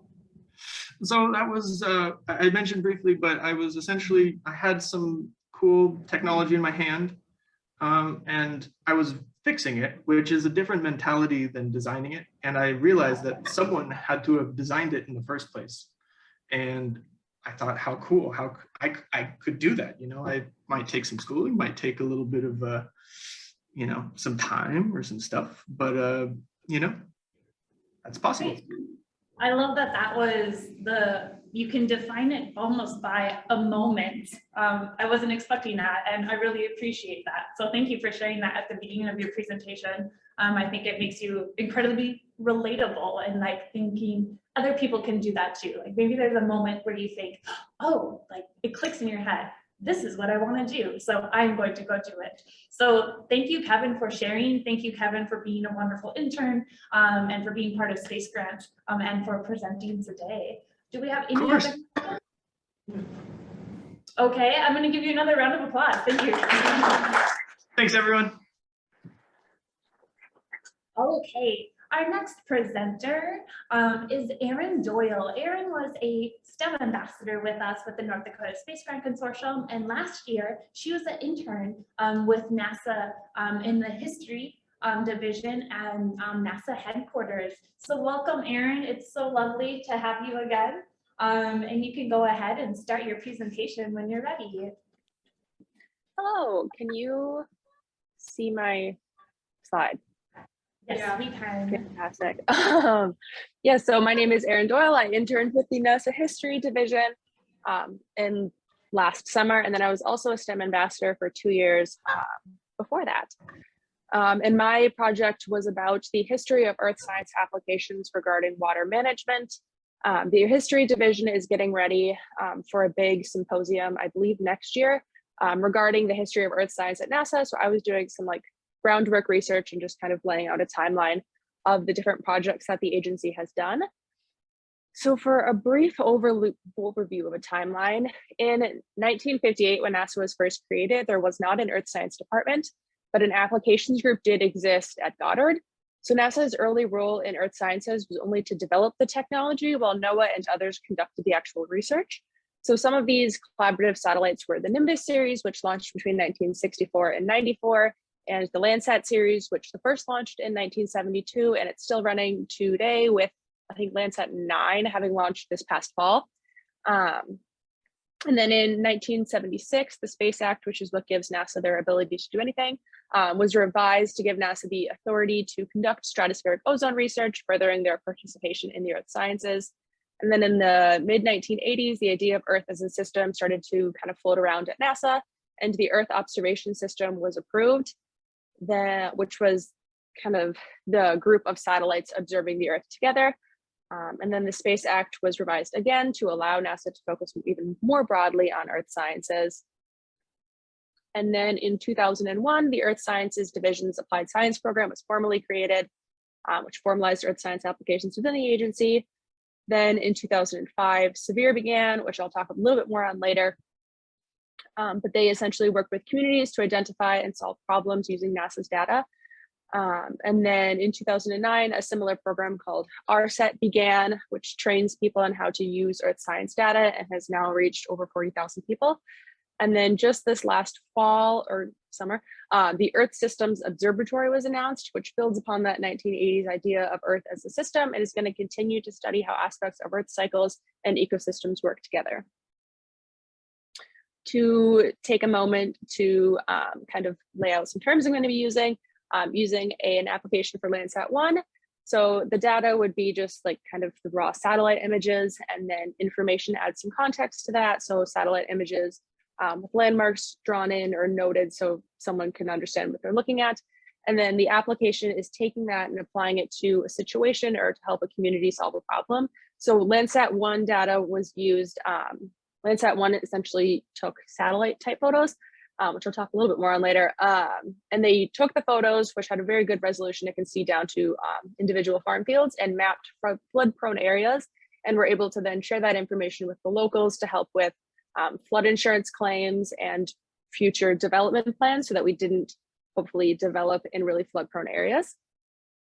So Landsat 1 launched in 1972 and was retired in 1978, which is 5 years longer than it was expected to live. It had 2 instruments on board, the RBV, which was expected to be the superior instrument. However, it failed after 15 days, and the MSS ended up being a very useful instrument. And over 300 private researchers explored uses for Landsat's data and used all of its different capabilities and really pushed the boundaries of what we can do with that type of data. And then also in the 70s, we launched our first space station with Skylab, launching in 1973. The space station looked at some soil moisture stuff, which was useful to farmers and flood prediction. That was kind of laying some of the groundwork for some of the more recent space ag stuff. And then the station also looked at the Salton Sea and a couple lakes in Western United States and found their boundaries to be different from existing maps, and kind of started what we now do a lot to monitor large lakes, as we use satellites to monitor as they go down and kind of really visualize that and Skylab kind of started that off. And then kind of in our neck of the woods in the early 1980s, the NASA funded a series of projects about how we can solve resource problems using satellite data. And then 2 of these pertain to water resource management. So the first aimed to determine water usage in the Belforche River, where an estimated 50% of the water being transported into the state, because the river starts in Wyoming, was being illegally diverted prior to reaching the reservoir. So the goal was to use the remote sensing in order to identify where the diversion points were and figure out if they were legal diversions or not, and then go from there to ensure that enough water was getting to the reservoir. And then the second project looked at the lower James River watershed, which aimed to identify problems in the river and was able to do so with over 550 problem areas, which involved like soil erosion and different snags in the river, which was beneficial in showing that remotely sensed data can be a useful tool for river basin management, even at a smaller scale. And then starting in 1984, Landsat began having a thermal sensor aboard their satellites. And from around there, when they first launched the first thermal sensor, scientists began trying to develop a method of using that thermal band to determine evapotranspiration and in turn consumptive water use. However, these attempts were not super successful until the early 2000s. In the US, we've mainly now used the metric method, which was developed for the Idaho Department of Water Resources, and basically takes, so evapotranspiration is the transpiration, so the moisture that's leaving like the leaves in the actual physical plant, plus the evaporation, so the moisture that's leaving the actual soil, which gives you evapotranspiration or the consumptive water use, because the idea is that the amount of water farmers physically put on their field is not the amount of water they're consuming, because some of that is going to go back into the ground and stay in the water system for the sake of water management. So this measures just what is consumed, which can be beneficial in water rights litigation, is one of the uses that the Idaho Department of Water Resources have used it for. So within the state, 98% of consumptive water use is just used to irrigate the 3.4 million acres of agricultural land. And in Idaho, water rights are called first in time is first in right. So essentially, if you've been irrigating your farm since the 80s and your neighbor's only been doing it since the 90s and there's a severe drought, you would have the superior water right and can use these things called delivery calls and curtailment orders, which call for either your neighbor to decrease the amount of water they're using or completely cut off the amount of water they're using. And since we can now date the metric data back to the early 1980s when the thermal bands were first added, they can really show that timeline of water usage. And they can also use it for water buyback programs. So when there's also like a reasonableness requirement, so there's like a set-ish number that people can use on their water rights. And then the state can buy back the water that they don't use, which encourages to keep higher stream flow to keep the ecosystems intact. So since its development in Idaho, 15 other states in the Western US now use the metric method for similar reasons, and then a whole lot of other reasons. And then moving underground, in 2002, the GRACE satellites were launched, which detect small anomalies in gravity between passes. And I believe their pass period is 14 days, which the only thing that's going to move in 14 days is water. So it can't detect how much physical groundwater there is, but it can tell how much is moving. And a 14-day timescale isn't necessarily super helpful, but it is over the 10 plus years of data we now have, which can show the fast rate of groundwater depletion, which is traditionally pretty difficult to monitor because even in the US, we don't have regulations requiring people to report their groundwater levels, especially on private land. So this has kind of allowed water managers to see the state of reservoirs and has the potential to also aid in groundwater protection policies. The SEVERE program is kind of an exception to the general rule that NASA doesn't provide services. So the program was first established in 2005 with a hub in Mesoamerica, and the program aims to go into areas that don't typically use a lot of satellite data and work with the communities and the local agencies to find what the locals need, find how NASA's data can be used to solve the problem and get those tools to the community in a way that they will be able to use them. For example, when Severe went into Mesoamerica, that was the first time Landsat data had been used in that area, and it was more than 25 years after the satellites first launched. So they were able to solve problems the way we've been doing for decades, kind of apply that and bring that to a new group of people. The Western Water Applications Office kind of has a similar motto, but looking at the Western United States, where water is the scarcest in the US. So the program also goes into communities and makes sure that they know what the community wants and how they can help solve the problem. Because there's an unfortunate instances of scientists developing tools that go underused because they are not always developed with the community as the full focus. So both Severe and the Western Water Application Office work closely with the communities to make sure that the problems are being solved in a way that the community can easily access the data and is actually getting what they need to get out of it. And then kind of even more recent, just last year, there was a crop chasma program launched, which kind of does some similar soil moisture stuff as the Western Water Applications Office has done with the Navajo Nation Drought Project. And they look at soil moisture to predict crop planting, tracking droughts, forecasting yields. And this is at about a county scale now, whereas previous programs had been at about a state scale. So we can really see drought conditions at a smaller scale now. And another useful thing that this kind of soil moisture technology has been used for is famine prediction. So they can look at different areas that are going through droughts, see the soil moisture, and get a rough prediction of what the crop yield is going to be. And then from there, they can tell if there's going to be a famine and get humanitarian aid on the ground before the worst part of the famine really hits. So to conclude that timeline, over the last few decades, water has been an increasingly contentious resource. Globally, about 4 million people experience severe water scarcity during 1 or more months in a year.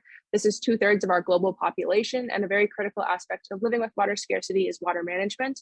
Throughout its history, NASA's Earth Science Division and its Applied Science program have worked to use NASA's data for just this. And then a few takeaways from my specific internship. My internship was fully virtual, which I was a little bummed about at first, but it ended up being a really good experience. And the internship that I've gotten for next summer, which is at a legal nonprofit, really appreciated that I did a virtual internship because it shows my ability to work independently and all of those good skills. It was a really great environment with really great coworkers. I really enjoyed my time with the history division. And then another smaller project that I did on top of this long timeline was having an article in the NASA newsletter, which detailed Skylab's view on hurricanes and kind of some of the first remote sensing that we did for hurricanes. And then I have maybe some time for questions. Yeah, before we get to questions, on a round of applause. Do you have any questions for Erin online or in person? I have a question. Erin, could you tell us what a typical day was like as a virtual intern? Yeah, so as a virtual intern, I was in North Dakota for most of my internship, but the rest of the office was in DC. So I had to get up a little bit earlier than normal. But we had a couple daily meetings scattered throughout the week where we would check in. And then other than that, I kind of just had to guide my own work. They would give me, tell me how to access different NASA databases to find the information that I needed to find. And then I had a lot of meetings with different experts across the country to talk about their research. I got to talk to the people in Idaho to develop the metric method. And yeah. Thanks. I think you have one more question. Yes, so we have James Harrington saying, great talk. I had a question. How do you foresee all of your space grant experiences? You were a STEM ambassador, you were a NASA intern, and now we learned that you're in law school. How are you connecting all of those? Yeah, it's definitely a wide net of experiences. So I think Space Grant really helped me to kind of get my NASA internship and kind of get in the door with that, and really fostered my love of research, which my legal internship this coming summer is a lot of legal research. So I think this internship really helped me figure out how to do that on a really big scale. So that was definitely very helpful. I just have always loved STEM stuff. I'm kind of torn between environmental law and intellectual property law, which are kind of both bordering that where science meets the law. So yeah. Well, wonderful. Thank you for joining us, Erin. And I hope you have a great rest of your weekends, and we'll probably see you tomorrow. So I'm going to give you another round of applause again. So thanks. Okay, so next up we have Daniel, in-person ceramic research for lunar applications. I'm going to go ahead and pull up his presentation. I have my desktop being shared. Sounds like this.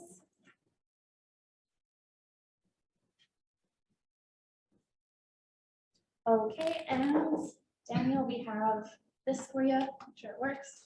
Perfect, there you go. Talking to the light. Yeah, if you stand right here, this is actually the speaker. Okay, perfect.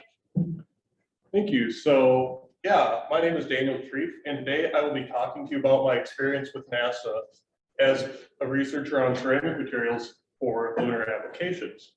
So an overview of this presentation, we'll first be going into kind of an about me section, then I can go into a more broad objective of the project and the research which has been taking place for the last multiple years.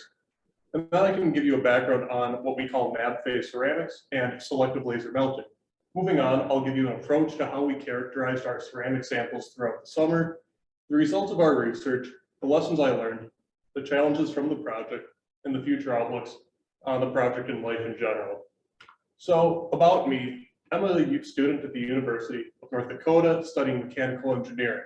Some of my past work experiences prior to this have been working with Ullman Shooty Construction, R3 Aerospace, which is a local rocket startup company out in the desert of Arizona, Cirrus Aircraft, and currently I'm a researcher at the University of North Dakota.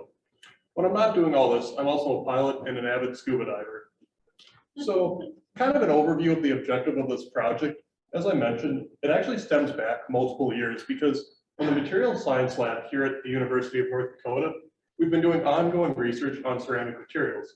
And this research sparked the interest of NASA to the point where we kind of got a contract, I believe it was through NASA EPSCoR, doing ongoing research with them. So the objective, first off, was to manufacture highly wear resistant and corrosion resistant ceramic materials, which could be used in lunar applications. Breaking this down further, first we had designed MAB phase powders, which could have tailored flowability. And this kind of began a few years back with my professor, Dr. Gupta, and a colleague of mine, Mackenzie Short. And later on, and currently, I've been heavily involved in the research of the powders themselves. But specifically to the NASA internship throughout the summer, we were synthesizing 3D printed MAB phase structures using a technique called selective laser melting processes.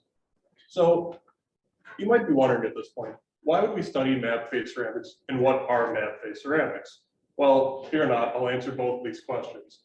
First, however, there's a very strong need in the lunar and space industry for high performance materials which can handle a lot of wear and corrosion. And ceramics such as MAB phase have proven to be a potential solution to these issues due to their hardness, mechanical properties, and oxidation resistance. Moving into the what are MAB phases, it's a ternary ceramic, meaning it consists of 3 elements, being 1, a transition metal, and then A for aluminum, B for boron. Way over on your right, you can see the molecular structure of a typical MAB phase ceramic. Now, 2 ceramics which have been highly researched here at the University of North Dakota include molybdenum aluminum boride and iron aluminum boride. They're similar in structure, the difference being in the M phase spot on that element, or atomic structure, we have molybdenum or iron. Now, the properties of this ceramic are very high oxidation resistance, corrosion resistance, high strength and durability. Now, iron aluminum boride has the added benefit of magnetism due to the magnetic particles of which iron consists of. Now, moving on, a background of what NASA was doing for us is called selective laser melting. And this is a very interesting process. And it's a very new additive manufacturing process, which is as follows.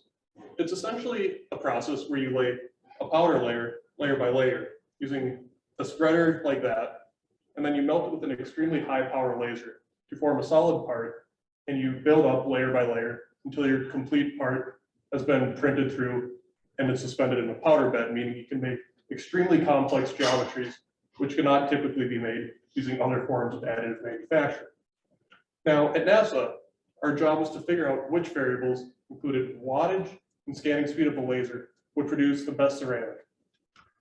So what this all means is, NASA gave us a bunch of ceramic samples consisting of different power and scanning speed settings on a grid like this. This means there was 100-watt samples from the laser, 200 and 400-watt samples. Now my job was to figure out how these samples were and which was the best sample. So I developed a characterization paradigm as follows. So first, we visually inspected the samples to figure out which were the best. Then we used optical inspection using a microscope to see the microstructure of the ceramic, profilometry, sonication, optical inspection, post-sonication and cleaning. And then finally, we used scanning electron microscopes to figure out the amount of decomposition in the ceramic. So breaking this down further, throughout the summer, we received samples like this.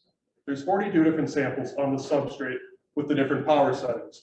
And the first step was to use visual inspection to figure out what were bad samples. Now, you can see the red boxes showing samples that broke off in shipping. Those were rolled out immediately because if they can't handle being shipped, excuse me, they can't handle being shipped across the United States in a cardboard box, they won't be able to go on a rocket and to sustain that trip either. So those were immediately ruled out. Moving on, we looked under the microscope on all the remaining samples which were good. Here is the typical microstructure of the ceramic that we received. And for us material scientists, this was able to tell us a lot of information from the amount of decomposition and separation of the atomic structure. But to you guys, it probably looks like a bit of lines, and that's okay. Just understand that there was a lot of analysis going on at this process. Moving on, we then sonicated the ceramic samples to remove the remaining debris off of the ceramic structure. As you can see here, there's a lot of gray and debris on the ceramics, and post-cleaning, they're a lot lighter, which was able to give us much more information on the ceramic itself.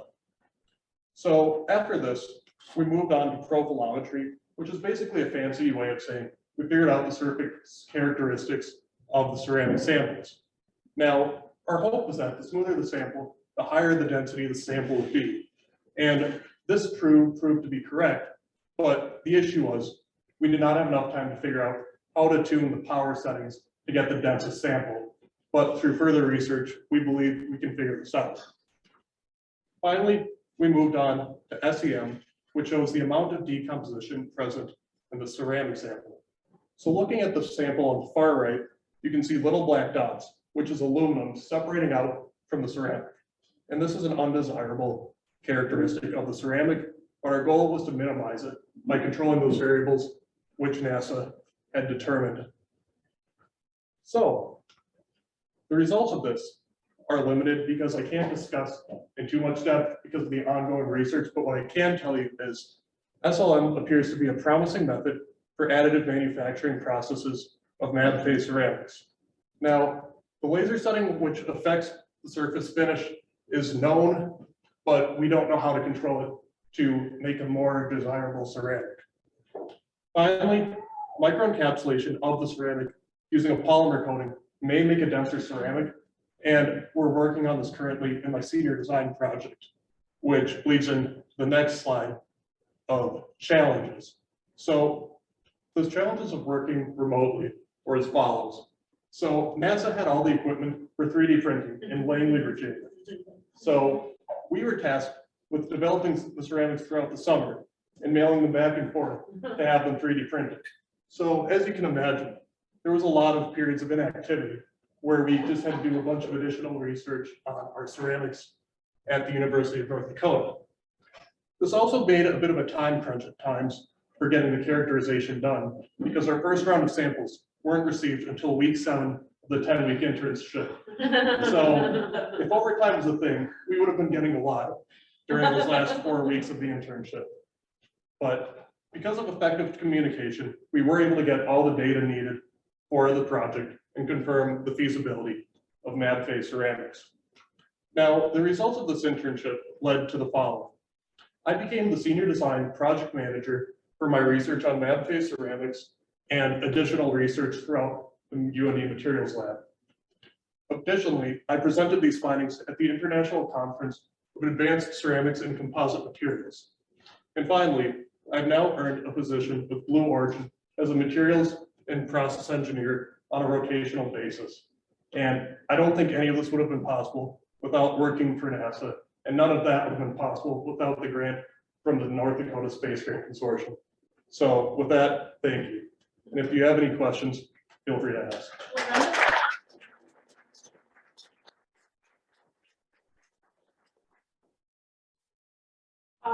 Yeah, anyone have questions online or in person? So your internship was this past summer, and then you graduate, I assume, at this spring, and then from there, you're already moving on to Blue Origin, correct? That's exciting. So will you be, I guess, relocating, and then do you see yourself in like a career in like the private sector, or like moving back into like the public sector and working for NASA? Or yeah, what are your so thoughts? specifically at Langley, the issue with that is you kind of need to have a master's degree. So at the very least, I want to start in the private sector where they'll hire on an engineer.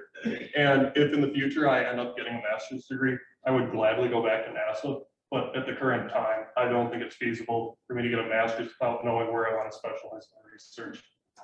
I think that's a wise decision. Yeah, and that's kind of additionally why the rotational program is going to be really good, because they'll put me throughout different parts of the company, and I can kind of find my passion and then potentially guide my research on that passion. Yeah, absolutely. And I feel like also private companies are like very open to the idea of sending you back to school and paying for it. Yeah. So, any questions online or any others in here? Okay.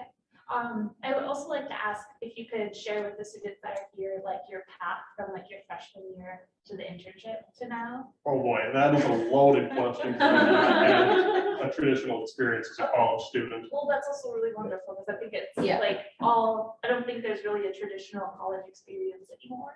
Okay, well, if there was, mine wasn't it. So Okay. I'll start off freshman year, Yeah. normal year. Okay, moving on to sophomore year, I took a fall semester, and then I went on a co-op, which I don't know if they have that outside of engineering, but a co-op is essentially an 8-month internship. So you'll either take the fall semester off and then work through the fall and summer, or summer through the spring semester. So you miss a semester.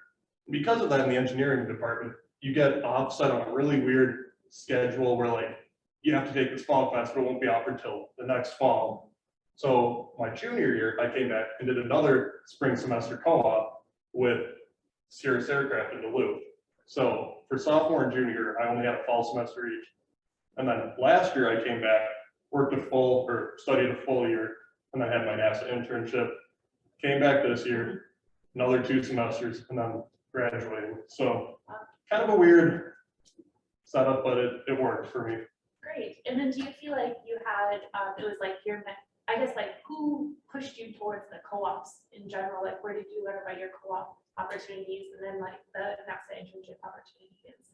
Yeah, that's a good question. So my first co-op, UND kind of has alumni come speak at the college, and one of the speakers worked for a company called Allman Shooting Construction. And I found their speech pretty fascinating, so I got in contact with them after the presentation, and then come the career fair in 2018, I saw them at a booth, and that kind of just fell in place like that. And then the next year, I've been a pilot, so Cirrus was just an automatic interest for me, and they were interested in the work I'd done in the past, so I got a co-op with them. The NASA internship, though, is kind of from that NASA EPSCoR thing I mentioned within our lab. So I already had work experience with NASA on ceramic research, so it's just kind of a linear path to begin a NASA internship with them.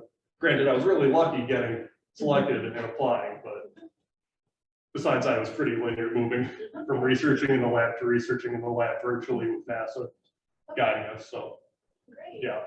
Well, thank you for sharing. Anything else? Okay, well, another round of applause. Okay, so next, I think we have Space Grant Trivia. Last year, our winner was Beth Demke from Gateway to Science.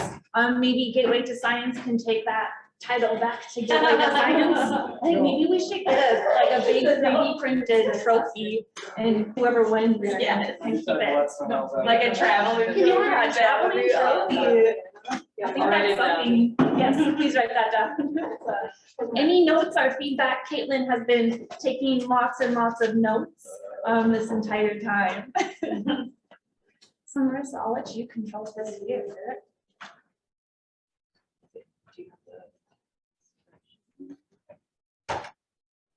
I'll just look. Stay together. I drop this every time we walk to meetings. This drops and then fills the across the entire hallway. So it's been dropped plenty of times. No worries. Much taller than mine. We're sharing the screen. Let's stop there just for a second. Let me log in. Sounds good. Oh, it'll be on the projector. Oh, yep. So we can turn the projector off. Because it shows the answer. Yeah, I don't know if you need to show the answer. Well, no, actually, it won't.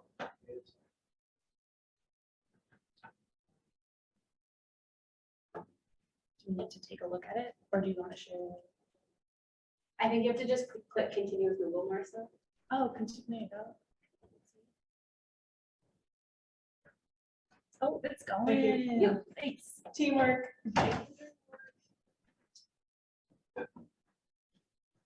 Okay, And then so everyone else, What should I answer on this? if you press play. it No. No. Yeah. When you say play, it will. Okay. all right. So has anyone experienced Kahoot before? Yes. We have some dancing. So this is a really common tool in the K-12 sphere, and it's not limited to that. There's a free version, there's different tiers that you can pay for and get more immersive, interactive experiences, especially if you're in the classroom. We use this all the time in our PD and events like this, so even if you're not into these questions in the next 15-ish minutes, take this as a learning opportunity to be able to use Kahoot in your own classrooms or settings. Thank you. So if you have a smart device, you are welcome to take that out. I have a laptop I could pass around. We have some extra phones, but if you can connect to the internet in any way, you could go to kahoot.it. That's going to open up the game. We're going to do a trivia. It's all about Space Grant in North Dakota. So yeah, you'll just type in your browser, KAHOOT_IT. And then it should prompt you at the spot where you can type in a code. And that code is numbered 1131588. If you are online, please do this as well. It's a synchronous trivia game. Type in your name or a pseudonym, whatever you want to be called. That's your playing piece on the board. Also, I guess if you're in person or online, there's a QR code. That's new to me. That's pretty cool. Oh yeah, QR code. Great. That way. Oh yeah, thank you. Thanks. Don't worry, you're gonna have lots of fun. And like you all said, Yeah. North Dakota's gateway to science, reigning champs. Let's either take them down or keep it up. If you don't see your name on the board, yeah, and everyone can do this. I'm the only one who knows what is going to be shown. So, Tori, if you want to play, Caitlin, I think I'll play. yes. Some ambassadors, please play. If you signed in and you don't see your name up there, then we have an issue. But it looks like everyone, for the most part, is logging in. Yeah. Do we have? Oh yeah, and from Zoom. Do we have people signing in? I think so. I see that right now. Kaela there. Okay. Wait, maybe one more minute. If you're struggling at all, please let me know so I know to wait for you. All right. If you ever get locked out, you can jump back in with this game pin. And I put it in the chat. Caitlin has it in the chat. Am I on there? S. Zimmerman asked that. What name did you? That's what I don't see Susan. I don't see Susan yet. Let's see. So to recap, go to kahoot.it. So you don't have to type in a .com. It's just www.kahoot.it. There's going to be a spot for a name. Just type in your name there. And then the last step for the quiz is a game pin. So you can either type in this number, 113 1588, or you could scan the QR code. If that works. Yeah, I scanned by the QR code. That worked awesome. There you go. Oh, great. We've got a few people online joining. Let's just give it a few more minutes then. And I believe the winner gets a prize. Yeah, that's on the prize table. We could put together, give the winner a And a t-shirt. great big trophy. I know, that's what I was saying. I think we need to 3D print a big trophy. I heard it's in Bismarck though. Pablo's got to build his printer. All right, 30 seconds. We'll get going. Sounds good. There's Erin. Great. Erin Doyle is joining us. All right, 5, 4, 3, 2, 1. All right. And there is cool music if you do this in your class, but we're not going to focus on that. The first one's a quiz. This is a tutorial question. So the first person to click the red triangle will earn the most points. So you get points by your speed, your quickness, and then the actual right answer. So this is just a trial. I guess it does contribute to the score. So nice. Click the red triangle. This is really good if you have kids who are colorblind. They have shapes. It's somewhat inclusive. All right, everyone was a success. Great. All right, here we go. You all ready?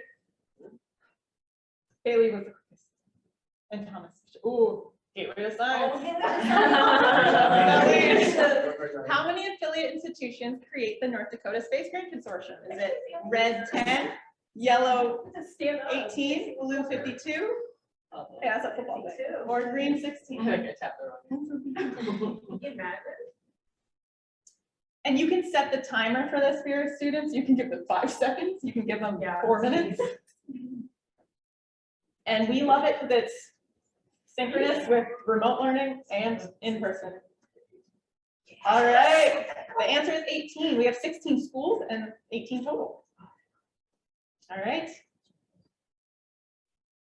Sandra taking the lead. Erin, Simon. All right, got many to go. Which astronaut does not have a direct tie to North Dakota? James Buckley, Karen Nyberg, Richard Hebe, Sally Wright. So 3 of these people are connected to North Dakota.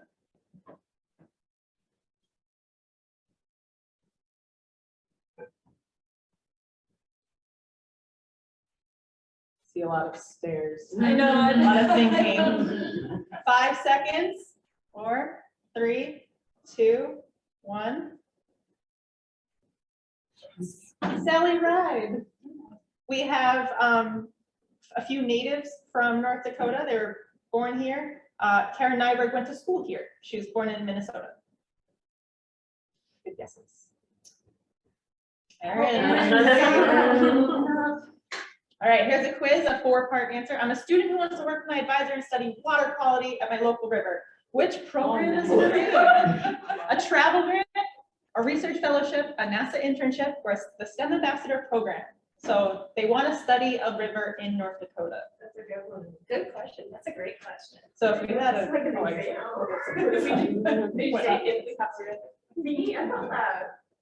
research fellowship, and I guess there's always some like roundabout, like, oh, you could do a NASA internship here, I guess. Sorry. But you were specific. But you want to work with a North Dakota advisor? Ooh, who is ET? I don't know. Alexander, you're on fire. True or false? Only 2 questions. In 2007, North Dakota broke the Guinness Book of World Records for the most snow angels made simultaneously in one place. True, blue, or red? False?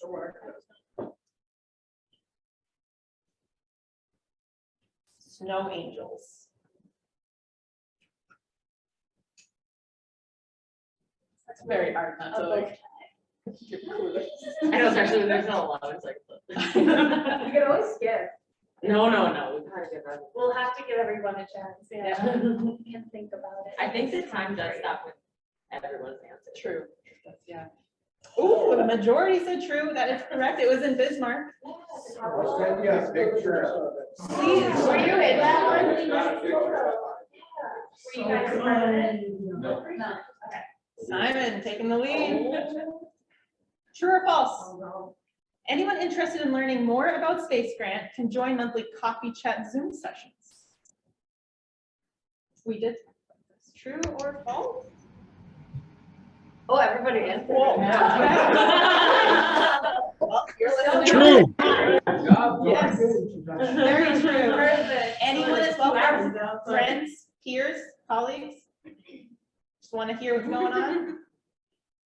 All right. Which is not a famous North Dakota monument? Dakota's Thunder, the buffalo, Sandy, the sandhill crane, Sioux, the Holstein cow, Radagast, the North Dakota wizard. This sounds like something I'm not I'm from trying to here. do, so now I don't know. I'm not from here. This is discriminatory. I like just be hanging out people like, have you seen the Holstein cow? I'm like, the what? You ever seen Sue? Okay, well, I don't know that. All right, 1 second. Will you tell us where all of the? Wow. I might need someone else. So I've been to the Sandhill Crane. I forget where that is. It's huge. Yeah, and it goes all the way on the South Dakota border. Yep. The buffalo is in Jamestown. The cow, New Salem. Radagast is from Lord of the Rings. And I tried to keep a straight face. Oh, I figured you made a flipper. It's the Hopi. Okay, which North Dakota program has brought hands-on learning to thousands of K through 12 students and families? NASA internship work, student mini grant projects, the STEM ambassador program, or research fellowship work. They all have potential to reach thousands of families. Which one is at the top? That I know. The next logo there was designed by Jacqueline. Yeah, Jacqueline. Too. And when we say thousands, we mean thousands. Thousands and thousands. I think we reached like 7,000 one year and then just keep compounding. 18 say the STEM ambassador program. You are correct. I'm so scared of your face. I was like, oh god. Oh, Janet, all three in the lead. Oh god. NASA has awarded $6.5 million for all space grants to participate in the upcoming total lunar eclipses. True or false? Oh, wow. So I heard that later we're going to talk to you about the total solar eclipse work we're doing, but the total lunar eclipses. Tricky. Okay, it's getting difficult for you. I'm hurt. Oh, gateway to science. Coming down. Don't worry, we got plenty of time. I want to create promotional videos for the James Webb Space Telescope at a NASA center. What should I apply for? A NASA internship program, a high altitude balloon launch, scholarship support, or a teacher workshop involvement? And if you recognize this photo, it's pretty recent. It's the first aligned photo of James Webb. 10 seconds. You want to make videos for a NASA center. This may or may not be of an actual project that a North Dakota Space Grant individual has done with us. Correct. 21, say NASA internship. Who did that one? Katrina Jackson. She did Hubble, but she made promotional videos at Goddard. So I updated it to be James Webb. I got it. Nice. All right. A few more. True or false? I'm a student transferring between North Dakota schools. I can apply for a bridge fellowship, which has a rolling deadline. True or false? And by rolling deadline, we mean every single month there's a deadline, not our 4-ish per year deadline. True. Good job, majority. We've covered the bridge program yet, but Yeah. the student we're talking about the bridge program tomorrow. All right, 2 or 3 more. True or false? Each program's webpage has application guidance and resources on how to get started. True or false? We have a nice picture of Shannon King talking to a student. Shannon King from NDSGC was definitely a mentor and an educator of mine. Shannon's with us. Thank you, Shannon. She introduced me to Space Grant. Yeah. So if you're interested in any program, does it have application guidance and resources if you have no idea where to start? True, everyone. Good job. Okay, last chances. I have two more. The Western Meadowlark is North Dakota state bird. What color is it? Red is the red one, yellow is the yellow, blue, or green. Give it like a guess. Yeah, no, you're North Dakota. I heard that. You're supposed to know. Ooh, the majority say yellow. You are correct. You just say like, it's not no school here. All right. Well, I just figured like. Oh, sorry. I clicked the. Okay. It's not too late to apply for summer programs. When is the deadline? Is it April 15th? Is it definitely not April 15th? Is it not April 15th? Please select the red triangle. It is April 15th. So this is a speed test. Imagine you just put the answer. Okay, 23. I won't skip. Does that skip? I don't know yet. Yeah. Oh, someone is not. Okay. April 15th. You have a week, but probably the most time-consuming part is asking a faculty mentor for a letter of recommendation. If circumstances are iffy, just reach out to us. Perhaps you need, 1 extra day, 2 extra days. Just let us know. All right, here's the podium. Who is that, number 3? Give it to that. On the board. Oh, give it to that. In first place, E.T. Oh, it's wow, true disclaimer, I am the only one who made this deck. So give it a sign, keep the trophy. So give it a sign, keep the trophy. Wow. Very good. Thank you for entertaining that. I hope you internalize all of our deadline questions. North Dakota fun fact questions. So that's Kahoot. I made it in a short amount of time, and then it's easy to play with your students. Oh, look, 70% correct. That was good. Thanks, Marissa.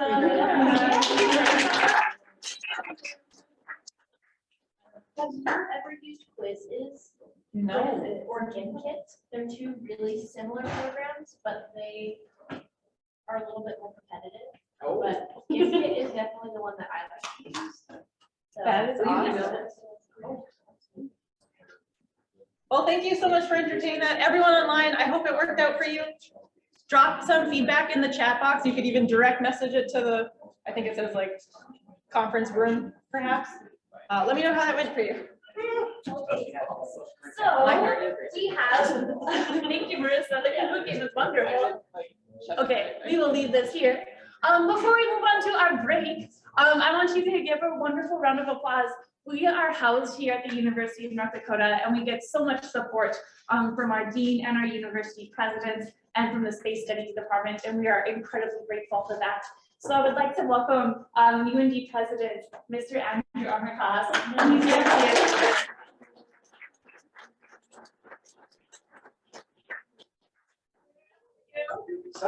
Very excited. Excellent.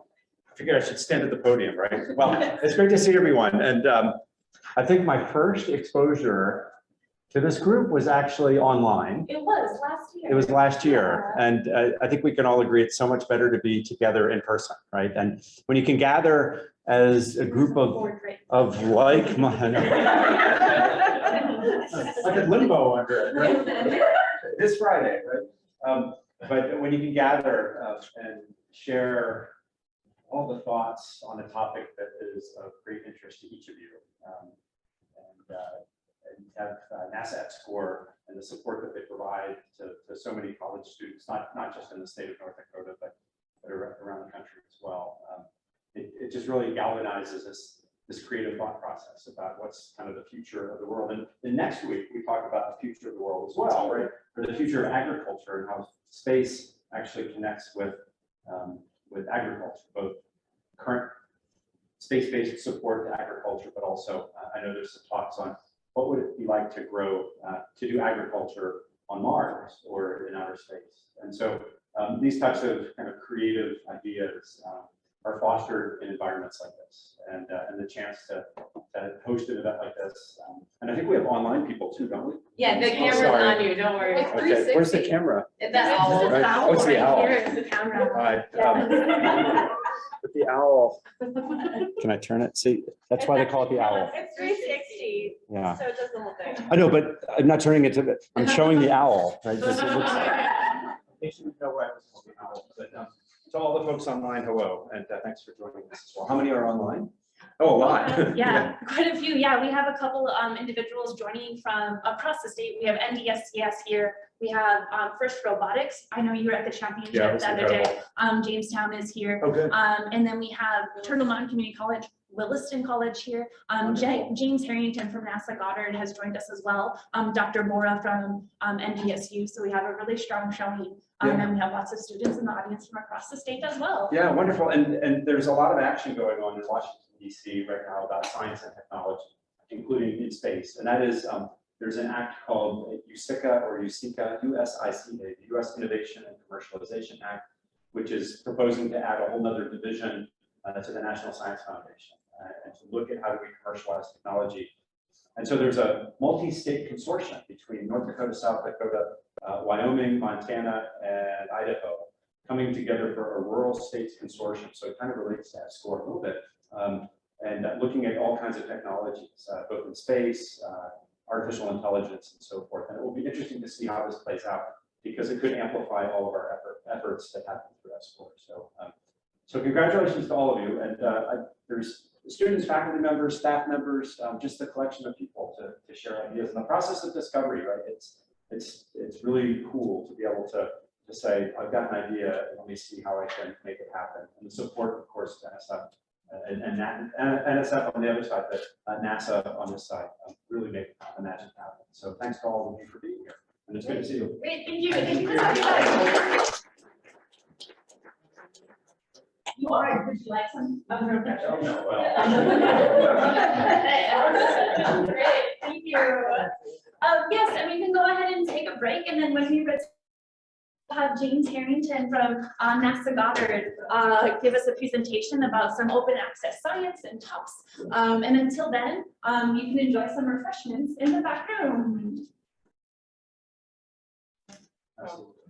You're back on. Great, thank you.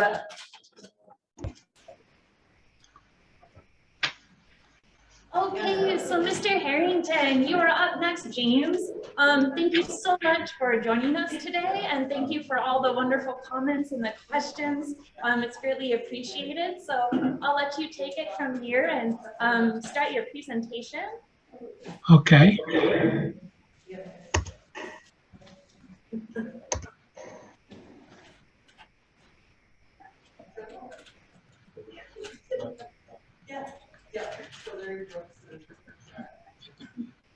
So you can share your screen when you're ready. It's not letting me. Disable share. Let's unshare yours. So yeah, just I think in the essence of time, let's just go ahead and let you guys do it. We were prepared for this, right? We were. I got it. Marissa's got it. Yep. Okay.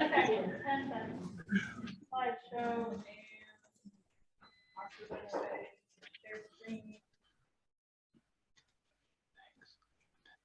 Okay. Can you see it? All right. All right.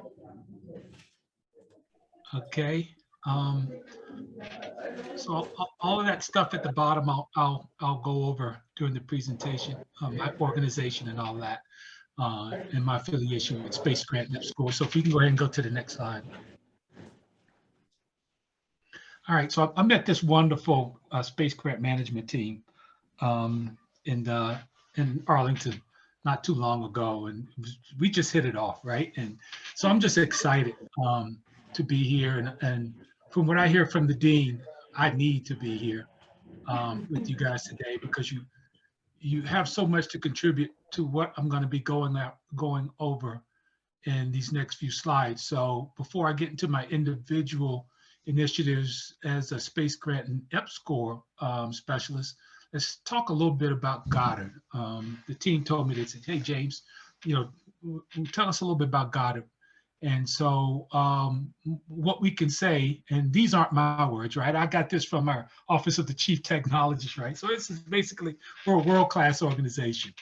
And what makes us one of a kind, if you look around that wheel, you can kind of see the depth and breadth of the type of science and technology, right? So we're incredibly complex engineering center, right? We build a lot of spacecraft. Big part of James Webb was built in our clean room at Goddard. We have probably, I think, one of the top 4 largest clean rooms in the world.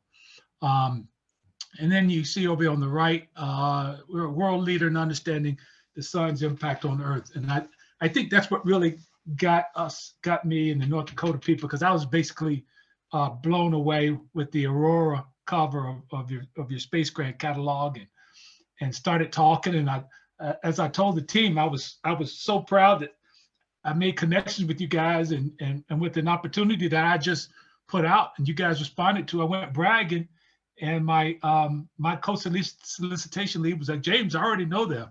And I'm just like, oh, wow, just burst my bubble, why don't you? So,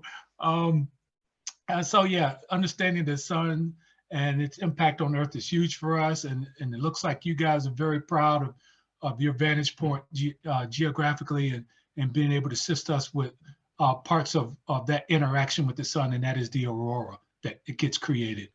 And then if you look down in the left corner, the communications,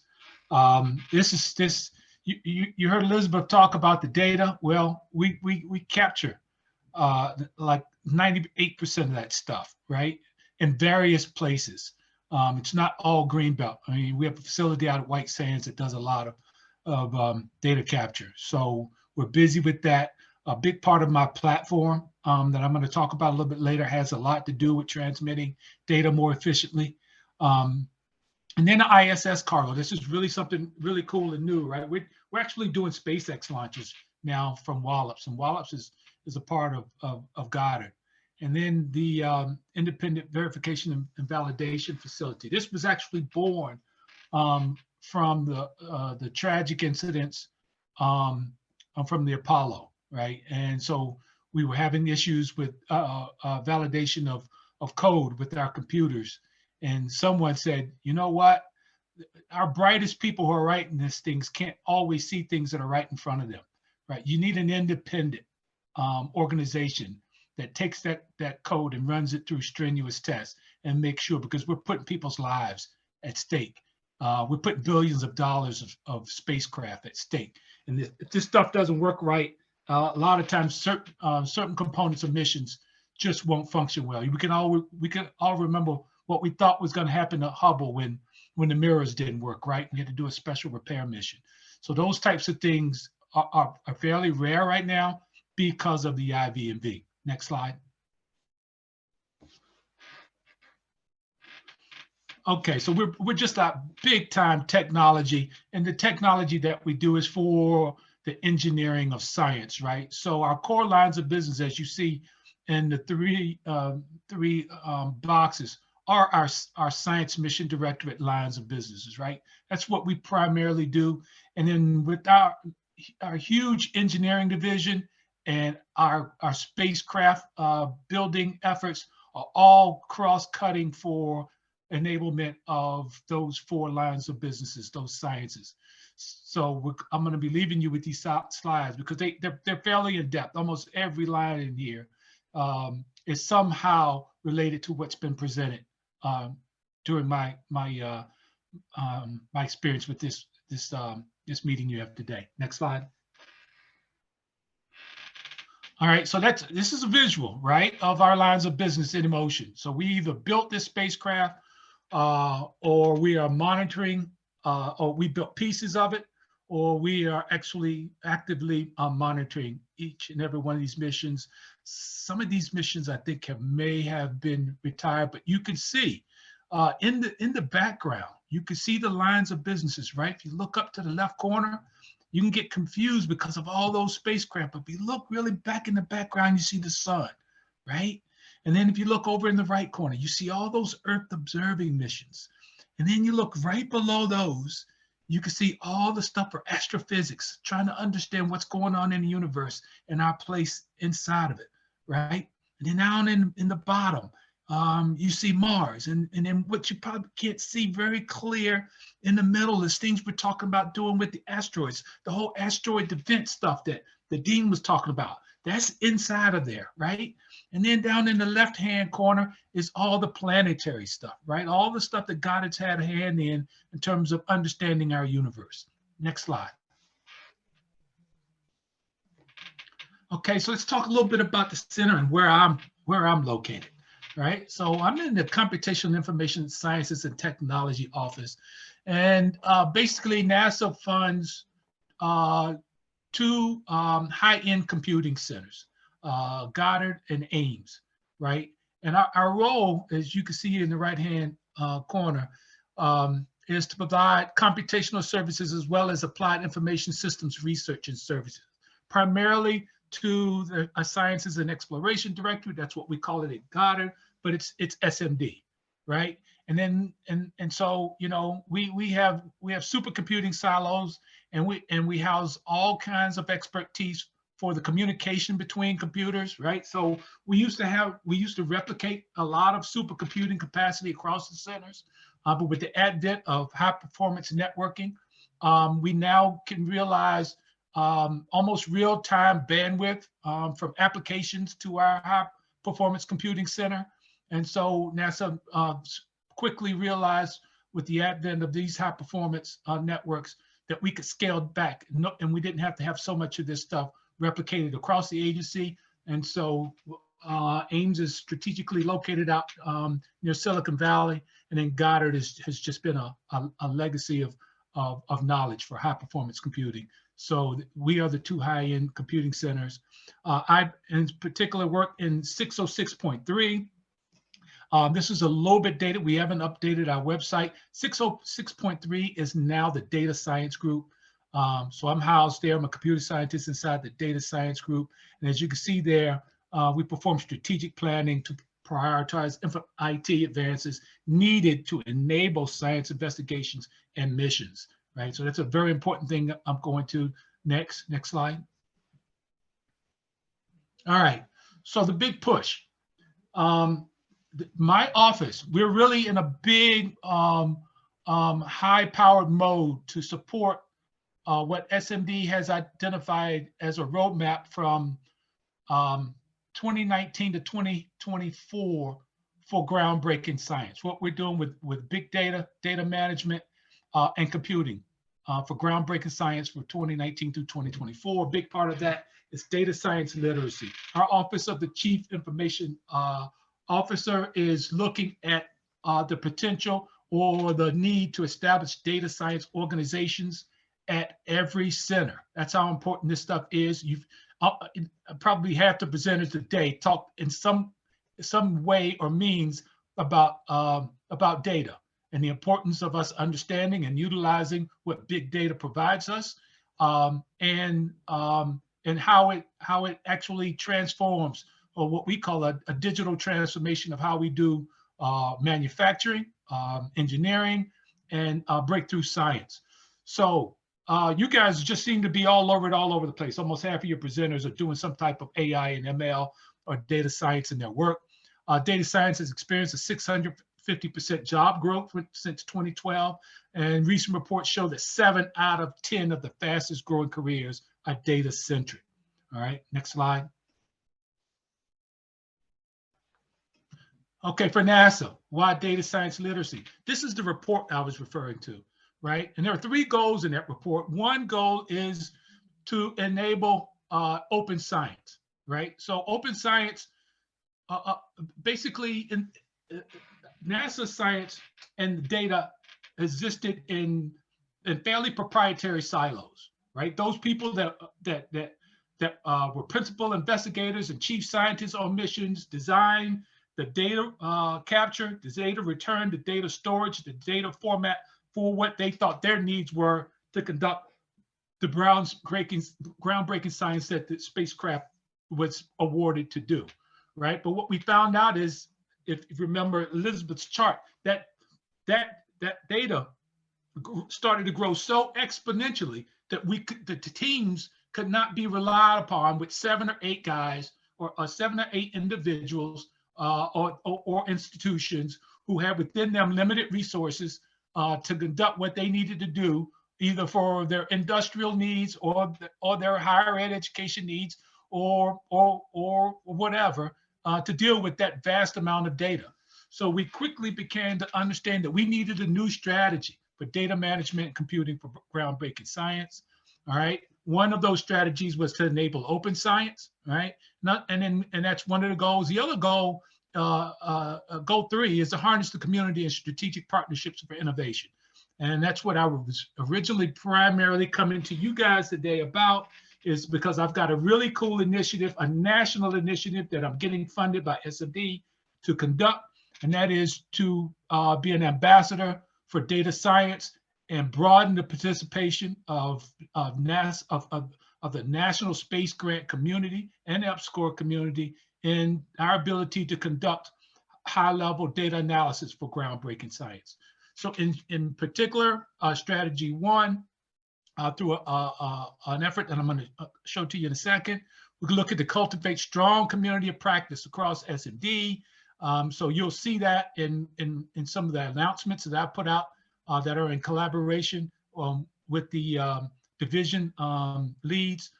And then in 3.2, again, I'm building partnerships internally, but then they're saying, James, you got to get out, right? We got to facilitate broad participation. So you got to partner with academic, commercial, and other governmental and international organizations to augment what we're doing. So while you're understanding what we're doing in-house, you've got to go out and build partnerships like North Dakota Space Grant with some of our people. And to my surprise, that's happening. So I'm very happy to be here and say that's already happening. And then 3.3 is something I've already get in motion. The reason it's happening with North Dakota is because they told me you've got to promote opportunities for continuous learning through collaborations, right? And it basically says we need to, it says breakthrough science is now being done at the intersection of data science and traditional and physical science. You heard your participants and others today basically tell you that they're conducting this breakthrough science research at the intersection of data science and traditional science. And then recommendation 11 basically says we have to incentivize and educate the community on how to use AI and ML to approach science. Hands-on training can be achieved through expansion of hackathons, competitions, and grant programs. And I'm steady at work right now. I've got 2 solicitations on the street to do artificial intelligence and machine learning, data science. And my 2021 is promoting hackathons nationally in partnership with citizen science. Next slide. Okay, so here's the open science piece. All right, my newest solicitation opportunity is a partnership between the Minority University Research and Education programs, where if we're really going to broaden participation, you have to look at many of these underrepresented organizations. And what the North Dakota team can tell you in that solicitation that they saw from EPSCoR are also requiring an EPSCoR, and they've done a beautiful job in telling me how they're going to be reaching out to the tribal colleges, right? So we've got these current challenges, right? And there they are. And what are we going to do about it? We got to recognize the transformative potential of open science and reduce inequalities. That's the issue right now. We can't have these resources in proprietary mode because it's not equitable, right? So we have to reduce the inequalities in advanced science. Next slide. All right. So what I've got going here, and I introduced this at the National Space Grant meeting, right? And I'm also including resources that EPSCoR provides. And in one particular instance, in the Mid-Atlantic region, I've got a hack week coming up that was funded by EPSCoR research opportunity in my EPSCoR appendix.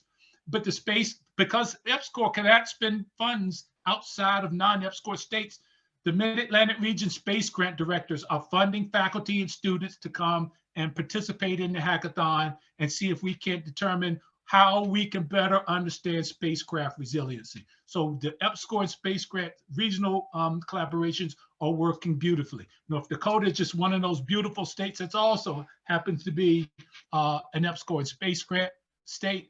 And so you can see all these multicolored groupings of states. So I'm basically developing regional working groups with each of those states and having us come together. I'm going to be coming out to the Western region to make a presentation on this. And I'm basically going to show all the research that we have going right now. And then hopefully we can nurture the participation just focused on this. In the working group, I could pull some of this really cool stuff that I saw from North Dakota today that may not be known all the way around the Western region.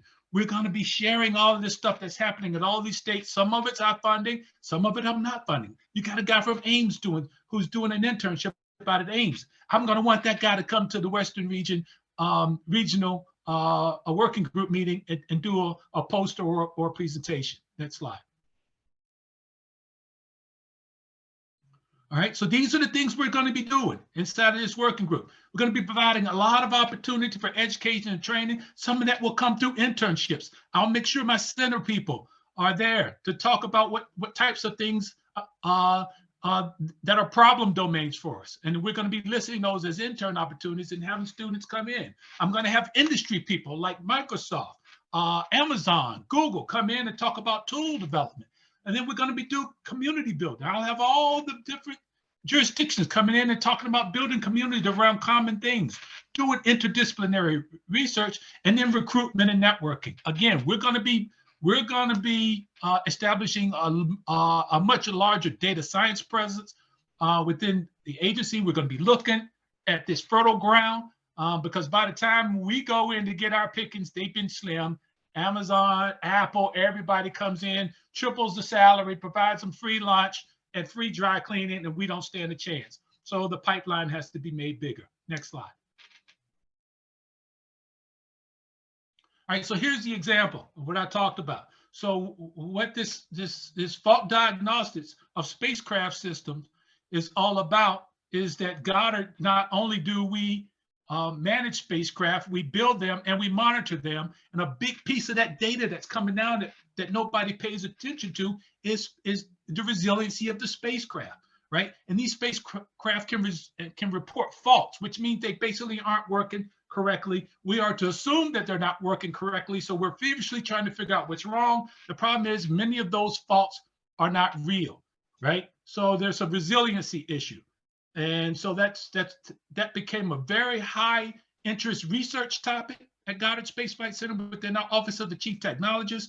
I had a partnership with someone who won an institutional research award with it. She gave a presentation. She said, here are the questions that I failed to answer with the amount of time that I've been given and the resources that I have. These are critical things we need to do. I approached her and I said, Ivana, what if I was able to make this a use case on an EPSCoR and we allowed the academic research community to compete for solving those issues? Would you like to do that? She says, I would, but let me check with my management.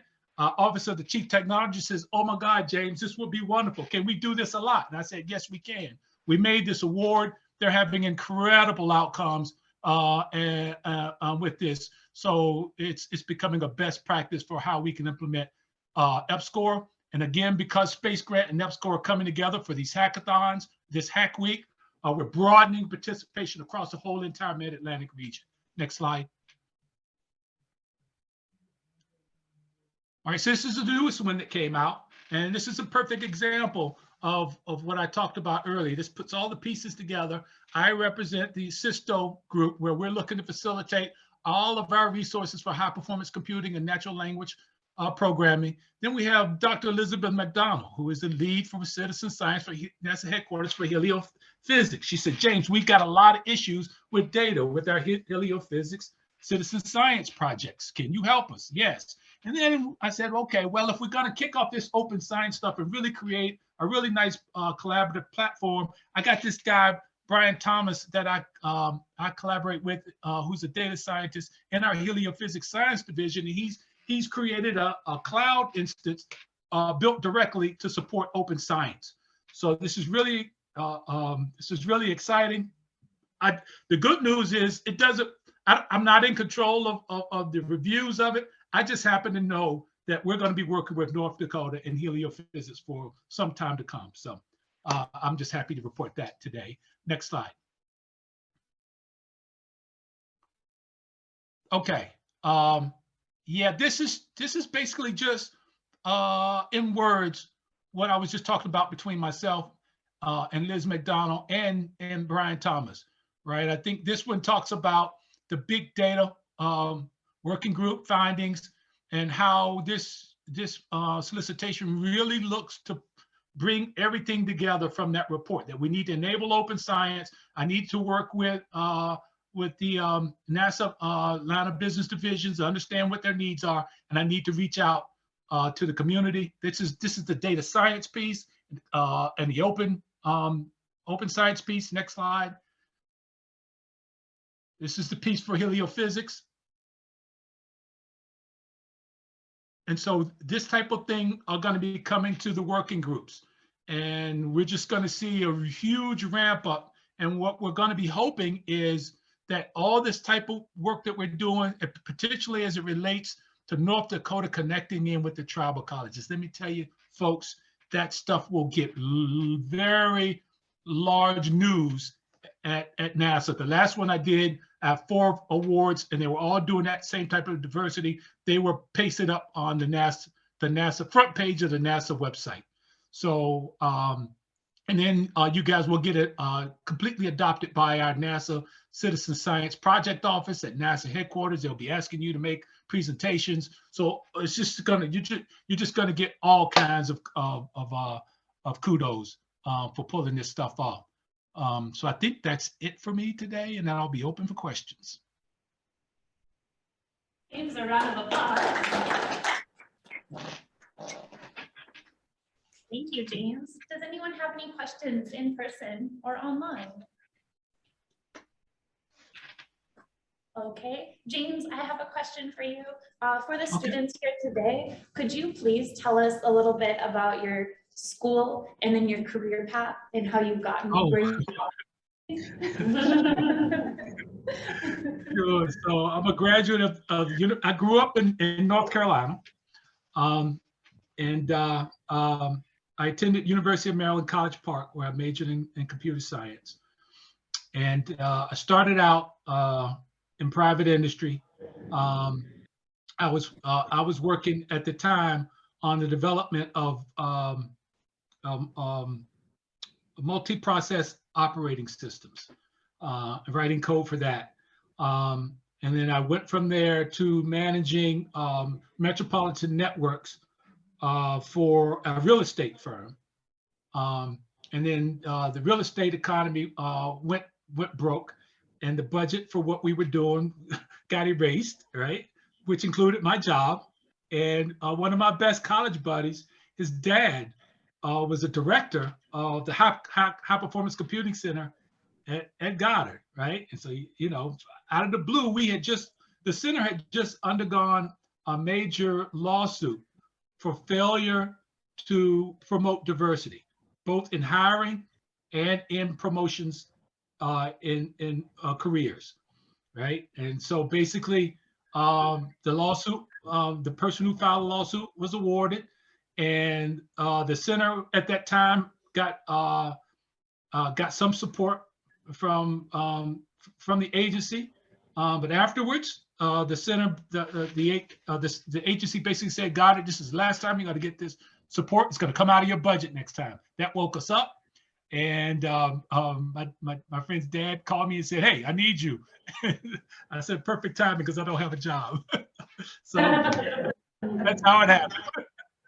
James, and I think we have 3 online questions for you. Oh, okay. Questions?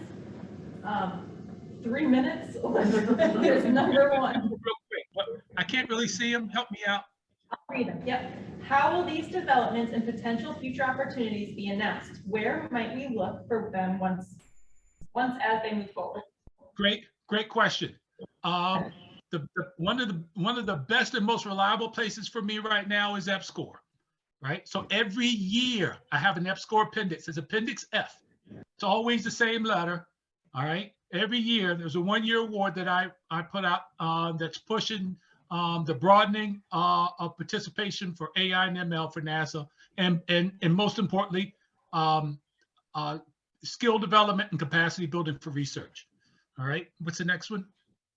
Number 2 from Erin is, have you seen a shift in the types of questions being asked or new framings of problems with the new Open Science Initiative reaching groups that have traditionally been underrepresented?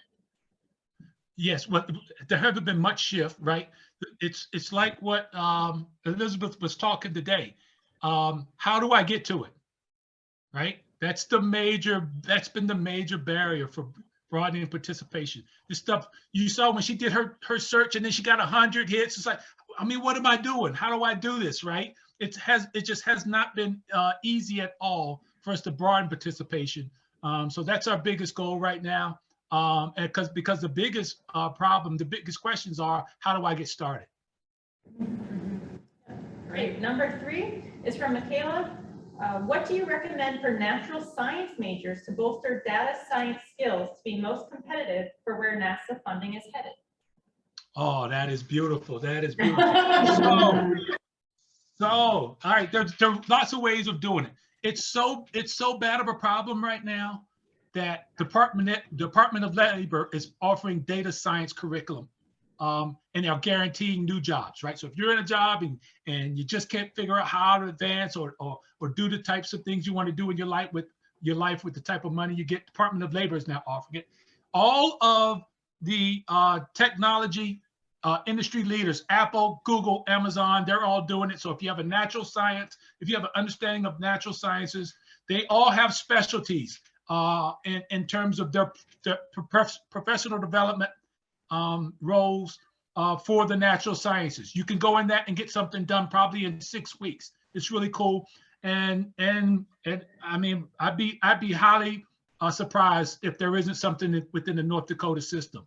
I was just talking to some colleagues at American University in Washington, D.C., and they announced a grad course just for this, right? And they said the problem is it's sold out in one day. The registration was closed in one day, that so many kids from the natural and the physical sciences come in and register that computer science and engineering, who got the notice late, could not even get in it. So just be on the lookout and go where those things are. I'll talk to all of my institutions. If you want to be competitive today, you better provide the stuff, because the institutions that do are the ones that are going to grab all the kids.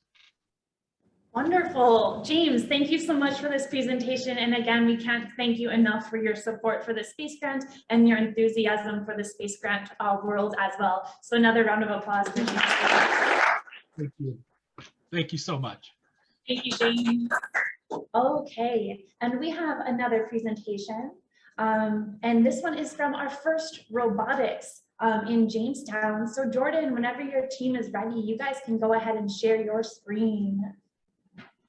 Yeah, so while my team is getting set up, they're on the FRC 7578. I just wanted to do a brief introduction here. So I'm Jordan Montgomery. I am the Executive Director of James Valley Robotics Association, and I work with the Jamestown High School. Our first robotics team, FRC 7578, the Quantum Misfits, is a co-op team. So we see kids from various different school districts around our local area. We're based in Jamestown.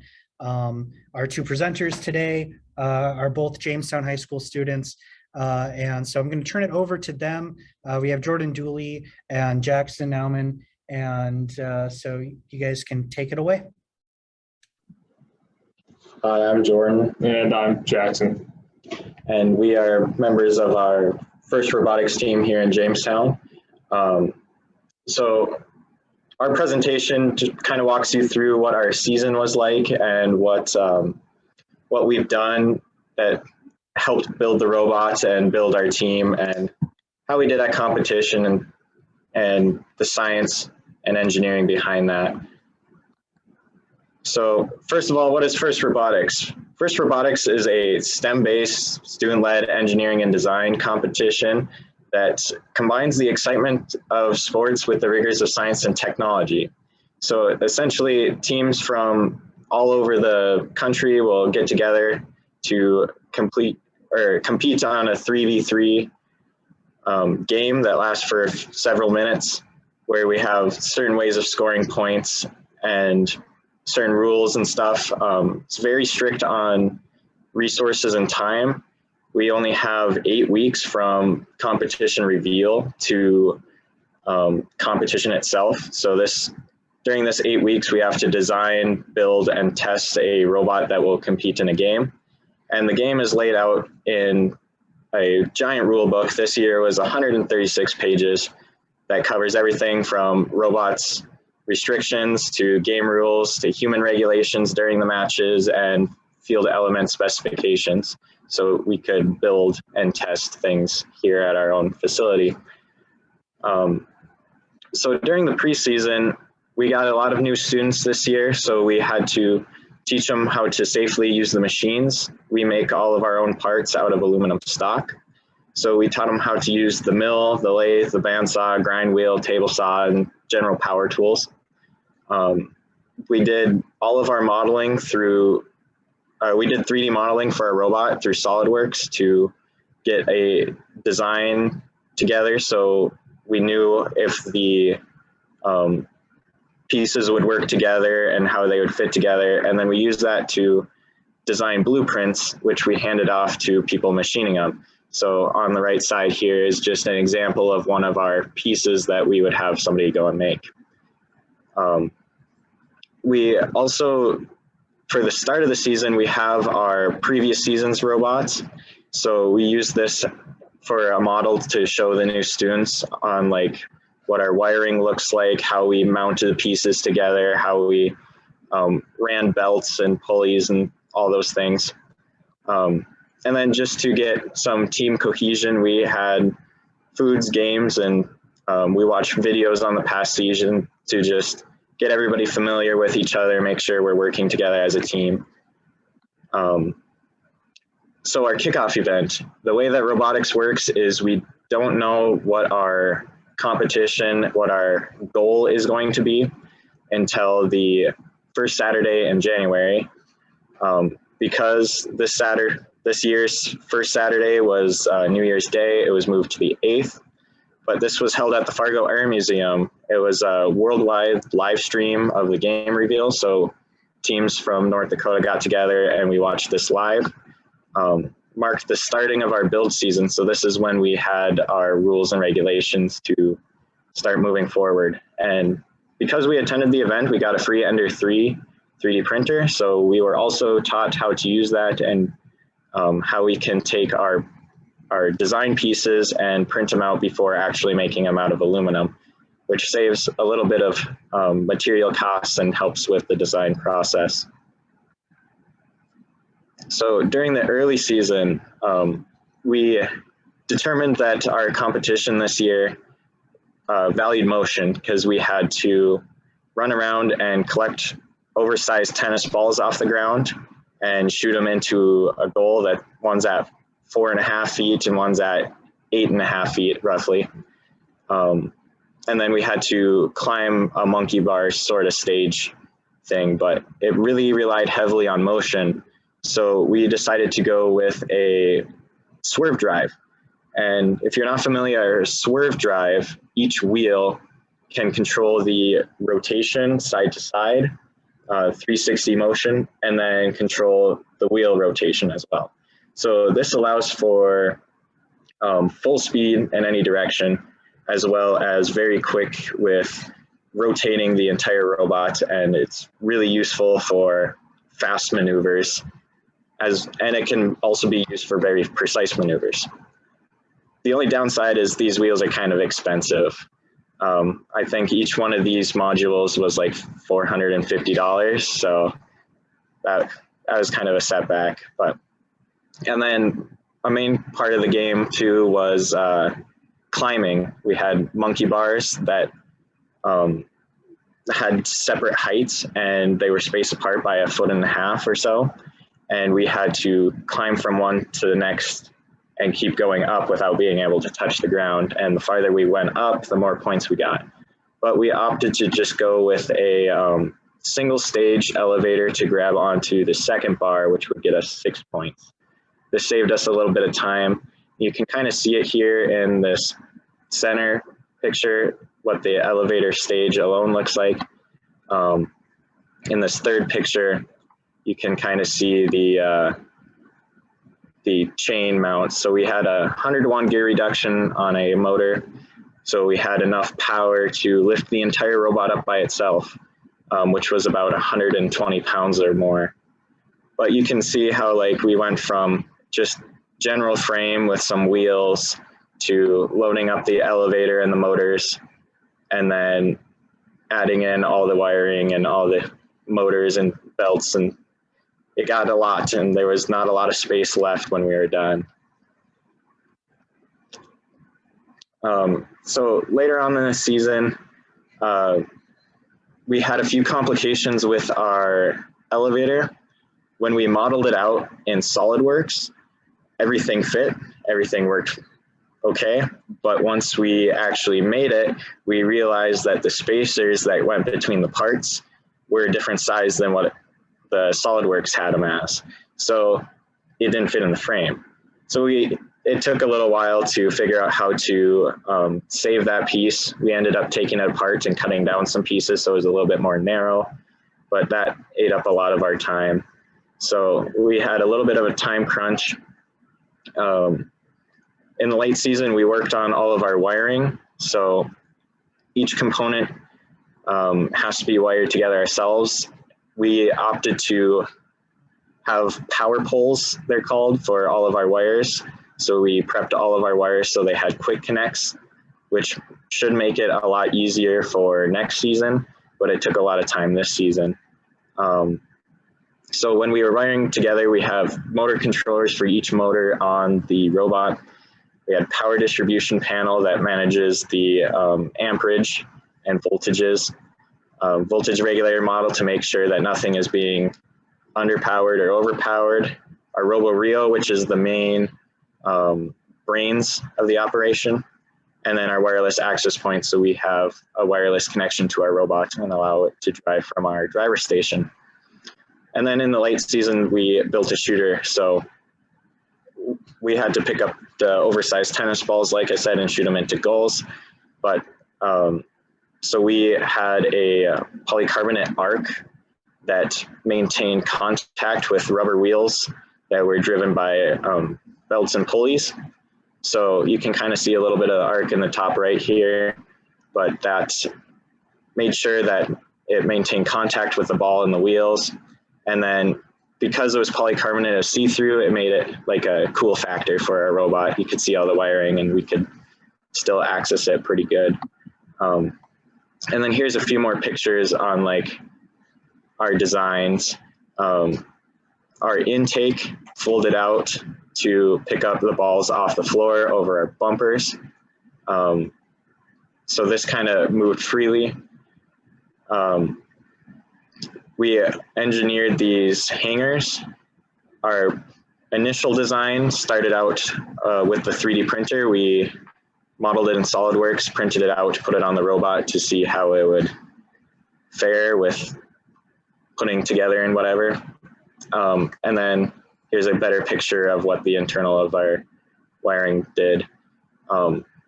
We also had to program the robot all ourselves too. So every motor needed programming, and we programmed in the Robo-Rio. We primarily used Java for that. And programming in the swerve drive was interesting because we've never had to do anything like that before. So it was definitely a learning curve on that. Jackson, if you would take over. So just to talk about competition a little bit this year, we went to the Northern Lights Regional Qualifier. It was about 6 hours away in Duluth. It's one of the largest qualifiers, at least around here, with around 50 teams there. And another thing about it is there's another 50 or so teams because another qualifier was happening at the same place at the same time. So you could go just, I mean, the pits were shared and the arenas were right next to each other. So, I mean, we had a lot of exposure to a lot of other teams. We only had the 7 students to bring and the 3 mentors. So overall, we were a smaller team compared to a lot. And we ended up placing 44th out of 53rd, which sounds awful, but there's a lot that kind of goes behind that placement and a lot that happened. For example, we started after the first few rounds, we were 14th overall. We were doing really well. We were shooting exactly how we wanted to. We had climbing that worked. But as things went on, our robot ran into problems. We had our frame that bent after playing a little bit too much defense. We had our shooter not shooting consistently. And we even had one of our wheels effectively break. As you can see in this picture, the gears almost got shredded kind of. It's so that we were driving on 3 wheels effectively for the rest of the competition after that. And that kind of brought our placement down. But overall, I think we're all really happy with how the robot performed when it was performing at its best. In the postseason, we're just growing support for the team, trying to get more students because, you know, we only brought 7 kids to competition this year. We were a smaller team, so we're trying to reach out to more students. We've spoke with 8th graders, we've presented, and we're just kind of prepping for next year and, you know, analyzing what went wrong, how we can prevent some of the disasters at competition that happened, how we can do better for next year overall. And I guess we're just open for questions now.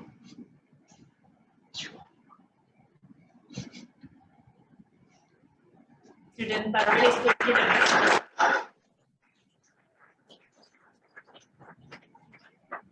So great work and then a great presentation on top of that. Are there any questions for this first robotics team out of Jamestown?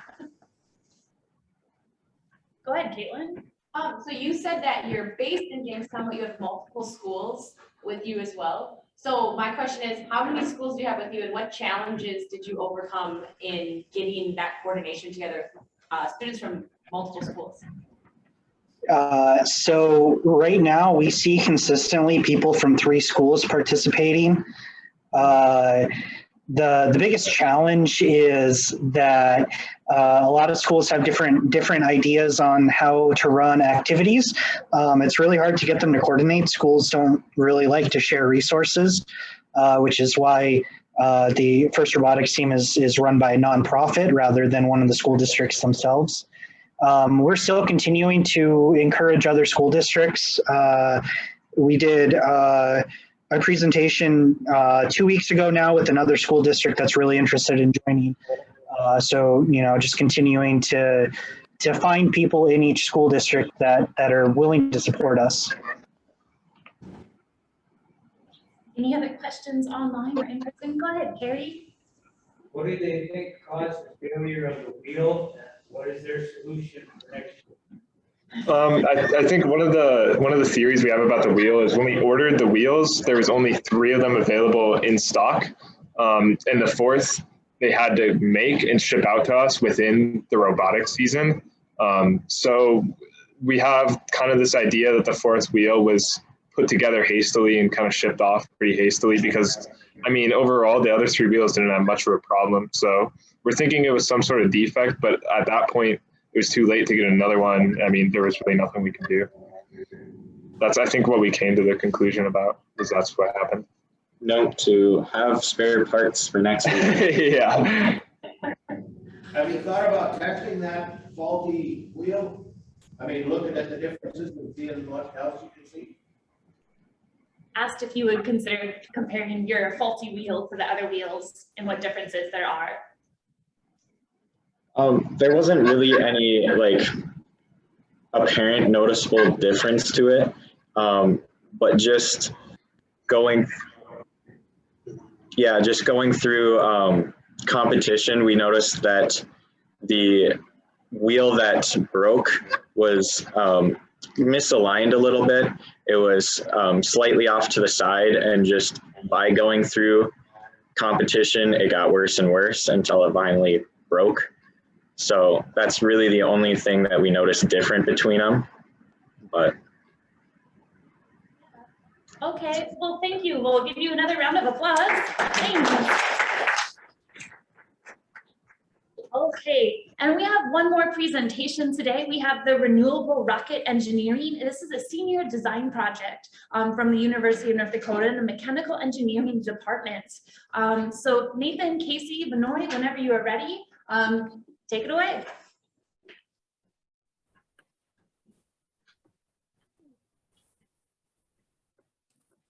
Okay. So hello, everyone. We are the Renewable Rocket Engineering team. We are a senior design team, and we also just founded a new student organization here at UND. Thank you so much for having us and for supporting our senior design project. So we're a team of both distance students from around the country as well as on-campus students. And as an overview, so we'll do a team introduction, talk about the project, go over our design, talk about the current status, and then conclude. Next slide, please. So my name is Raymond Daly. My subsystem responsibility is the combustion chamber and nozzle. Unfortunately, our team manager and team member, Ben Saulnier, was not able to make it today. And rest of the team, if you want to introduce yourselves, please. Sure. So my name is Nathan Juvin. The subsystems that I'm responsible for are the heat exchanger and the swirler systems.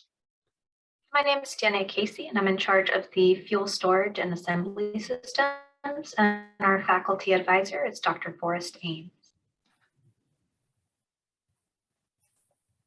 Alrighty, now that you know a little bit about us, I'll give you a brief background of the project. So the overall goal is to design a liquid-fueled rocket capable of reaching the Kármán line, which is the internationally recognized boundary of space.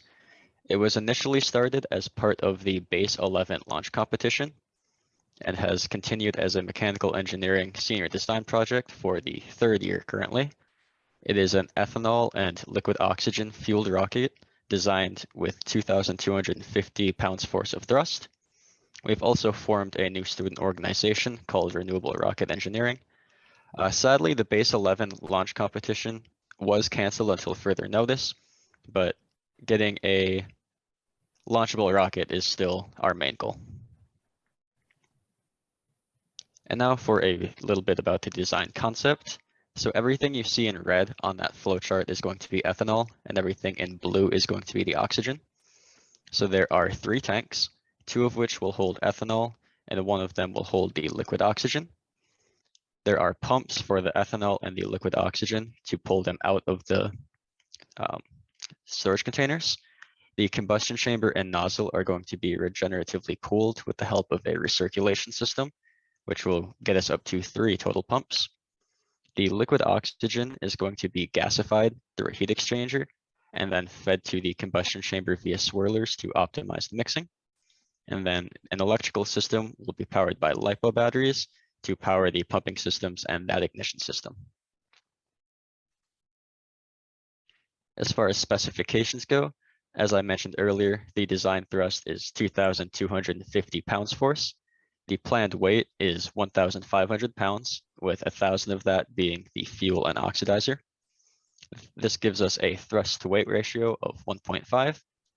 The flow rate for the ethanol is 1.7 kilograms per second, and the flow rate for the oxygen is 2.1 kilograms per second.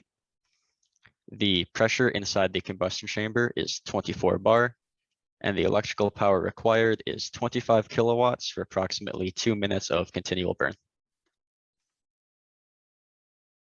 For a little description of the project, this year's team will conduct analysis, design, fabrication, and testing of the heat exchanger, the nozzle, pumping systems, combustion chamber, fuel and oxidizer storage, and the fuel and oxidizer storage insulation. And now we'll start getting into the more nitty-gritty different subsystems. So to start with, the heat exchanger, the current status, the flow analysis on the heat exchanger has been completed. We've assessed the flow rate, design parameters, and pressure loss within the heat exchanger to be able to size the pumps accordingly. We settled on a multi-pass parallel flow shell and tube heat exchanger with 242 inner tubes for ethanol, which is at the bottom of that exploded view. And then there will be 8 baffles to direct the oxygen over those tubes, and those baffles can be seen in the middle there. The materials have been received and fabrication has been started. As you can see in that top picture, we have the outer shell cut to size, the baffles and outer portions CNC'd out, and then we have left to cut the inner tubes in half and start assembling. And this was in large part thanks to the grant received from the NDSGC. And now for the swirlers. So the current status, the design has been amended from the previous year's teams.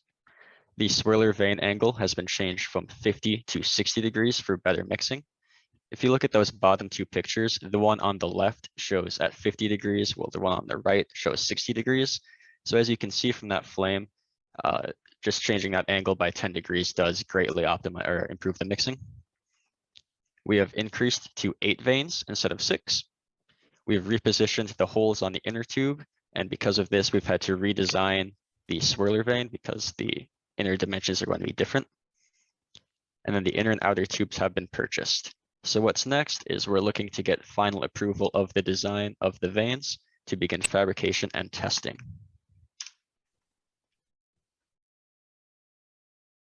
Part of my work this spring was to develop a CFD, or computational fluid dynamics program, to analyze our combustion chamber and nozzle. So I did that using ANSYS Fluent. So using the parameters on the right-hand side listed there, I was able to, approximate the situations that our combustion chamber and nozzle will be going through, and make sure that it's up to the challenge. Next slide, please. For the current design of our combustion chamber and nozzle, so we're using a design with 96 tubes that revolves around that center axis. And those tubes have variable cross sections at different areas along our combustion chamber and nozzle. So the one on the right-hand side there, that's the cross section of our throat. So in the throat, you can see that we need to be thinner. But as we move out, further towards the front, the combustion chamber, or the back, the nozzle, those cross-sectional shapes are going to change. And Deanne actually did a lot of work on this as well, so she's going to go a little further in depth there. So what you see here in the middle are the profiles for each of the 96 tubes. As Ray mentioned, you'll see a variable cross section. So there's a little bit rounder here up top, which is where the nozzle is, and comes down here. This would be our throat, and opens up a little, here is our throat, and then it opens up towards the bottom where the bell is. So one of the things we had to do was find a way to make sure that our cross sections maintained the same perimeter, so that our flow through these tubes remains the same, and our heating or cooling of the nozzle isn't affected by the shape. One of the other things that we've done is created an outer shell that we've modeled through CAD to give this structure a little bit more support and structural integrity, so that these tubes can stay together and don't fall apart. And one of the things that's going to play a big role into that is the casting, which Ray will talk a little bit more about. So we looked at 3 different methods for fabrication of the combustion chamber and nozzle. We looked at tube bending by hand, which would be pretty difficult. We looked at 3D printing, which we determined would leave too much surface roughness on the material, and we don't want to mess up any of our flow rates whatsoever by increasing any surface roughness of the material. And so we landed on investment casting as the best route. And the type of investment casting is something called low ash stereolithography. And so once we determined that that was going to be the best way to do it, where the investment casting firm is going to make a mold and then create our complex part with copper, we were able to go back and modify our design, as Deanna had said, with that shell to ensure that the integrity of the structure is going to be able to be maintained throughout the casting process. But that casting process is going to provide a lot of dimensional accuracy. And, it's obviously a very complex part. So we want to make sure that we're being as accurate as possible. So we're just right now selecting which firm we'd like to go with. In terms of our pumping systems, this is something that our team manager, Ben, has been working on.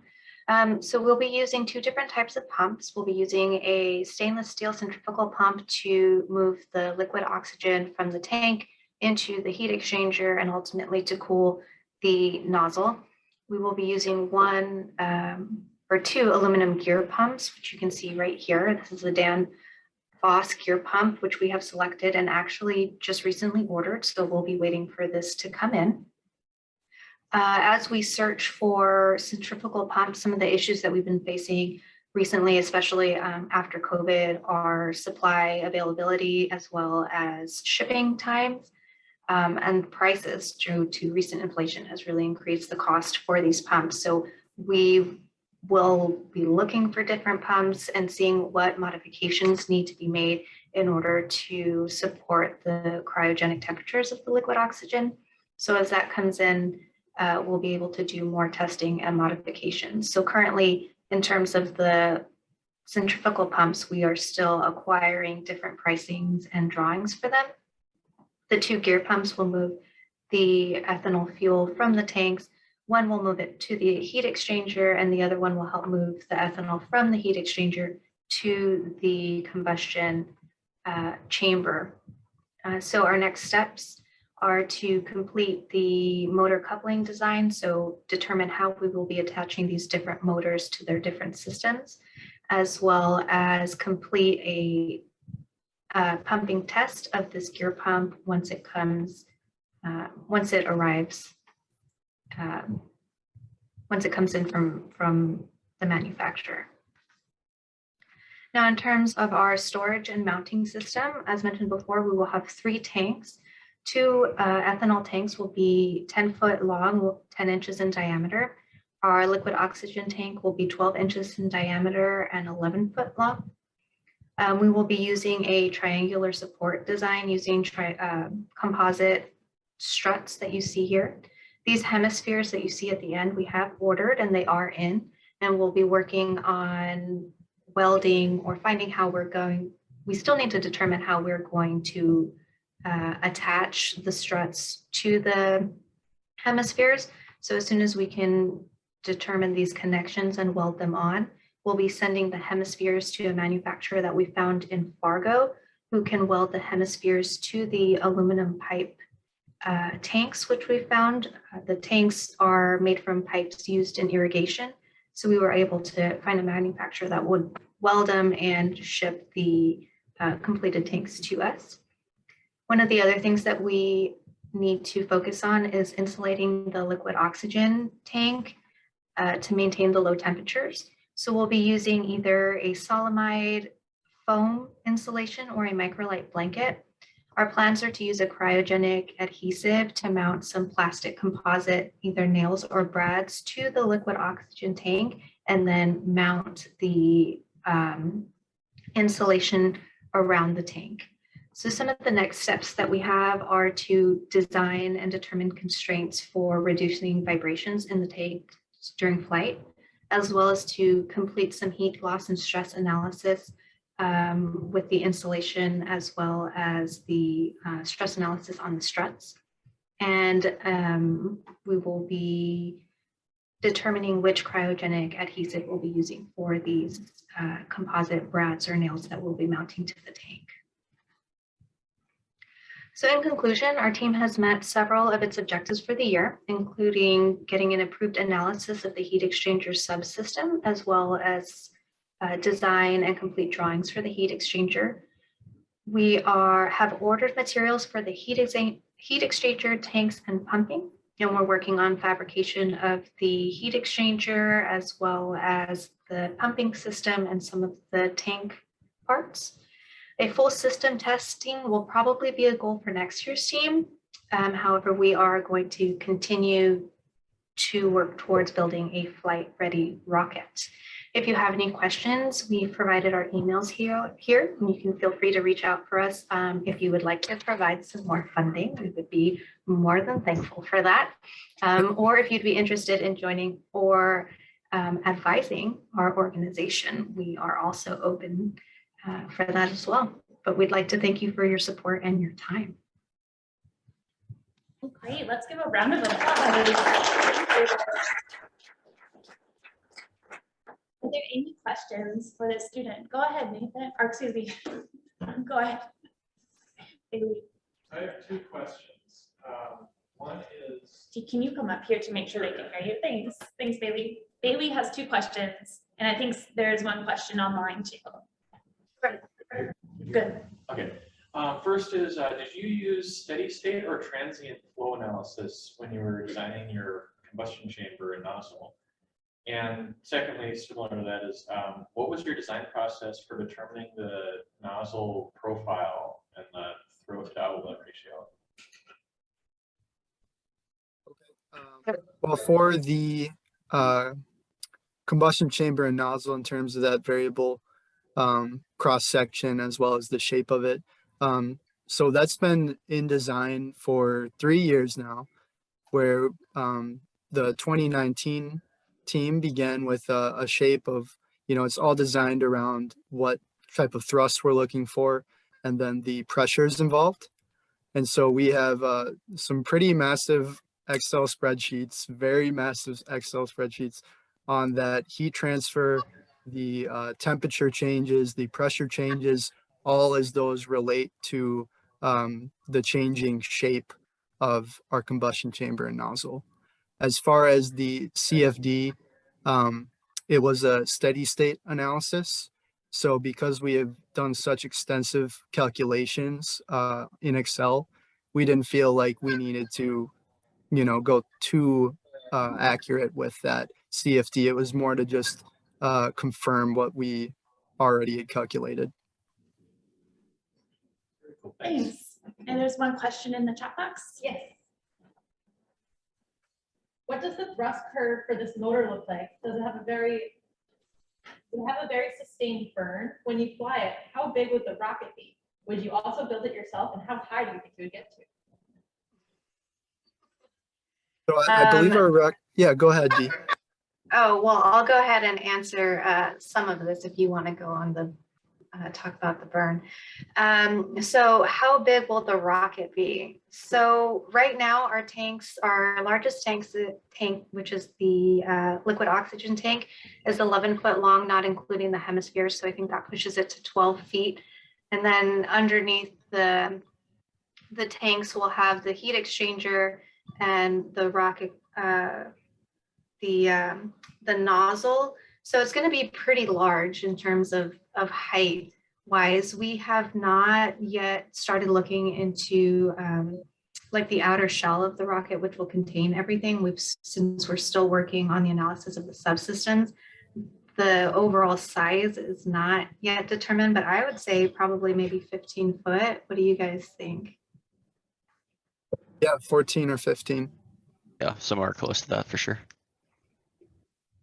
And the goal, yes, is to build it ourselves, well, as much as we can, right? So Nathan's working on fabricating the heat exchanger, which is super cool.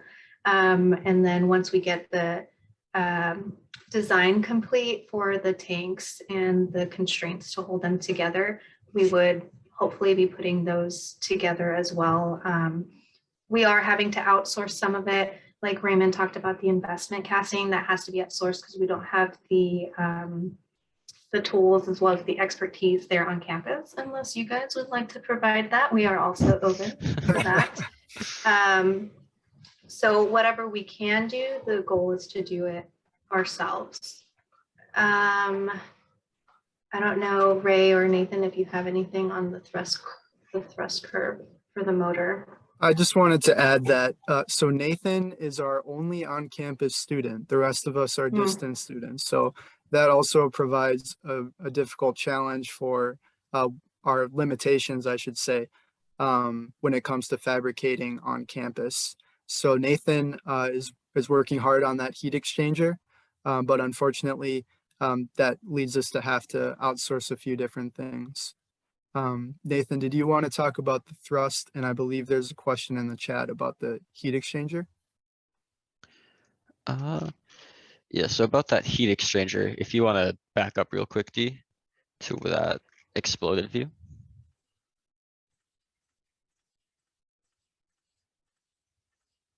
So the reason that the baffles are different shaped is because the part that isn't rounded, the part that's flat, is what's going to direct the oxygen flow, because it's going to be flowing. The baffles are going to be pushing that flow up and around the baffles to then pass over the tubes. And that's what allows us to get, with the 8 baffles, the 9 different passes over the inner tubes, which is what we found through calculations to be the number of passes we would need to fully gasify the oxygen. So that's the reason that they aren't all identical. That's just to drive the flow to make sure that the oxygen is flowing over those inner tubes. Do we have one more?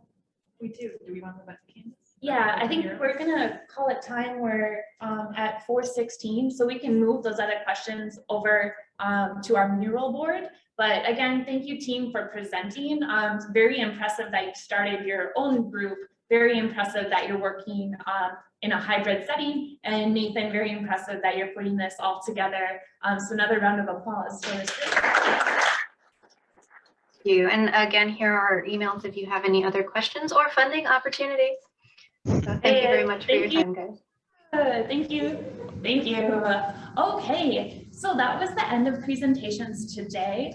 We got a group photo with President Armacost earlier, but could we get a photo of all of us online, just like a screenshot? We want to do one big photo tomorrow. Tomorrow, okay. You can do that in case there's some people that want to show up and us to do a screenshot. Yeah, let's do a screenshot on Zoom. If Zoom individuals, you're open to that, if that's okay, if you're comfortable, get your hair ready. And then 360 camera, so you guys are all technically. so we'll all be in it too. Yeah. So the room will be in it and we'll be in it. And Marissa, will you take the screenshots? We're all got it? Yeah. Okay, sounds good. Are you gonna do the countdown? I can, here, I'll pin this one. Perfect. Okay, do we want to count down? Yes. So in 3, 2, 1. Great. Perfect. Also for Nathan's team, I'm not sure if they have the link to mural. I just put it in the chat. Oh, Perfect. Perfect. If you could answer, I think Kaela had a question. It's in a purple circle. Cool. That's for you. Sounds good. Well, thank you everyone for joining today and staying with us. We truly appreciate the support. And thank you for all the student presenters.